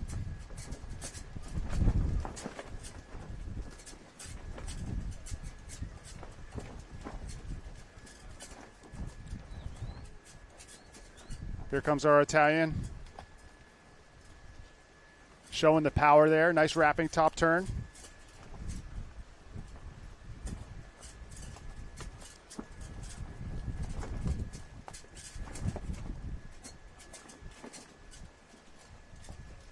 A lot of spectators at the beach today.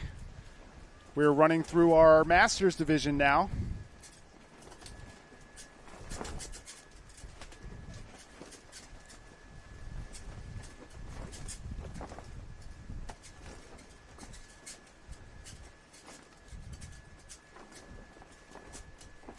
Thomas Garcia headed out. On the right side of your screen, that's Keith Tabul riding on the Goya and Quattro rig.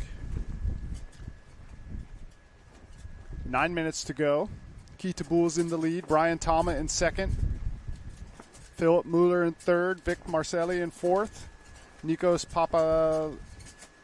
Papanikolaou in fifth.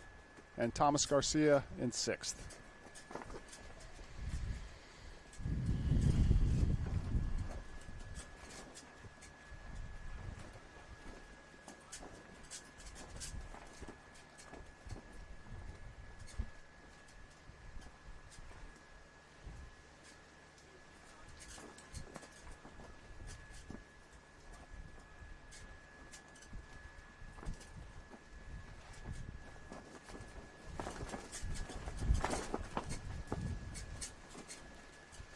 All right, full power. Kitzbühel coming in.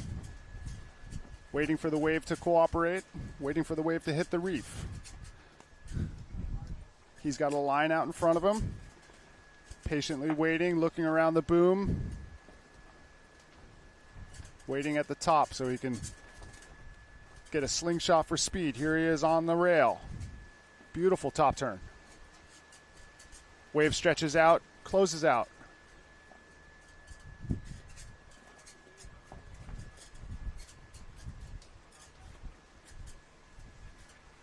Nice aerial there. Can't hold on to the landing. Vic Marcelli outside. Let's see the power, Vic. Here he comes, full head of steam down the line, under the lip. Let's see if he can get to the lip line. There it is. Nice blast for Vic.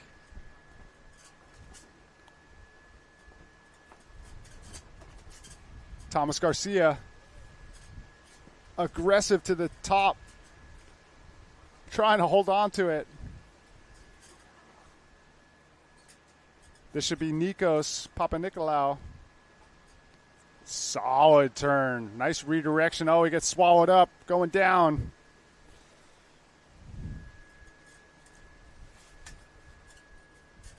Some good action in this Masters Division round 1, heat number 3. It's a seeding heat, non-elimination. Nikos getting eliminated. Oh, that was rough. Bad spot to be underneath the lip right there. Holding on tight to the rig. It was really great to watch Kai Kachadorian in his Masters heat. Sailing so well. He's back with us now in the booth. Kai, did that feel good? It started a little rough, but I definitely had a couple boosts, and I was on the right cycle that we were talking about when you get on the wave cycle. It felt like right off the bat, didn't I start on the horn on a wave?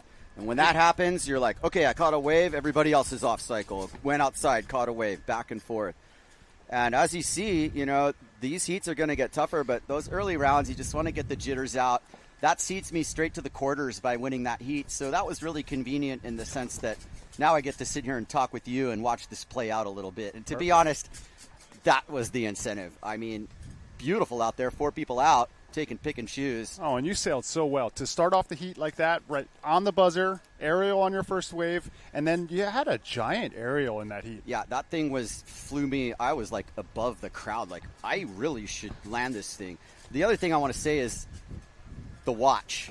That told me exactly the scope of the heat. I'm never sailing without one again. That really helped. Well, why would you? I mean, Yeah, it's exactly. good to know what the situation is. Completely, it's hard enough when you don't even know what the scores are, but you know, you at least should know what the time is. Completely worth the $40 I spent at Walmart. There you go. Straight to the quarters with how's Tabul doing in this one? Keith looks lively as usual. Here comes Vic. Marcelli. What do we say about Vic Marcelli when he came back here? Okay, quit alcohol, first of all. And he is in the best shape I've ever seen him in. Yeah, he's looking fit right now. Lost a couple pounds. You can see it in his sailing. Nikos Papanikolaou, and that would be Garcia, probably. Is it Garcia? No, that must be Nicholas. Is it? So. Okay. Garcia's kind of like me on the no hair division. I don't think you're allowed to compete as a master if you have hair, Jace. That's why I'm not in the heat. Still got the hair. At least I got that going for me. Replay. And shout out to my mom and dad and sister watching back at Stanford. I just got a little message from my sister that they watched that heat, so there was extra pressure for sure. Awesome. A lot of good action in this Masters heat. Yeah, and maybe a little bit more manageable on the conditions. And there are definitely some waves rolling in. I wonder what the conversation now is about the pro finals. I'm here and there going through the Masters, but unofficially. Unofficially, right? Yeah, unofficially. I mean, it seems to be kind of hitting its stride a little bit. Definitely some waves. But I get the decision, you know, you want to roll 3 o'clock already. So just about 2 more hours worth of sailing if we do it by the book there, which is going to take us probably to the quarters, I would think. Yeah, I think that they'd probably all want to save it to the last day where the waves are looking a little bit better is the general consensus that I've been hearing. Well, hopefully that's an extra day of broadcasting for us. Jay says none other than Kiki Keith DeBull getting real sneaky and snaky on those tight arcs that he can draw. And that must be... Boy, we've got a lot of yellow Goyas out there, huh? Yeah, it's challenging. Not going to lie. And I mean, and then there's guys like Brian Talma who switch from hot sails to Goya and whatever, whatnot. It just gets really... But I'm not even sure if I've seen Brian in this heat, and I don't get it. Ooh. I am excited to see Josh Stone. Me too. He's always been such a wonderful competitor to watch, kind of like what you were talking about before with the overall impression. Josh Stone was like the king of overall impression. Under 2 minutes and 30 seconds left in this Masters heat number 3. It's a seeding heat, a non-elimination. What you were saying about Keith DeBull and the line that he takes is just so correct. He's just the most beautiful sailor to watch. This is not Keith, but... No, it's definitely not Keith, but it's some of, Keith's gear. Yes, and so another yellow Goya. What you're going to aspire to when you order a board from Keith, which I was really lucky enough to ride for him for 10 years with Quattro, and there was a pretty tight understanding and a lot of trust, I'll say. There's something to be said for having someone design a board that you sail with every day, right? And Keith sails with all these people, and it's really, a close understanding of how this works. Oh, yours truly. Well, I probably should be talking about this one. Kai Kachadorian, right on the buzzer, starts off his heat with a bang. Look at the projection on that aerial, Kai. Walk us through it. Well, I didn't quite stick it. Or actually, did I pull a yoga maneuver off of that? Oh, my goodness. I'm riding a bit too big of a board, but I want to be a little greedy with the wave selection. But you let the lip, you hit it, and you project up. So I must admit that was a little more of a jumpier kind of aerial. That wasn't your best one, I don't think, no, but it still was a good one. Was better. And it does show that you have a gift for being in the air, Kai. You always have. Really appreciate it. I don't sail here as a regular anymore, not necessarily kind of honorary local status, but I know Ho'okipa very well, and it's been good to me today so far. Appreciate the replay, guys. That's nice. That is Brian Talma, or was. And he's in second place in this heat, but we're only seeding one person to the quarters here. And, this is definitely also as much of a warm-up as it is an actual heat. I think everybody realizes Keith's going to run the show here, but there's always a chance to come land a haymaker. Look at Keith's upright style. And since he's riding a small board, he has the center of gravity low.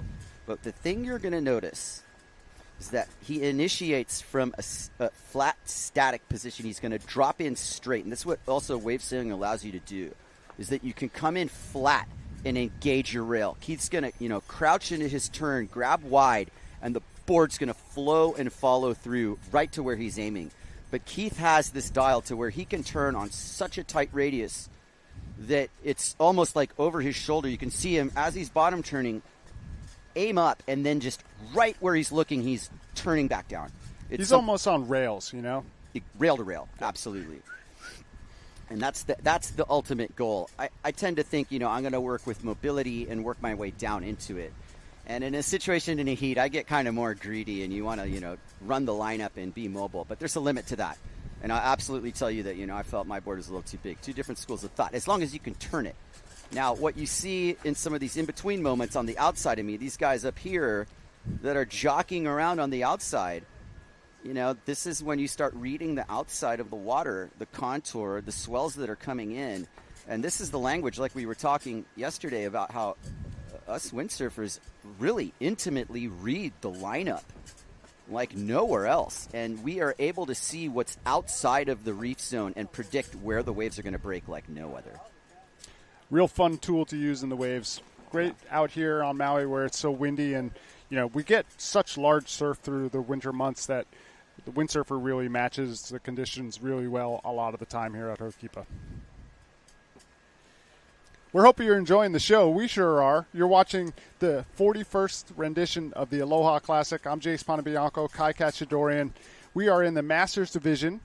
We've been thinking about running the pros all day, and we're just probably going to leave it till tomorrow. So I hope that you'll join us again tomorrow. But we've got plenty more action to come. There's BT. And you're seeing it, all over again. Brian Thomas followed the tour for years and years. Very well-rounded sailor based in Barbados. The Ironman, the Beach Culture World Tour, which is so much more about your attitude and gratitude than anything else. And that heat's winding down. And a list of our sponsors, our generous supporters for this event, starting with the County of Maui itself, and then the Maui Office of Economic Development, along with the PWA, the WWT, Goya Windsurfing, Mana Foods, High Tech Surf Sports, Nalukai Lodge, Flatbread, it goes on and on. Never Slow Water Sports, throwing in the Big Move Award. We're seconds away from starting this next one, which is going to be Vincent Boverley, Paul Carolides, Chris Freeman, Anna Marie Reich-Matoda coming in from the announcing status, Thierry Perrinon, and Rick Markham. All these names, Jace. Wow. I can't wait to watch Rick on the water. Rick helped us out with the Nalukai Lodge, gave us some accommodations for our TV crew. We'd like to thank him for that. He's going to get his chance on the water now. Excited to see. Absolutely grateful for the support. This might very well be Boverley. I'm not sure about that. Or Freeman. Could be that's Freeman. Chris Freeman. Thank you. Yeah, orange. Chris Freeman owns a fin company.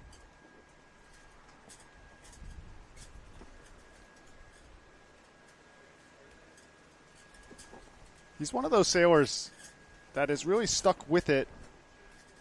And I see him out here catching some good waves sometimes. Yeah.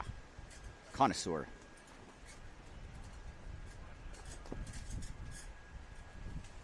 Is this Paul? No. Maybe not? No. That's Vincent Boverley. So Vincent Boverley is an interesting character. As we now, I think that's Carolides, half of Fishbowl Diaries off the whitewater. How is that whitewater climb? It's a climb. I love it. You call it a climb. You're a little bit too late on the section. You hit the whitewater climb, and behind him is Anna Marie. Mixing it up with the Masters. Our favorite Dutchie. Anna Marie's been at it since, the late 90s as a pro sailor. And then, she hit her stride as, coming back to Maui, got married to our very good friend Eric Toda. She's a mother to Jaden. And surfer at heart, I'll say, but also just a very, very astute waterwoman type as well. And she blends in really well to the Maui crowd. She's a part of our Ohana here. And a gear study, as you look at her sail, she rides for hot sails. Jeffrey Henderson makes a very lightweight, low-aspect sail. And I say low-aspect because it is short. Fits her frame well. And what the short aspect sail does is it fits into places in the wave that very few riders can fit, especially with someone her size. Same thing with Keith. And same thing with a number of other riders. That you're able to ride small gear, you can tune your approach into riding tighter with the wave. It's no secret that if you're able to ride small gear, you can ride more critically on the wave. Yeah, and you look looser too. It's got a good look to it when your gear is not kind of chunky, right? Yeah. I was never that guy. I always rode slightly bigger gear, just given my frame and all that. So I do appreciate it. I love the look of like what Keith Taboo and Emery do when they ride, but it's not me. What you were good at, Jace, was making a normal wave somehow look like a big wave. You had this style where you're coming and dropping in with full rail carve commitment, and obviously I felt that you stood out in bigger surf, of course, with your frame, but you were able to make average days somehow look like big with the line you took, drawn out, using your frame to push into these sections. And, there's a different approach to every rider that you see out here. And part of it's the gear, and part of it's just how the rider thinks they're going to ride, and then how they adapt to that gear. Here's Paul Carolides. No, Boverley, excuse me. So many Goya rigs to choose from. Now, Boverley is a pilot who owns an airline, or at least runs an airline in the Caribbean. And he's one of these guys who pulls that landing at St. Barth's. It's just this hairball landing where you got to come over this hill and come in and land. And he's a good guy to know. I mean, I figure that with a plane in that area, dispersed islands, that he's got a number of secret spots. Yeah, you could unlock some zones with a plane in the Caribbean. Unlock it. Very curious. I windsurfed down in Anegada one time, and there's a wave there that some of the surfers have kind of explored that I actually got to windsurf before they did. And, yeah, there's all sorts of possibilities in the Caribbean if you know where to look. Yeah. They just got hit pretty hard there when Hurricane Aaron rolled through. Yeah, well, hurricane seasons is always... Careful what you wish for. Like, pray for surf, and then one of those things rolls through. You're kind of like... So Beauverlay in control, 6.20. He's in first place. Karolidis, Fishbowl Diaries in second with a 4.2. Chris Freeman, 3.33. Line them up, send them out. Here's Rick Markham now. Yeah, Rick. One of our Staying generous loose. sponsors, owner of the Nalukai Lodge, figuring that he's earned a few turns out there as well, which he certainly has. This is Karolidis as Markham kicks out. Nice shot of Paul here. Look at him grab wide on the boom. Full contact. Beautiful hit. Really well-ridden wave. The judges are going to reward that. Oh, yeah. You know, Paul's one of those sailors that is still improving. He is better this year than he was last year. Really in tune with his gear, working up at the Quattro factory. We were talking about the paint jobs earlier. Been doing a lot of that as well. Really talented fellow, Paul Karolidis from the Fishbowl Diaries. Lip climber. He's definitely got the vert approach, and when you have that, I mean, it's nice to do it on the open face, but he's able to climb walls and then initiate the cutback on it. Here's Anna Marie. And I really like the way she squares up here. She's trying to face the wave on this bottom turn. And she's kind of a high boom rider, but it gives her a lot of stability. Beautiful. Not a bad wave at all. Who's going to interview her? We're going to have to find somebody. Freeman. Freebird. Ooh. Still a couple poke tacos every now and then. There are. Those outside rail trips are brutal. That's not the way that I prefer to sail. You like to sail over the water, not underwater? Well, if I'm going to fall, I don't want to fall that way. It's kind of like snowboarding when you trip on the outside rail. It's just terrifying. Anne-Marie Reichman, really loose. Love it.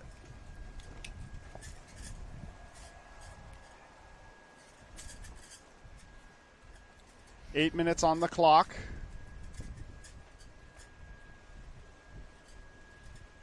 This is Thierry Perinon coming from France, riding on the duotone rig, trying to keep it together. Full power in his sail. Wow.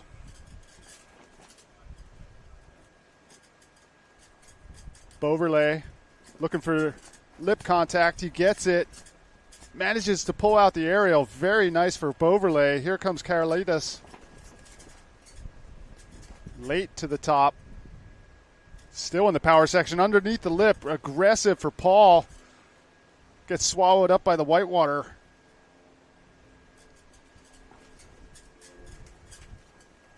Holding on tight to that rig. I get to spend a lot of time with Paul swimming in the water, and we have a lot of laughs together.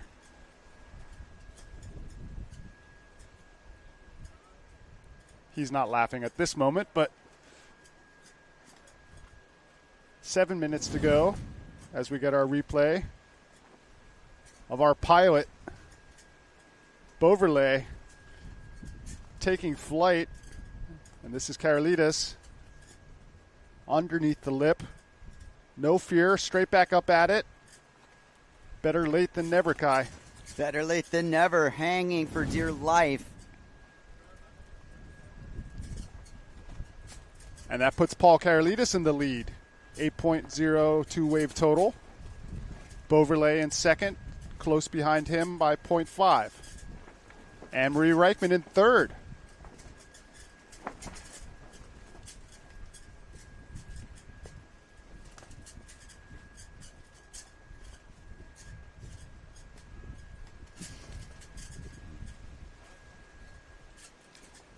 Yeah, it's official. They released the pro men and women. That's a done deal. We're going to roll right through here. Probably take the Masters to the quarters, most likely. 3:23 in the afternoon. 18 minutes on the clock per heat. Round 1 seeding heat number 4. I believe there's 6 seeding heats in this round. Yep. I'm going to have to try to change my ticket. I want to be here for the finals tomorrow. Hope you guys will join us as well. We'd love to keep you here, Jace. We're definitely going to give it a college try, Kai. We'll see what Orbit says, see how they try to ding the pocketbook. Maybe I can just get you on a Skype call and we'll just, mic up the phone. Stranger things have happened. Karolidis. In the lead, 8.0. You know, we had a conversation yesterday about this. I think there were moments where Paul took the Masters division, very seriously, not too long ago. And he came to me and he was like, no, this time I'm just going to go out and I'm going to enjoy being out there and have fun and, mission accomplished. Look how much better you sail when, you free your mind of all the pressure that you may put on yourself for whatever reason. Yeah, well, nice thing to be able to say, harder to do. Yes. Anne-Marie Reichman picking off a nice wave. This is Beauverlet. Beauverlet on the inside of this, and Anna-Marie's on the outside. Now, Vincent told me he's injured. Somehow he pointed to his leg as he was rigging, and it was, broken. And I'm like, well, where's the cast, and where's that? What? So Anna-Marie Reichman goes for an air back loop there. Wow. Talk about pushing it. My goodness. That shows you the amplitude, but that's also an example of that rig's rotational momentum. And, take a page out of Matt Rodinger's book here, because these small sails rotate quickly. They do a lot of stuff that these higher aspect rigs don't do. Beauverlet, you see the rail work, sets his edge and then pushes off the bottom to be able to get spry off the top there. And that was a good recovery. But this was a lip hit gone into rotation. Freeze frame right there. You only get that much amplitude if you're going fast. She Right. hit that lip full speed, threw her up into the air. We're back to live action. Mr. Karolidis, who is now in second place in this heat. So Vincent and Paul are duking it out for the right to sit and wait for the quarterfinals. Best wave of the heat for Paul. Yeah. Got a nice long line, 3 turns. No aerial maneuver, but that was a beautiful wave, nicely ridden. The opening turn was prime. Yeah. I think, they over there at Goya Cuatro, they really emphasized the opening look. Everybody's kind of got the same, approach to it.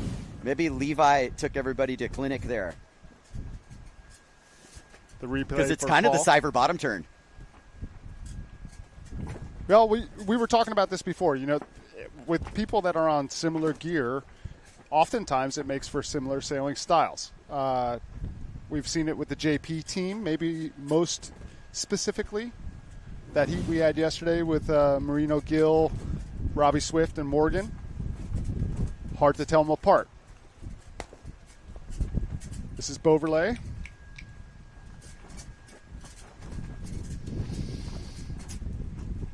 Uh-huh. Doesn't look like he's hurt, Kai. He's No, sailing aggressive. Chris Freeman now. Big check turn. Staying near the power source. Looking for the lip. There it is. Whoa. And he goes at it hard, doesn't he? Come on. Pull it out. Chris Freeman is a strong dude. Thierry Perinon looking for his first good score. People are making contact. They are. They're going for it. That's a good look at our current mood. Just hanging out, man. Looking up at pavilions. Here's the drone shot. Absolutely gorgeous day here on Maui at Ho'okipa Beach Park on the north shore, about 5 minutes to the east of Paia. And that point there with the palm trees is a place known as Kuau, where you can go have lunch at Mama's Fish House. That's where I live. And as the drone flies above, we look back at Mount Haleakala, 10,000 feet of wind-making perfection. Maui is a windy island because of Haleakala and West Maui, but particularly Haleakala, which is this perfectly shaped crater. And at 10,000 feet and slopey like that, it takes a 15-knot sea breeze and hyper accelerates it to 25 knots. Yeah, if you look at the weather forecast any day on Maui, add 5 knots, and that's probably what you're going to get. Yeah. And it depends a little bit on the direction. But for the most part, wind machine. Absolutely. I'm excited to see what Chris Freeman gets up to. Sailing very aggressive. Short time, only about 30 seconds left to go in this Masters heat number 4. Again, this is the seeding round, non-elimination. Freeman on the warpath. Beautiful top turn. Big spray. Beauverlay's opportunity now. Maybe not the best wave. Trying to stay with it.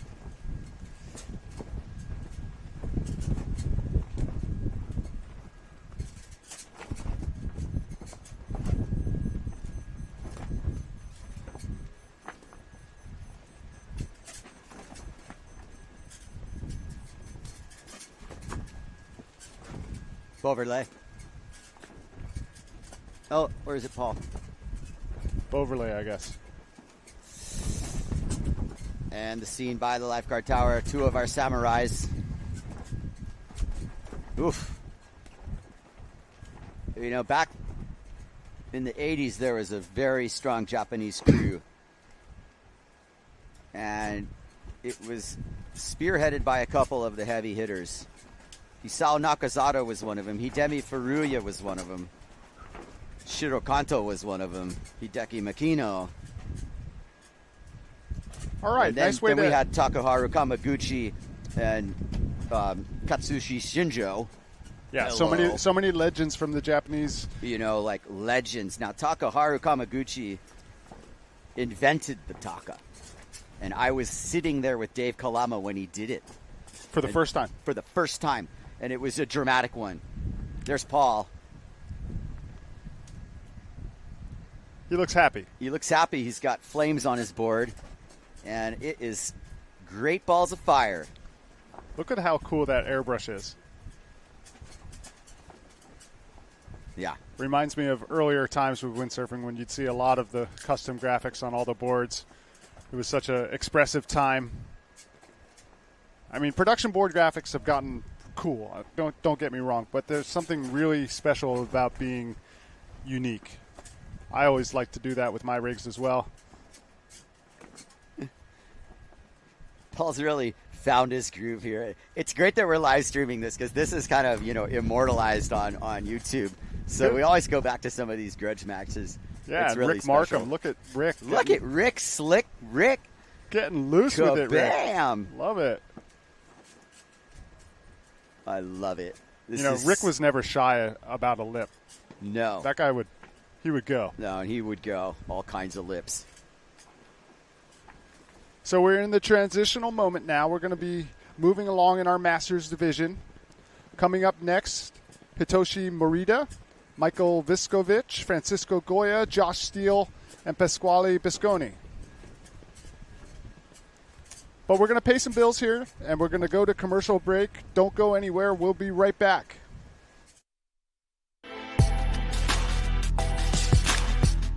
The 2025 Aloha Classic is brought to you by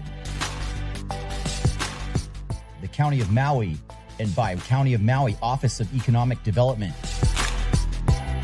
and by Windsurf AI, where developers are doing their best work. World Wave Tour, PWA, Goya Windsurfing,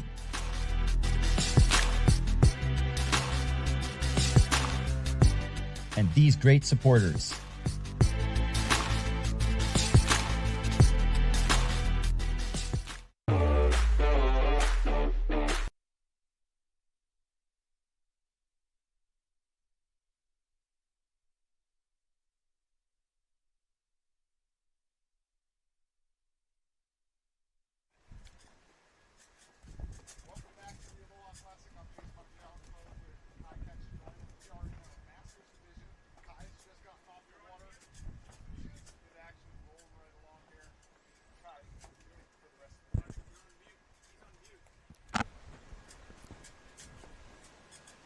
Testing 1 2. Testing 1 2.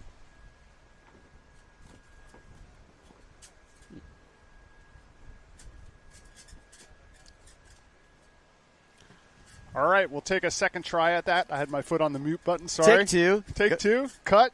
Anyhow, I'm Jace Pontebianco. This is Kai Cachadorian. We are here live at Hokipa Beach Park for the 41st Aloha Classic in the Masters Division. And we've seen some great sailing from all of our sailors, including women in the men's division. Anne-Marie Reichman had a good, solid. Angela Cochran. Jane's in there. Yeah. And even earlier today, Sol de Greek, mixing it up with the Pro Junior boys. Good showing. Kai and belonging there. Yeah, absolutely. Yeah, sailing on par. No question about it. Angela's gnarly. And the thing about Angela is she's getting better at fusing her free sailing and her competing. She was always a competitive machine, but I think that she's become a lot more free in her style. I saw her get a lot of nice waves. She was a little frustrated in the showers. Like, I couldn't, blow these off the lips. And I'm like, you caught a lot of waves. I was not riding you off at all. And that's that's kind of the nature of the spirit of this division. I mean, it's as much of a celebration as it is a competition. Of course, we all want to do our best. But I think at this stage for us, just the longevity is what speaks volumes about it. Well, speaking about doing your best, you had a wonderful heat, Kai. I got a better one in me. I'm gonna need to stretch it out a little bit. I'm really happy with my gear. I will discuss the Simmer style kit, the black tip, which I've had a little bit of hand in development, and really grateful for Mark Perret's role in the development of our boards and sails, and of course Ola, our designer. And speaking of which, in response to any of that, that's Francisco Goya, former world champion from the year 2000, and that is what he likes to do. Destroy waves. Was that Pio walking on the beach?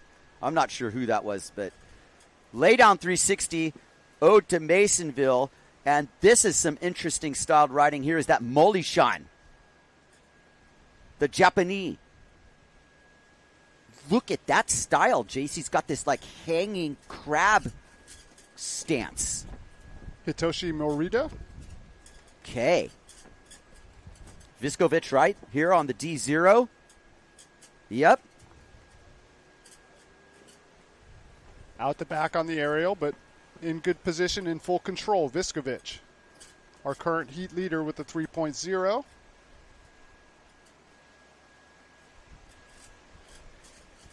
Looking at this broad northwesterly swell direction, it masks itself pretty interestingly because it comes in from a different angle than these normal north-northwest swells. So you really have to let the wave grow under you. And as it does that, you have several options to, engage in some targets. But what I also noticed is if you follow it down a little too far, I think I was on top of a rock in my heat at one point, and you end up right in front of them. So you have to kind of tone down the extra turns at the end of the wave if you're in front of the point. But look at that arc from Goya. Freeze frame that. Could be in any pro division right there. Well, exactly. Talk about fusing your free sailing with your competition sailing. I mean, Francisco right now is completely free to do whatever he wants on the water. Now, when he was competing and vying for world titles, it took him a little while to fuse his free sailing with his competition. It took having a coach, Scott Sanchez, is what it took. And the moment he dialed that in, we had an event here in the spring of 2000, the Chile event, and that's when the double forward got unleashed. I remember, which he secretly stashed in his back pocket, and then in like a early round heat, boom, and there was the first double ever landed in competition, and that was a seismic shift in that. It's a jumping moment as we look up towards pavilions, and you see Francisco Goya's name in first place in this heat. And that was the year he won his title. Now, that wasn't really the pivotal moment for him. It was when we went to Ireland and back to Maui for the Aloha. And he won both those events narrowly over Josh Angulo. But the double came into play again. And I remember the Ireland event vividly. And there was such a lot going on, a lot of different storylines. I can remember, a really strong contingent of Maui sailors that had followed over there. And Francisco, had sailed for Fanatic and was, in a kind of a corporate sponsorship deal. That was my first year with Quattro. And the whole thing opened up for him. And winning a title, I think, was a burden off of his shoulders because after that he started a family. And not so many years after that, he started Goya windsurfing. And he had moved to the mainland in San Diego for a number of years. And now he's been back on the island as a resident of Maui maybe for about 5 years, just about something like that. And he looks so in tune. I mean, that wave, smaller opportunity, but he's so fast on the wave. Yeah. It's just like it's 1997 again. Yeah. Almost. A little bit more vintage. I mean, I've got to say that when Francisco, had the free sailing wizardry, the tabletop off the lip, these absurdly tweaked out 360s, he was an inspiration to us all here, but worldwide as well. It was like a movement. I had his poster on my wall. Exactly. Right. But let's get back to the action on the water. Viskovic has been staying busy. He's in second position with a 4.73 two-wave total. Obviously, Francisco Goya, standout in this moment. And it shows on the scorecard, 10.06. It's nice to see everybody's not backing down, though. I mean, like, Viskovic, Bisconi, and Morita want to take it to Goya. You're going to need to get on waves first. Yeah, good luck. You're going to need to get on waves first, and then you're going to need to go toe-to-toe. And all these guys, I think, are just happy to be out there. This is Bisconi. Bisconi on the Severn. And it's a Nove board. And a Nove board, which tells me he's probably from Team Italia. Probably is, yes. Bisconi. Fratello. Bisogni. Pascal Bisogni. Oh. We were waxing on about Francisco when he had his first wave, but he had a good showing. So I think Bisconi's going to kind of heat up as this heat continues. That was Beauverlay. Family on the rocks watching Papa.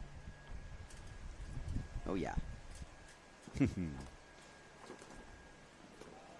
Hiroshi Morita-san.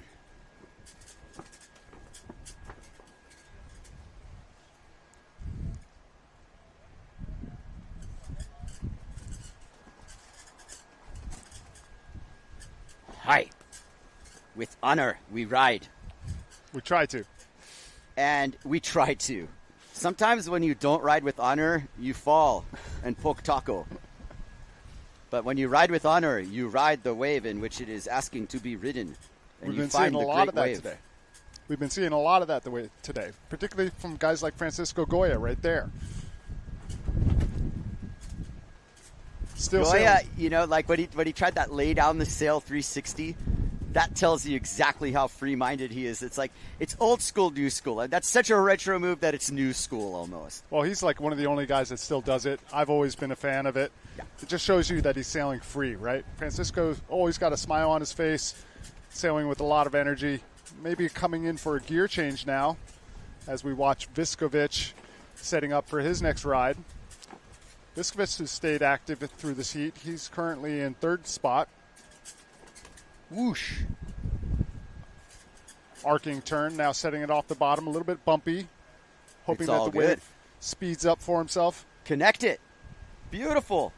Oh, yikes. Yeah, a little bit of swimming to do. You definitely want to stay off the rocks. But, the conditions they're hanging in there. Say what we will about, competing tomorrow and everything. This certainly is good now. I see plenty of opportunities. Hiroshi, full steam now. Sets it on rail. Looking for the lip, carving it back. Solid wave. Low boom right off. We're still looking for Josh Steele. I think he might have gotten carded. Yeah, maybe he has a fake injury. ID. Oh. And busted. He's only 44. Interesting. His ID says it's 45. He's shut down. And it's lucky for him because he was getting the hazing ritual for me. Anybody out there who wants to do the Masters division, you've got to contend with the hazing ritual. And I just went straight up to Josh and said, oh, you're going to be the Masters, huh? Get ready. For newbies? And listen, when I did the Masters division the first year. Who got you? Well, they ran an 8-man final. Okay? Brutal. It was like there was no more time to say, okay, guys, just go out. And let's say the rules went out the window. Yeah. And the priority lane was just like, it was the funniest heat I've ever been in because there was just absolutely no regard. And I got picked on like you don't even want to know. Yeah, no waves for you, Kai. Sorry. No waves for me. But luckily next year I won my title and that lifted the monkey off of my back so I could perpetually be the hazer now. All right. Better to And be the that's where hazer Josh than the Steele is at. hazy. But he avoids the hazing because I don't think he's out there. All right, okay. On the wave now, this is Francisco Goya. Oh, 360. Looking no. for the 360. A Going down really into nice the white wave water. for our Italian. Oh, yeah. Visconti. Prego. Bellissimo. Viskovich. Wave after wave. And that's the thing right now. You know, the wind is really allowing this. Wave after wave coming in. In between heats here, I think I need to go tend to my equipment if the tide's coming up. I don't want to lose it. I'll be right back after that. Yeah, no problem. D0 here. If I can find a legend on the beach to join you, I will certainly do that as well. There are many of them here today. Yeah, everybody's here. Big reunion at Hokipa Beach Park. Look at that drone shot, and that shows you how the wave breaks here. It's going to hit the reef at that angle and just folds down. But also, look how the second wave was much cleaner than that first wave that you saw break. We've been seeing when it that all first week. wave breaks, it mows the lawn. And here is your clean ride. Look at that. Oh. Hitoshi. This is kind of what I thought the Masters would be like, you know, like the golf Masters when you have the finest conditions and you are sent out only in the most manicured environments. Reality was a little different than that, however, but that was maybe hinting at what it could and should be. There's Jane Seaman, legendary West Australian, who won the PWA Chile event earlier this year at Topo Calma. They held it at Topo Calma, which is a mystical left-hander. I've been there. Great spot. Oh, and Jane went to town. Yeah, and to win an event after all these years on tour, unbelievable. We're so glad to be with you here at Hokipa Beach Park. It's just been amazing conditions all day, and it's just getting started. We got our finals day tomorrow. We're going to crown men's and women's world champions. But right now we're watching the Masters division, and it has been great entertainment. It's been good entertainment. Glad all of you are able to join us.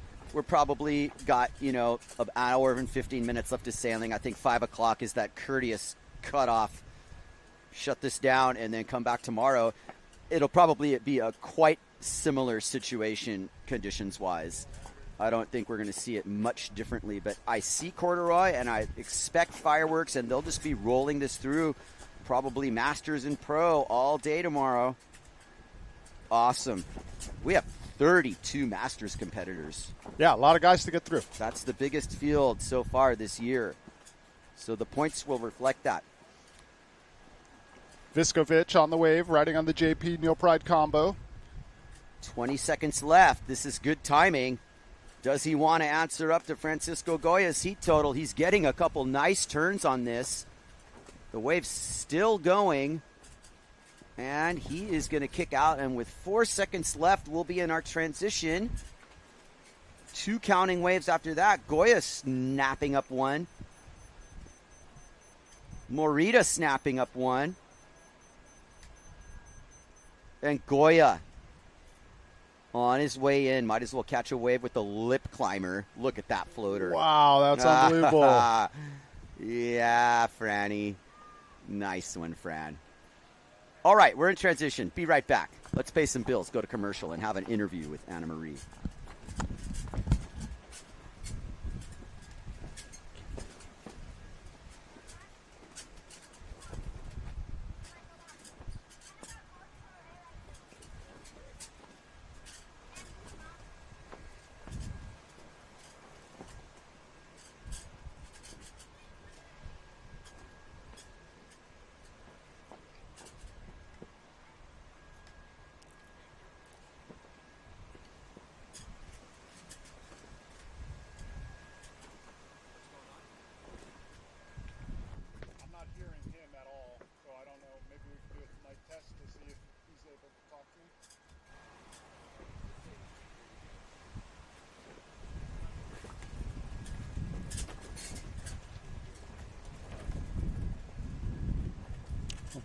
Yes. No.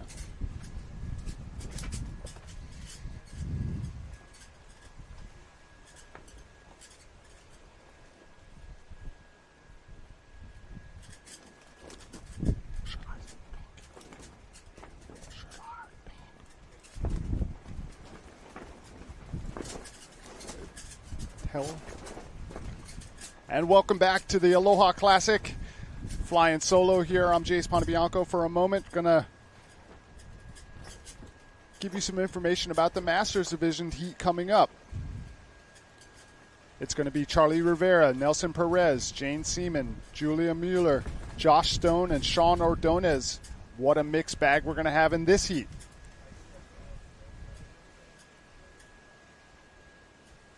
Since we don't have enough ladies to fill out a Masters division of their own, we're going to check out the replay of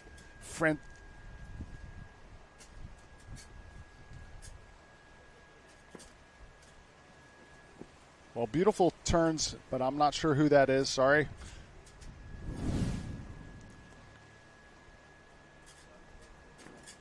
Ho'okipa Beach Park, still full of sails.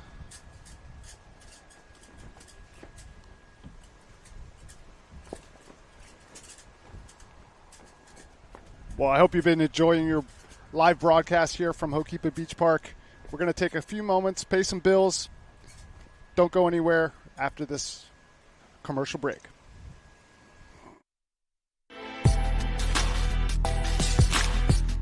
The 2025 Aloha Classic is brought to you by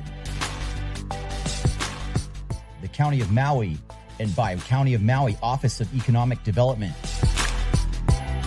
and by Windsurf AI, where developers are doing their best work. World Wave Tour.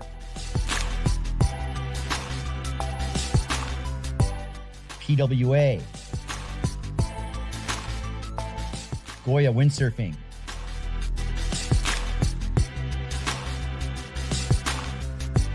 And these great supporters.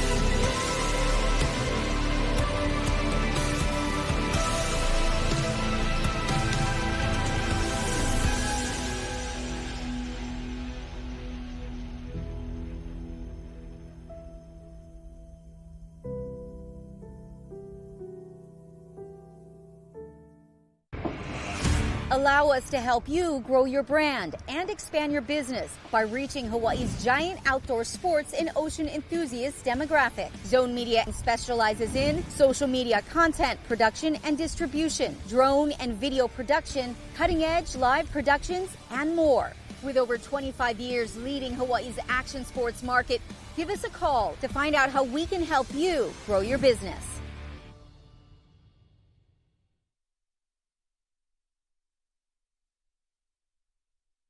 Broadcasting live from Ho'okipa Beach Park on the beautiful island of Maui. This is the Masters Division, round number 1, heat number 6. On the water now, Charlie Rivera, Jane Seaman, Nelson Perez, Julia Mueller, Josh Stone, and Sean Ordonez. This is a real mixed bag of a Masters heat.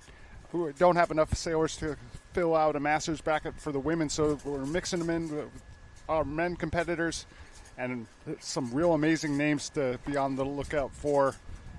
Looking forward to watching Josh Stone sail. the return of Sean Ordonez. Charlie Rivera coming from Puerto Rico.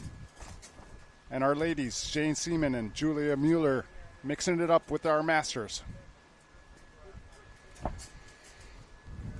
We've already got some scores on the board. Charlie Rivera striking first. He's in the lead with a 2.60. Jane Seaman right behind him, 2.57.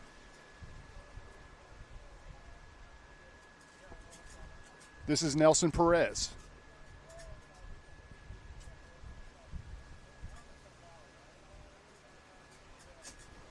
Nelson riding on the hot sail, gets a check turn. He's out all the time here at Ho'okipa. Solid bottom turn. Full control. Out the back, big aerial for Josh Stone. Who else?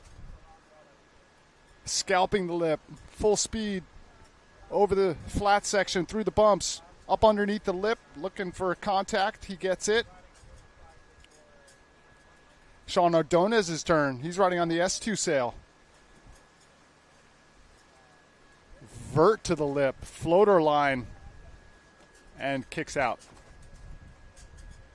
Style master Sean Ordonez returns to Ho'okipa. This is exciting.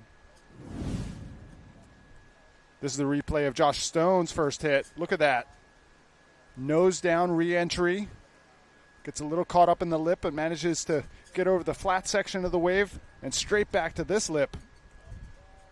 Scalping turn. Able to get a real long length of ride. Puts him solidly in the lead with a 5.47 two-wave total.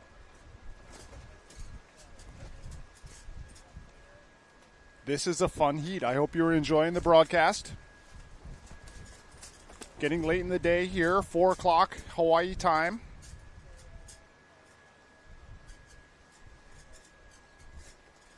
Ten minutes on the clock.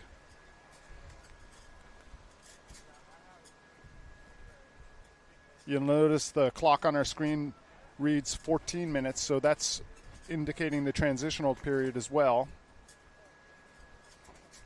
Good look at our lineup. Look at how light the wind has gotten on the inside. Still plenty of white caps outside,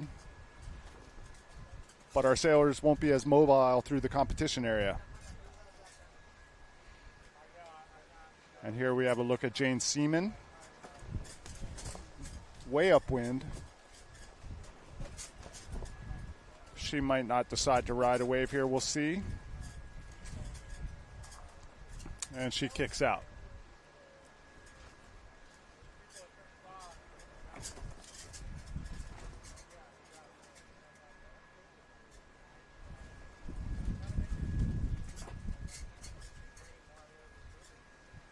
Nelson Perez picking up a wave now. There was his setup turn. Now putting on the gas under the lip. Good contact. Over the rib of the wave. Staying with it and kicking out. Nelson Perez.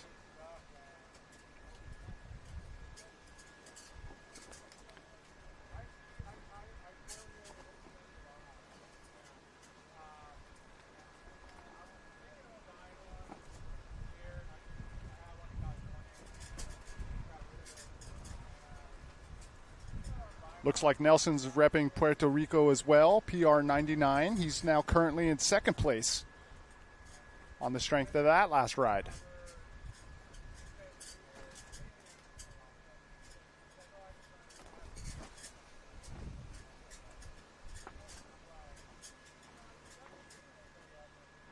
Eight minutes to go. This is Masters Round 1, heat number 6. It's a seeding heat, non-elimination heat.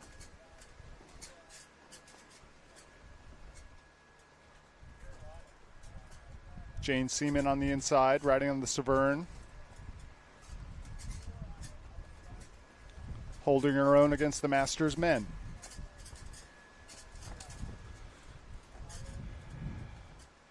Little bit of a lull in the action.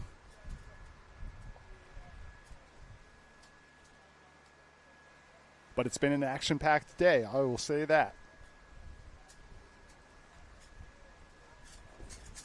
Charlie Rivera riding on the Goya rig.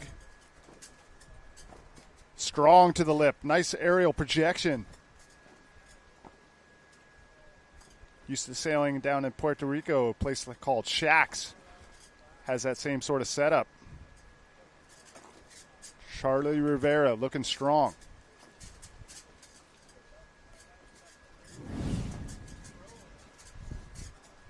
Good pop for Charlie. Well above the lip. Soft landing. Straight into the next turn. That's a nice wave for Charlie. Puts him into the lead now with a 6.57 total. 3.97 on that score.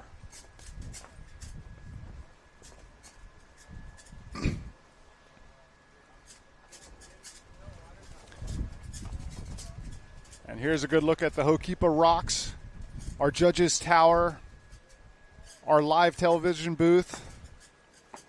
And this is Jane Seaman getting lip contact. Smaller offering, but manages to get a check turn.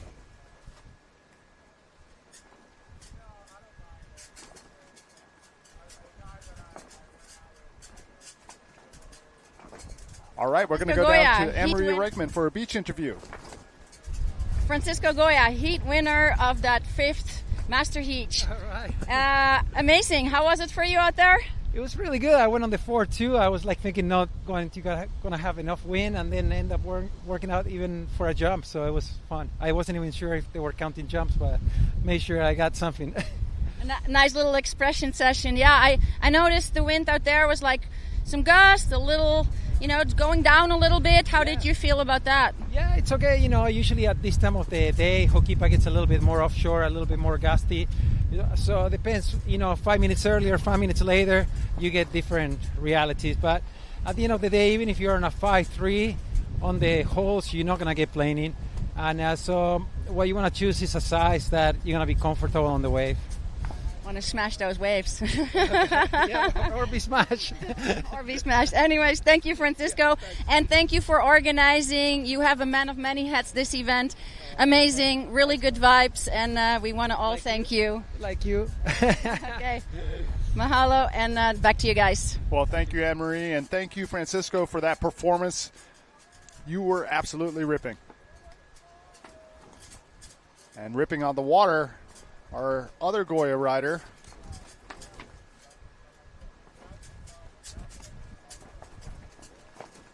here comes Jane Seaman,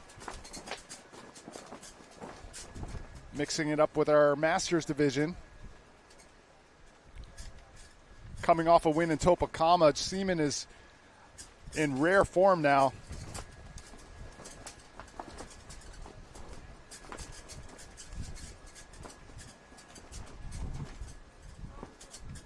Julia Mueller getting her first crack. Looking like she's powered up. Nice wrapping turn, staying on rail. Nelson Perez also on the hot sail. Trying to get over the flat section of the wave, coming to the lip. Aggressive for Perez. This is Charlie Rivera's turn, also from Puerto Rico. Check turn. Under the lip now. Kicks the tail out. Nice job for Rivera. Very nice, Charlie. 3 minutes left to go in this heat. On the outside, Josh Stone repositioning.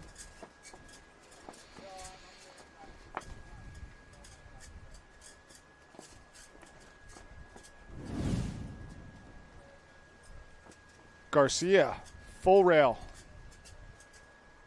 Looking for the aerial here. Able to kick the tail loose.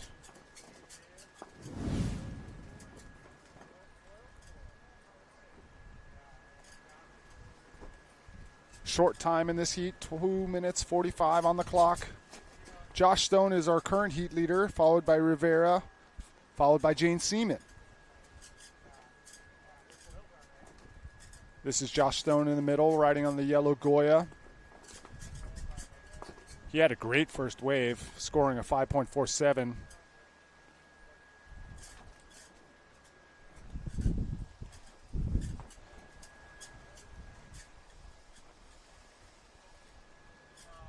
Josh Stone waiting for the wave to pick up under his board.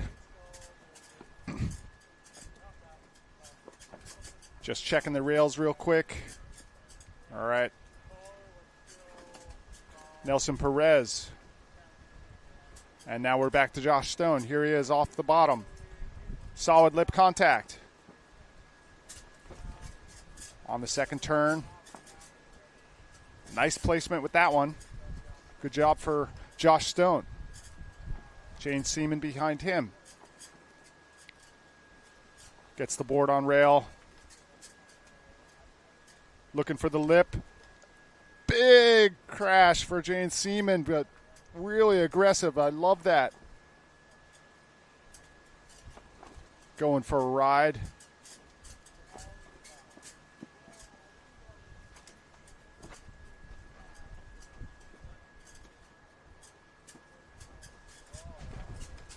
.405 in the afternoon here, Hawaii time.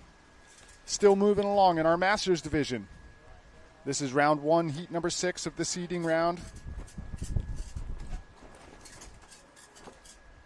This is Sean Ordonez riding on the S2 rig. Making his return to Hokipa. I love that backside hit. Quick off the bottom, underneath the lip. Lots of spray, staying close to the power. Real surfy style for Sean Ordonez.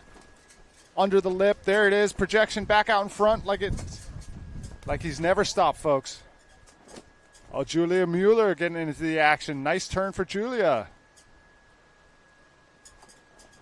Getting on the board. Congratulations. All right, Paul. Nelson Perez. We're going to take a quick commercial break. Don't go anywhere. We'll be right back.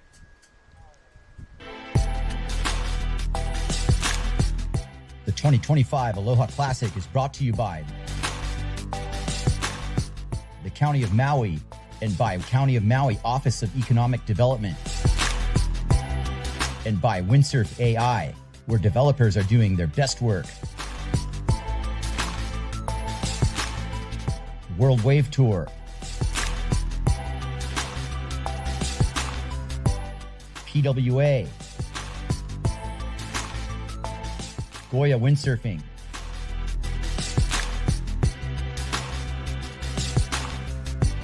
And these great supporters.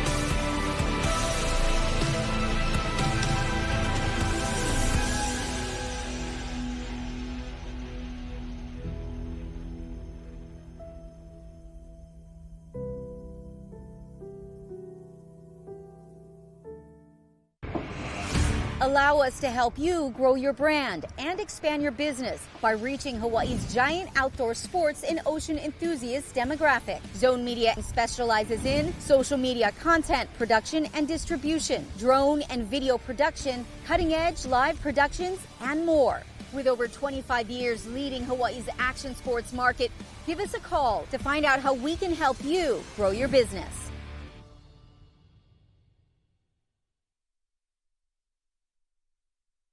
Our live coverage of the 41st Aloha Classic. Hope you've been enjoying the show. We're in our Masters division, but right now we're going to head down to the beach with Anne-Marie Reichman for a beach interview. Josh Stone, good old favorite from back in the day. Great to see you ripping with the Masters, winning the last heat of that first round. Take it away for us. Well, I got to say, today has been an excellent day of competition.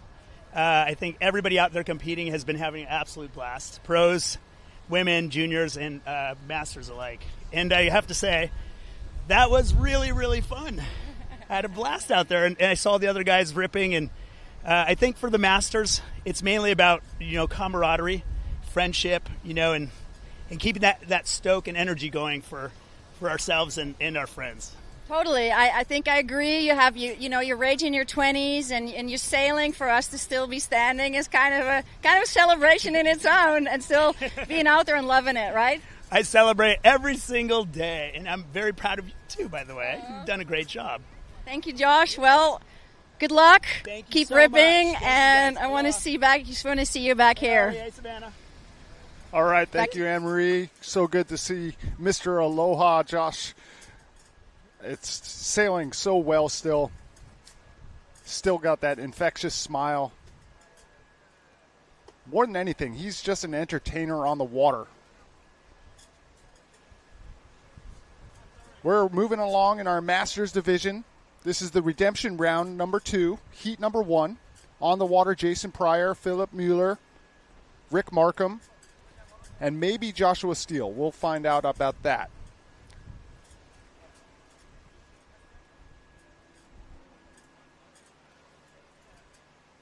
Already had some scores drop. Jason Pryor in the lead, 3.83, followed by Mueller.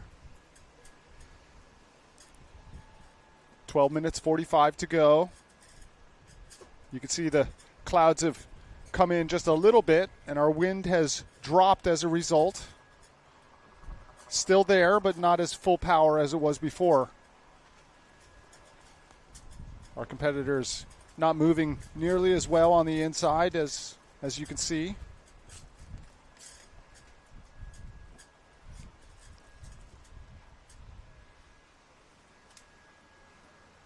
So on the outside is Philip Mueller. Behind him on the Goya rig, Jason Pryor.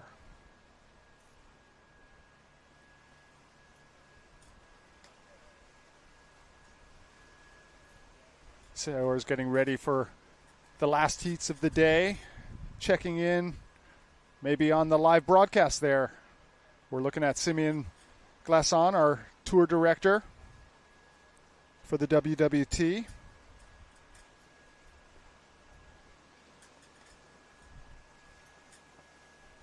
This is definitely a change in conditions from what we've seen all day. Now it's a bit more float and ride maybe for just a short time, because the wind can come back, that's for sure. This could just be a momentary respite. Jason Pryor heading out. One of the original Quattro team, if you take Quattro literally, four riders, it would be Jason Pryor, Sean Ordonez, Keith Taboul, and Francisco Goya. And if you've never delved into that story, you should. Good fun at the beach. Let's not do anything too dangerous, but I can see a backflip coming. And he sticks the landing. 10.0. The judges like it. Jason Pryor on the outside. He likes these conditions. He likes sailing Hokipa with just 4 of the people. Or maybe even 3 if Josh doesn't make it. Happy to have Kai Cacciadorian back in the booth. I need a caddy. Yeah? Was your gear okay? No, I was just helping Yester. He needed a boom. Is that Pryor? It is. How's his heat going? This is early moments in the heat. We do have 10 minutes left. As we get a replay of an absolute stomping backflip landing. Watch this. Doesn't move the feet. Impressive. Get that boy a rig. Conditions have drastically changed. It looks much lighter. Full float and ride conditions. I'm Jace Pontebianco, joined by Kai Kachadorian. Waning moments of day number 3. So the float and ride game. This is what most of the wave sailing world, at least in the down-the-line sense, experiences. And that consists of playing the lineups much more like a surfer would. You're much closer to the impact zone. Your mobility is drastically decreased. And it becomes a situation where you position yourself under the waves. So a set's going to come in, and you're going to, maybe go through several sequences of pumping for the wave, getting planing, first gear, second gear, third gear, maybe you get it, and then right at the last second, you drop in.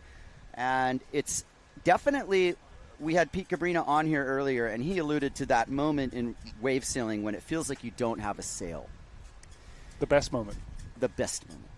And it's true. And it has a lot to do with how you are riding your board almost primarily. The sail got you there. Yes. It's still, more effective than paddling, so to speak. It gives you a little bit more levity in the lineup. As you watch Pryor setting up, exactly what I'm talking about here.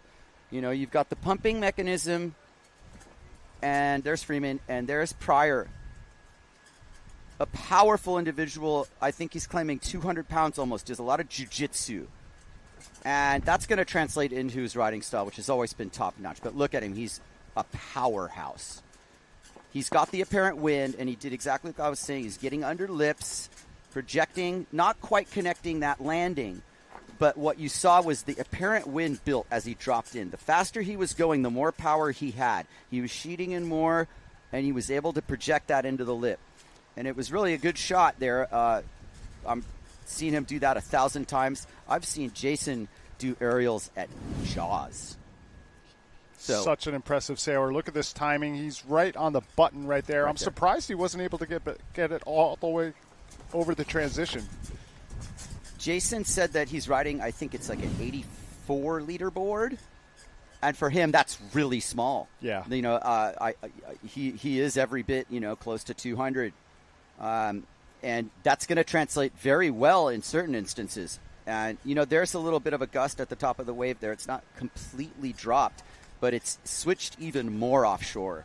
And that's another thing that Jason got hung up on. Felt the same thing in my heat as well. There's a big offshore gust just levitated me on my first air. And that's what people are kind of taking this approach to maybe getting a bit more of a safer line on the aerial so you don't get blown out the back. But that's not what Jason's going to do. He's going to hit that safe thing in the has throat. never really been much in his equation, has it? No. One of the things that's always been a favorite to me about his sailing is that reckless abandon that he sails with. Joshua Steele, Rick Markham, Philip Mueller. But I think it's just 3, Kai. I don't think Josh is in the heat. Josh absolutely is not in the Masters. So the hazing, no hazing for him. That'll have to wait until next year. Philip Mueller on the wave, riding on the Neil Pride and Quattro rig.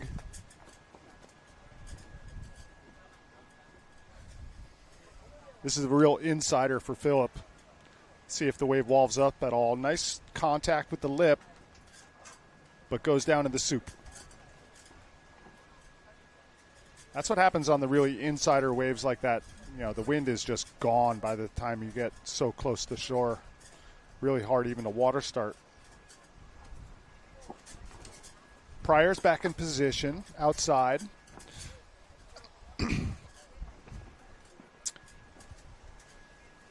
5 minutes 45 to go. This is redemption round number 2, heat number 1. Non-competitor coming back into the beach. Pryor having a sniff.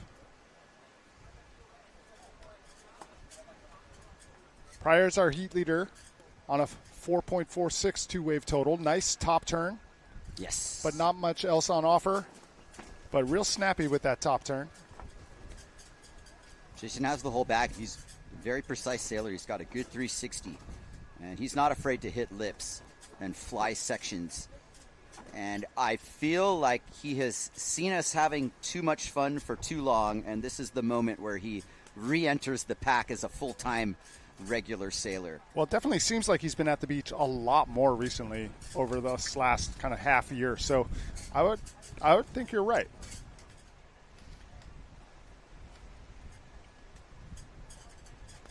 Jason wasn't only limited to professional windsurfing. He had participated as well in that Swatch Wave Tour. It had become one of the top competitors in it. It was impressive. There's Cochran, if I'm not mistaken.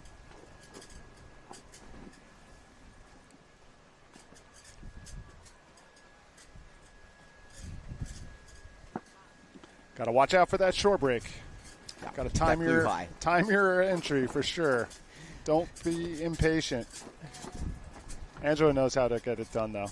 Yeah, but I'm sure she's kind of annoyed we're filming her launching in the shore break. Well, though. she doesn't know. Yeah, thankfully. Okay, fine, but at least she had a good launch. Okay, yes. No beach carnage as we watch Jason Pryor pick off another wave. Fighting against the afternoon sun. Doesn't like what he sees, so he kicks out.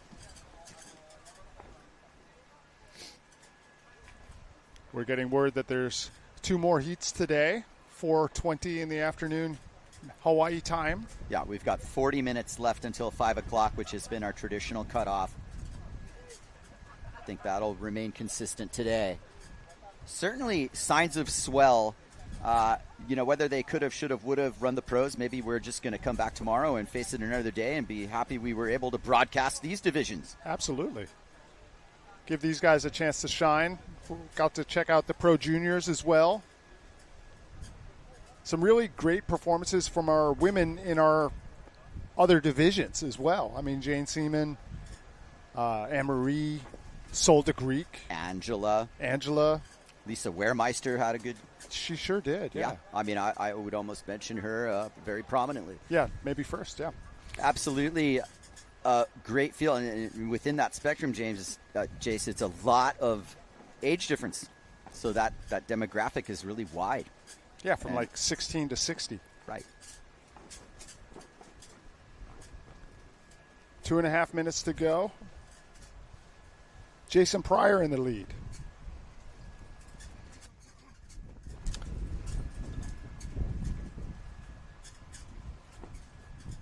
How's this guy?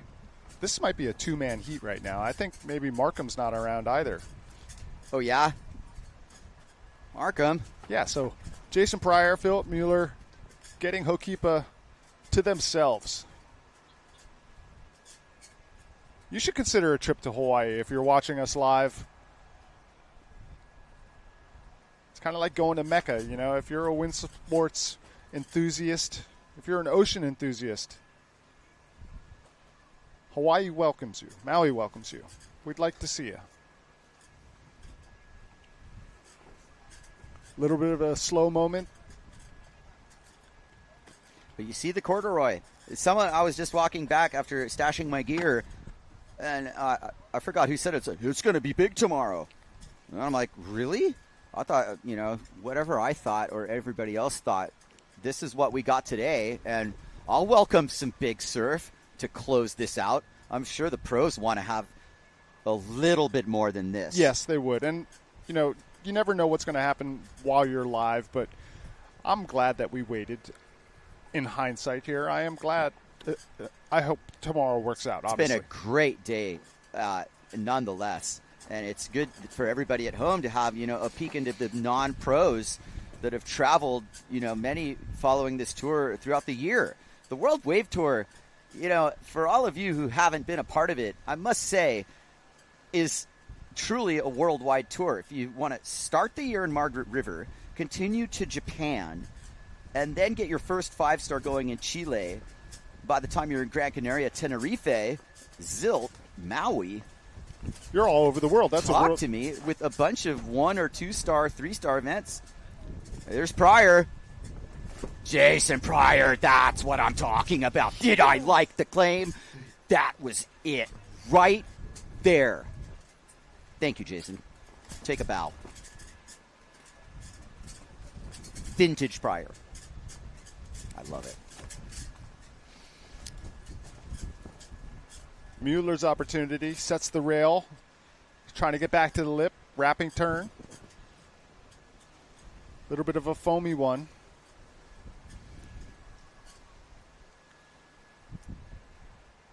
But Philip Mueller getting Hokipa to himself, just him and Jason Pryor. Short time in this heat, so he's probably making his way to the beach. We're going to take a commercial break. Don't go anywhere. Yep, that's that. Run it.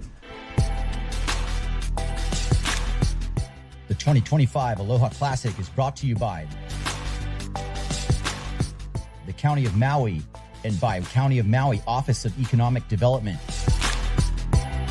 and by Windsurf AI, where developers are doing their best work. World Wave Tour, PWA, Goya Windsurfing,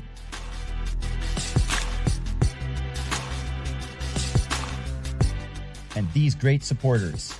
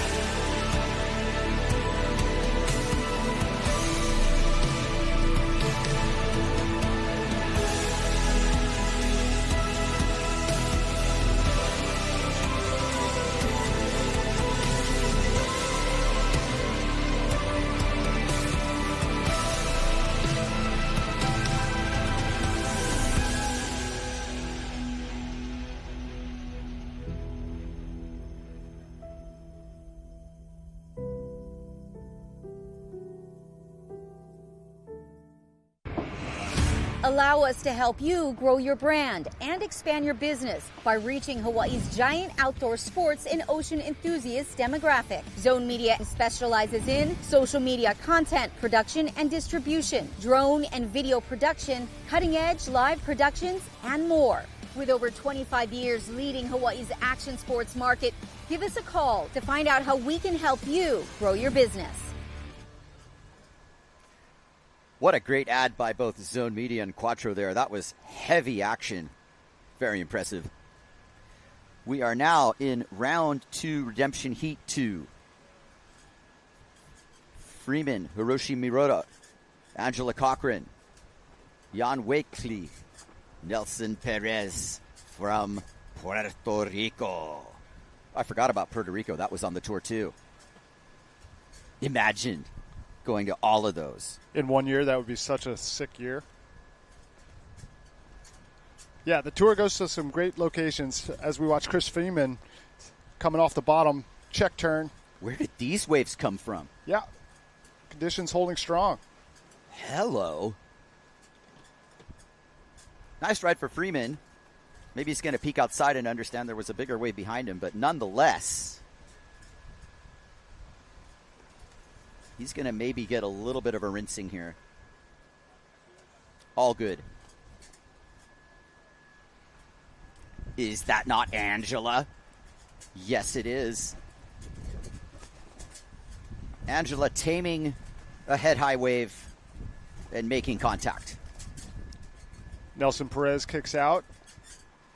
Also from Puerto Rico. So Nelson Perez turned around and realized there's a nice-looking set coming in.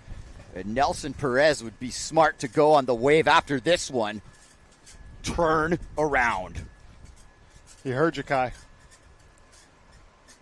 Jibes onto the wave, trying to stay in front of it. Ooh. Maybe not. Okipa's going to have one to herself. And Angela better watch out because this one's got her name on it in the wrong way. Jan Wakely all the way upwind now. waiting for the wave to wall. This is that set you were calling out. Sets his line off the bottom. All of a sudden, it's nice to be out with 4 people at Ho'okipa at 4:30 in the afternoon. Don't mind if I do, mate.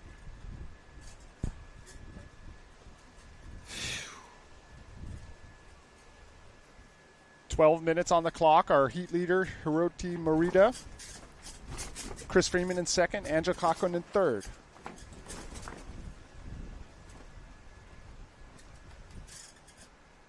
This is Freeman again. Kind of an end bowl scenario. Hoping that it will stretch out in front of him. Ooh, Nelson Perez has a nice one behind Freeman. Oh, Perez has something. There it is. The difference maker. And Nelson is also on a low aspect, very efficient, maneuverable, and light hot sail. And watch him go to work here. Once again, a native of Puerto Rico, he sails places like Shacks. And the place that I really want to sail in Puerto Rico, Caballos. Nice ride, Nelson. And there's a pretty good chance a nice picture got taken as well. Look at this angle of Ho'okipa Beach Park. Paradise found on the north shore of Maui for the 2025 Aloha Classic. You're looking at the live shot, the rainbow. That is such a beautiful sight. It's a postcard. Pinch me. Wish you were here, guys. Glad you're with us with the 41st running of the Aloha Classic. This is round 2 of the Masters Redemption.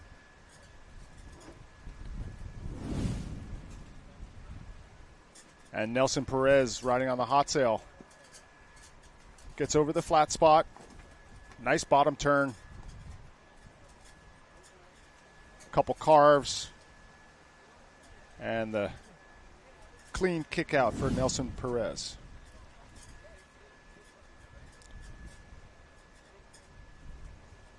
We're expecting some of our first rain here this winter season.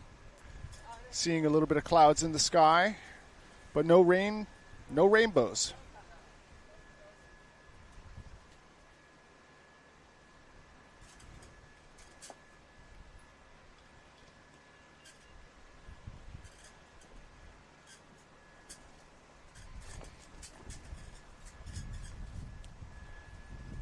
Nine minutes, 30 seconds to go. Round 2, Redemption Heat number 2. Our current heat leader, Chris Freeman.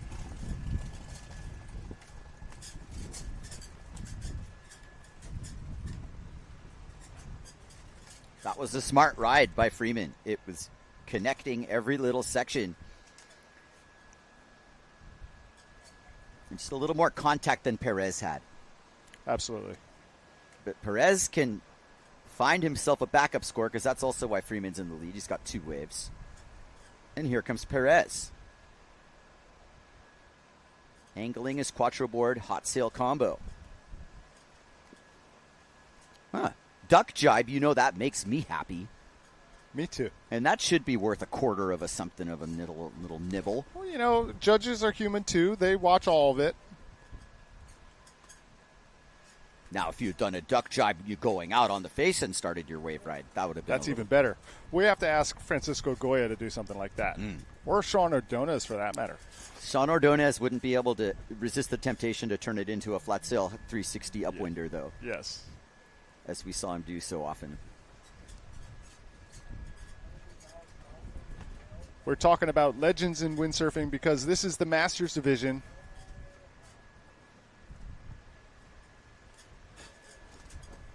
Chris Freeman repositioning.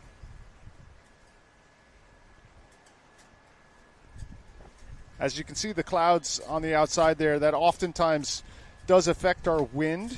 You know, when a squall comes in and you get a little bit of rain, oftentimes you get a lull in the winds as well.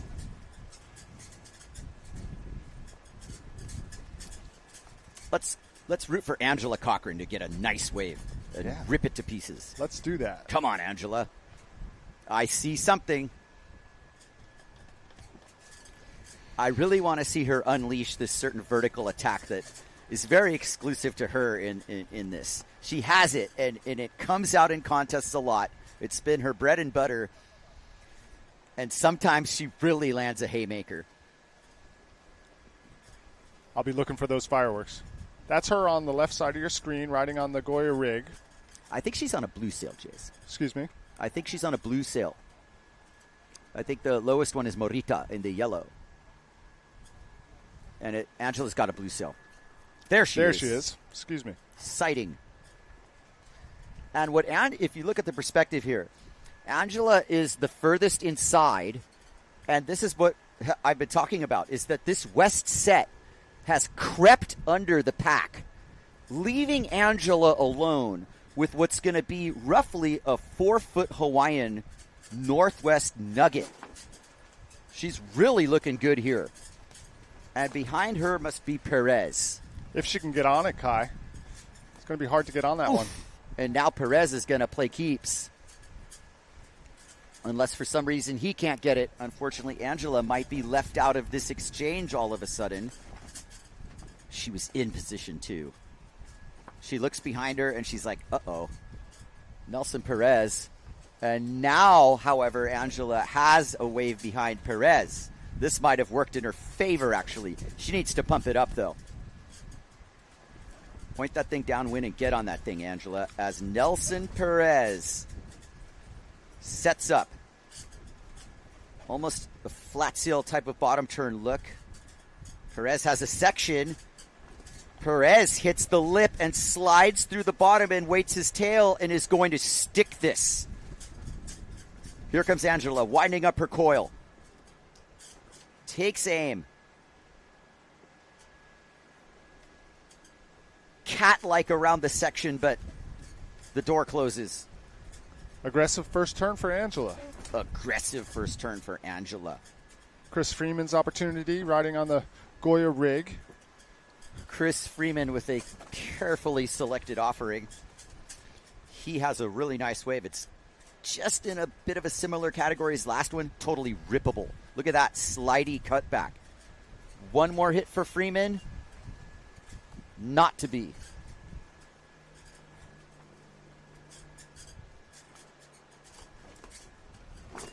Weischke. Weischke getting on the board. Wickel. We're going to have to get clarification on that one. Oh, what a butcher. Let's call him Jan. Yeah. Hitoshi Morita now. Solid off the bottom. Gets caught up in the lip. 4 minutes, 30 seconds. Masters round 2, heat number 2. That's Angela Cochran on the inside trying to make her way out. Not a lot of wind on the inside.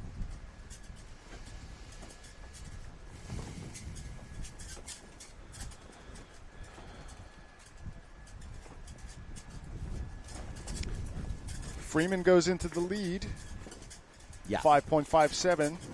Slightly ahead of Nelson Perez. That was Perez.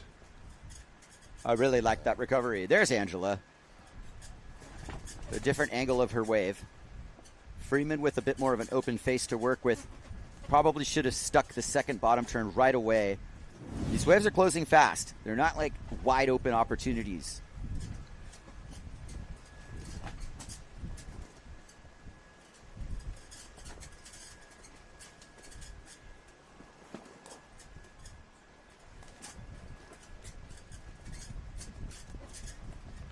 Short time in this heat, short time in this day. 4:38 in the afternoon, Hawaii time. One more heat to go.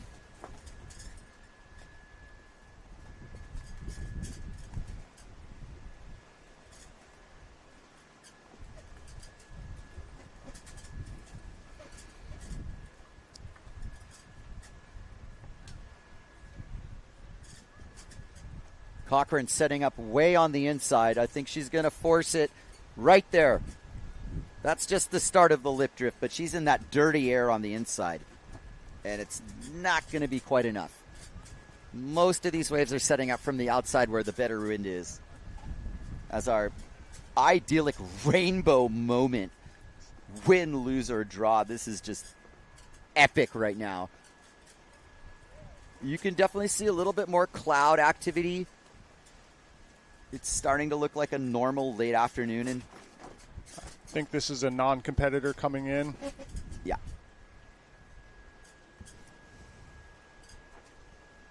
So here's our current outlook. Discussion: moderate long period northwest swell maintains near to above average surf along north and west facing shores through the end of the week. A brief moderate long period north-northwest swell advances through the area on Friday in maintenance of elevated surf and then tapers off Saturday. That's very good news. North-northwest hits Maui just about more directly than Oahu practically. Yeah, we like the north in our swell here. Get this. Surf along north and west shores then trends down through the weekend. So this elevated surf tapers off Saturday. And that's really the discussion for our window. And what that tells me is that poker face prevailed today. You could have given it the jitter, pressed the button, and sent the pros out.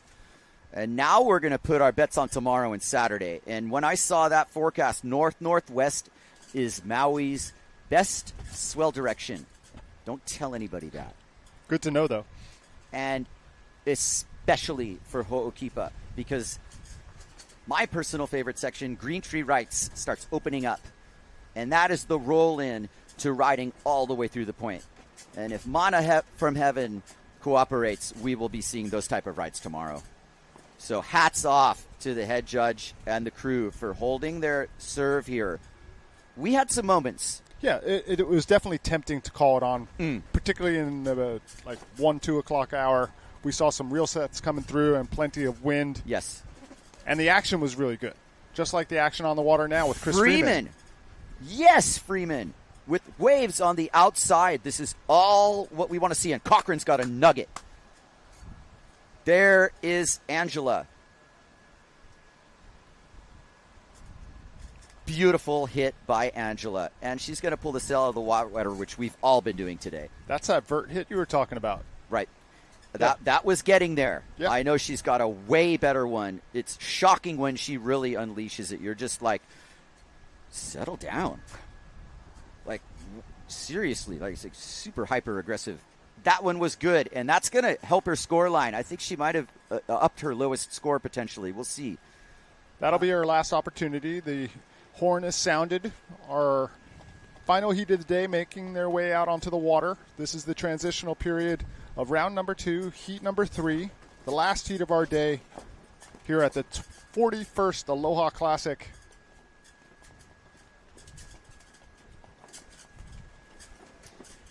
Excellent. We have been here streaming since 11 a.m. to 5 p.m. Working for a living. Oh, I love it. Thank you for joining us.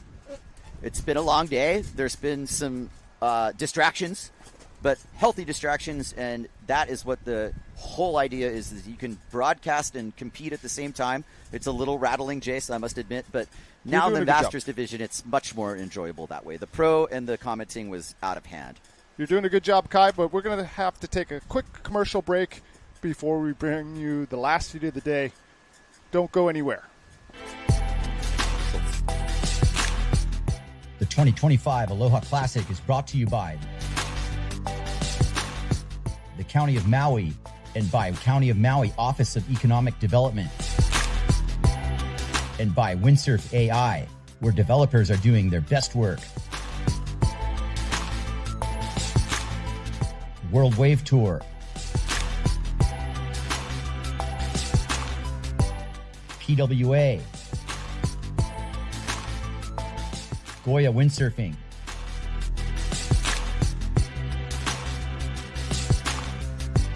and these great supporters.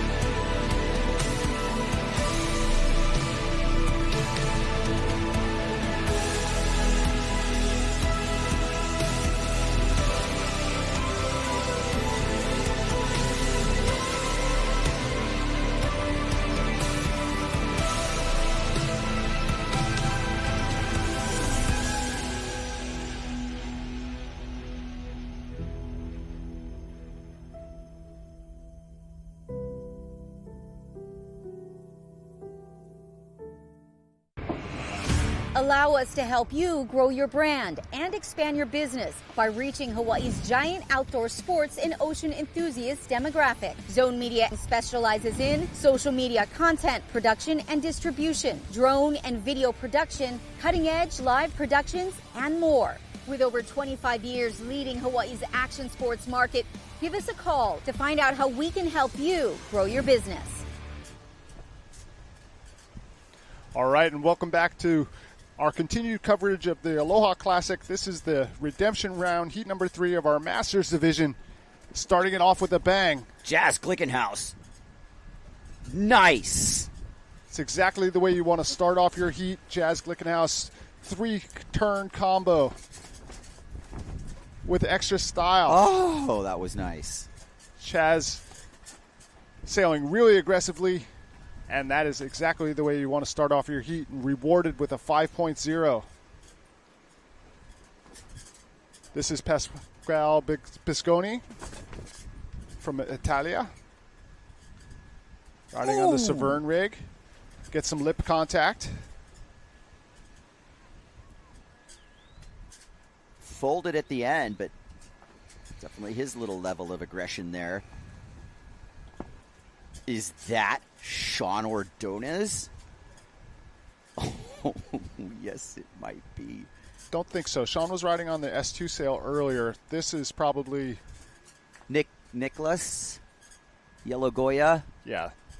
No, we don't see Yellow Goya. Or maybe just that's somebody's coming Hitoshi coming in from an earlier heat. All right, so. I get it. All right, faking us out. Faked out. No, but we're still looking for Sean Ordonez and Nikos Papanikolaou. Epic.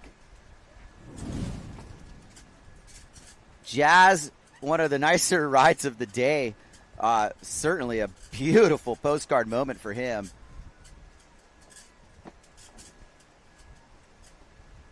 He runs a nice combination with the Taboo Gastra stuff. It's been pretty much what he's ridden throughout the time I've seen him sail. Yeah, and kind of following the Thomas Traversa look, you know, they're similar in their frame. It seems like that equipment just works perfect for him. Another sailor coming in from an earlier heat.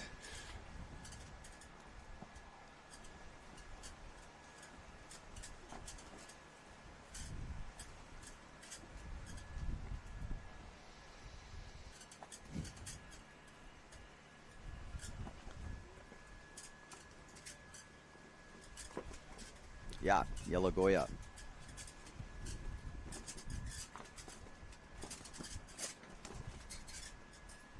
This could be Nikos. Yeah, this is Nikos. Maybe he's borrowing one of Paul Katarlidis' boards. That looks like maybe in the generation of something that Paul probably brought to Greece from Maui for him or something. Perfect. But it's got that lively look, just like Paul rides. Our beach clearing out a little bit as we get to our final heat of the day.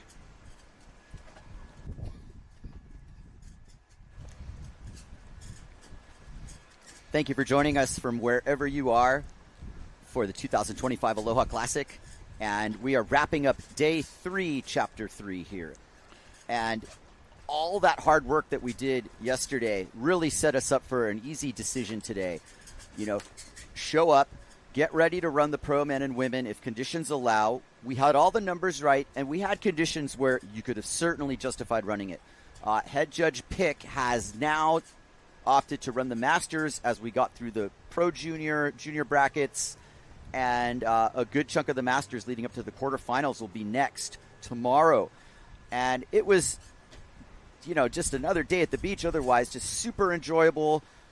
Great coverage here by Zone Media, Ocean Paddler TV. Thanks again, you guys, and a great show. We've got a lot of good stuff in the archive.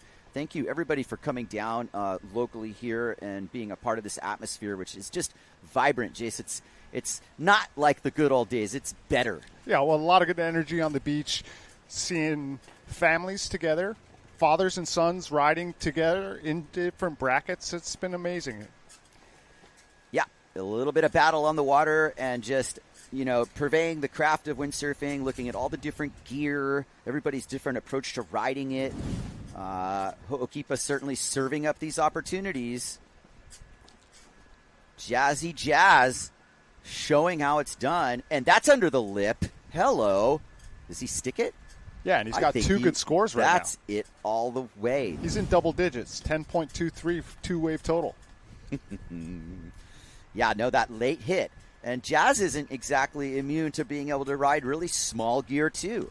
I mean, it's mathematical. Yep. You have smaller dimensions. You fit into tighter spaces. And he does it well. Sails with a lot of speed, always looking for the lip. When he gets in the air, he flies, too. So Jazz is definitely one of my favorites in the Masters division at the moment. One of the best two-wave totals we've seen all day. Yeah, it should be. And when you look at the replay on both of those, that's good tape. And it's quick. It happens very quickly. There's Craig Yester, Yardbird. I think they might save his heat for tomorrow. He did a lot of gear prep. But that image of that great rider, our fearless warrior from Oahu, from a tribe they call the Yardbirds, and it's a deep one. And there were historical sessions that those men sailed on the North Shore of Oahu, which, you know, if you look at the graduated amount of wind we have here on Maui, well, that's the same effect you have on Oahu as far as the surf. And it's heavier breaks. And these guys for years braved it. Places like Revelations and Phantoms even. I have so much respect for the Yardbirds. They were the original elite crew of wave sailing. A lot of consequence when you're sailing backyards. What is it called on the inside there? The boneyard? Boneyard. I hated that place. You literally at yards sometimes have these moments where you think you're going to bottom turn on dry coral down there. And you end up by this drain pipe and you have a big ordeal to get upwind. There's Antoine Martin with a close-up look at his kit. He's had a lay day, but not going to do anything but take advantage of this final hour we have on the water. And you're looking at somebody who's in the semifinals of this event, who's won it before, and just mental preparation, going through the rips, getting the straps right. I might have to stick around to watch that, because if you watched his warm-up, I'm surprised he walked away without a limp, because he was going absolutely off. Everybody's getting ready. Mauricio, this is going to be a nice little super session. It's going to be nice if we can stick with it for a little bit and just kind of sign off into what tomorrow's going to bring as we watch people acclimate to the conditions. Very curious to see what we have tomorrow morning. Glickenhaus looks like he's out alone. Just getting nice little walls. This one's a little smaller than what he's been on, but staying on waves. Keeping it moving. Jazz kind of on the back foot too a lot. I like that. And there are similarities to Traversa, to heap heavy praise.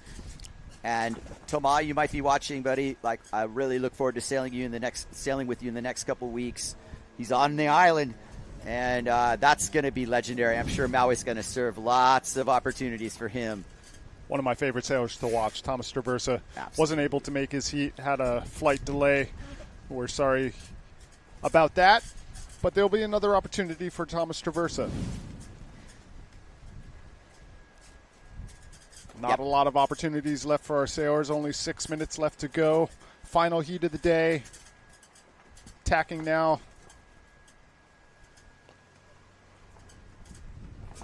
Probably Nikos. Nikos Papanikolaou. I've been struggling with that name all day, but it almost sounds Hawaiian, but it's from Greece. Papanikolaou. Yeah, everybody on the outside getting ready for their role here. 5 o'clock is very nearly upon us. Got to pump. This is float and ride, ladies and gentlemen, and that's what Air Parent Wind does for you. That wave lifts you up, and you can pump up onto a plane, get in the straps, hook in your harness, and stay in that position. Lock in your power, and ease into the wave. And right now, you drop in, you hook out, grab wide, and bottom turn. Stay on that back foot. Keeps you under control, makes your drop. Fundamentals of wave sailing 101. And the thing that makes float and ride so enjoyable is when you're in a break where there's only a few of your friends. Now, if you have to deal float and ride in a really busy environment, not nearly as fun. True. But when you get it with 4 guys out, it can be the most fun session that you can have in wave sailing. You know, I'm compelled to add, within that environment of float and ride is also when we're mostly interacting with surfers. And I just want to preach that it's so vitally important for us windsurfers to give surfers their space in the lineup and to understand that we are kind of a threat to them in terms of how fast we're going. And, you know, maybe we have a lot of weight and you know, momentum. And it's just important to stay, you know, maybe at least 20 feet away from all surfers. You don't want to do some big cutback right in front of someone paddling out. It's just, I don't like surfing, you know, with windsurfers when they're getting too close. And I try to return that favor. In fact, what I really like to do is kick out of waves. When I've got a good little wave count and I'm on a set and I see the whole pack, 5, 6 surfers coming out at me, I just like to kick out and give them a wave. Yeah, you want to keep the vibes good. Yeah. Don't go sailing through the pack. Exactly. Short time, 3 minutes, 30 seconds in our final heat. Jazz Glickenhaus, firm control in the double-digit scores, 10.40.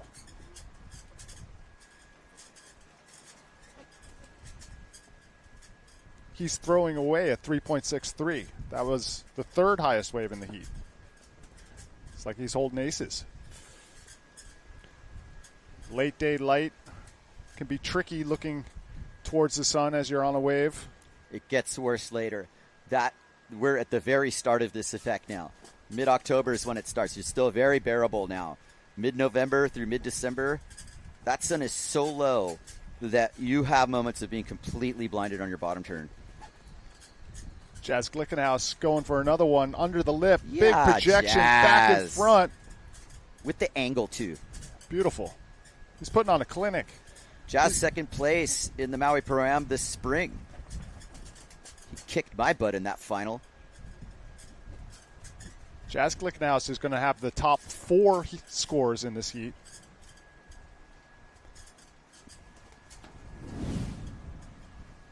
It's kind of mid-level with the Gastro Taboo combination. It's not necessarily a low-aspect rig, but it's light. And, you know, it's going to take some punishment, sure. But it also seems to have a lot of foil stability and a lot of, you know, snap in terms of its horizontal rotation. Jazz looks really loose on that rig. Yeah, It's he looks impressive. comfortable for sure. And, you know, it is one of those instances as well, Jace, is where the rider has found the perfect gear for him. It's very compatible. Yep. I think he might be on his kind of bigger board, though, because he was telling me he couldn't run a 4.7 on his kind of magic board. So as the wind is decreased here in the afternoon, I'm wondering if he's maybe just on a bit of a bigger setup. As we pull back to show you the West Maui Mountains and the beautiful vista that you get when you're enjoying a windsurf session here at Hokipa.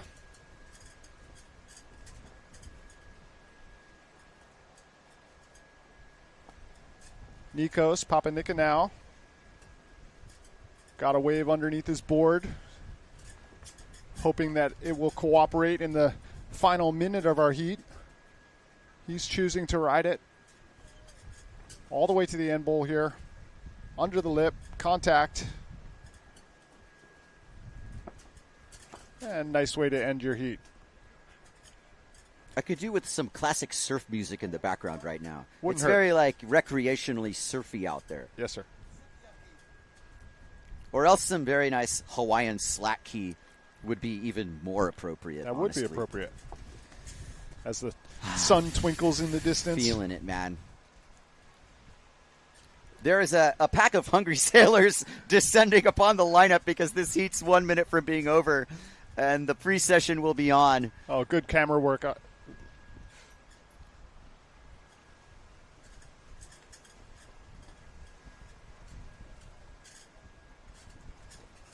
I can't quite name everybody out there, but I know most of them, and they're going to have it to themselves. I'm de-rigged. I had my piece today. That's for sure. And there are some upcoming battles tomorrow for finals day. Either tomorrow or Saturday, I suppose. I think it's tomorrow. Let's hope so.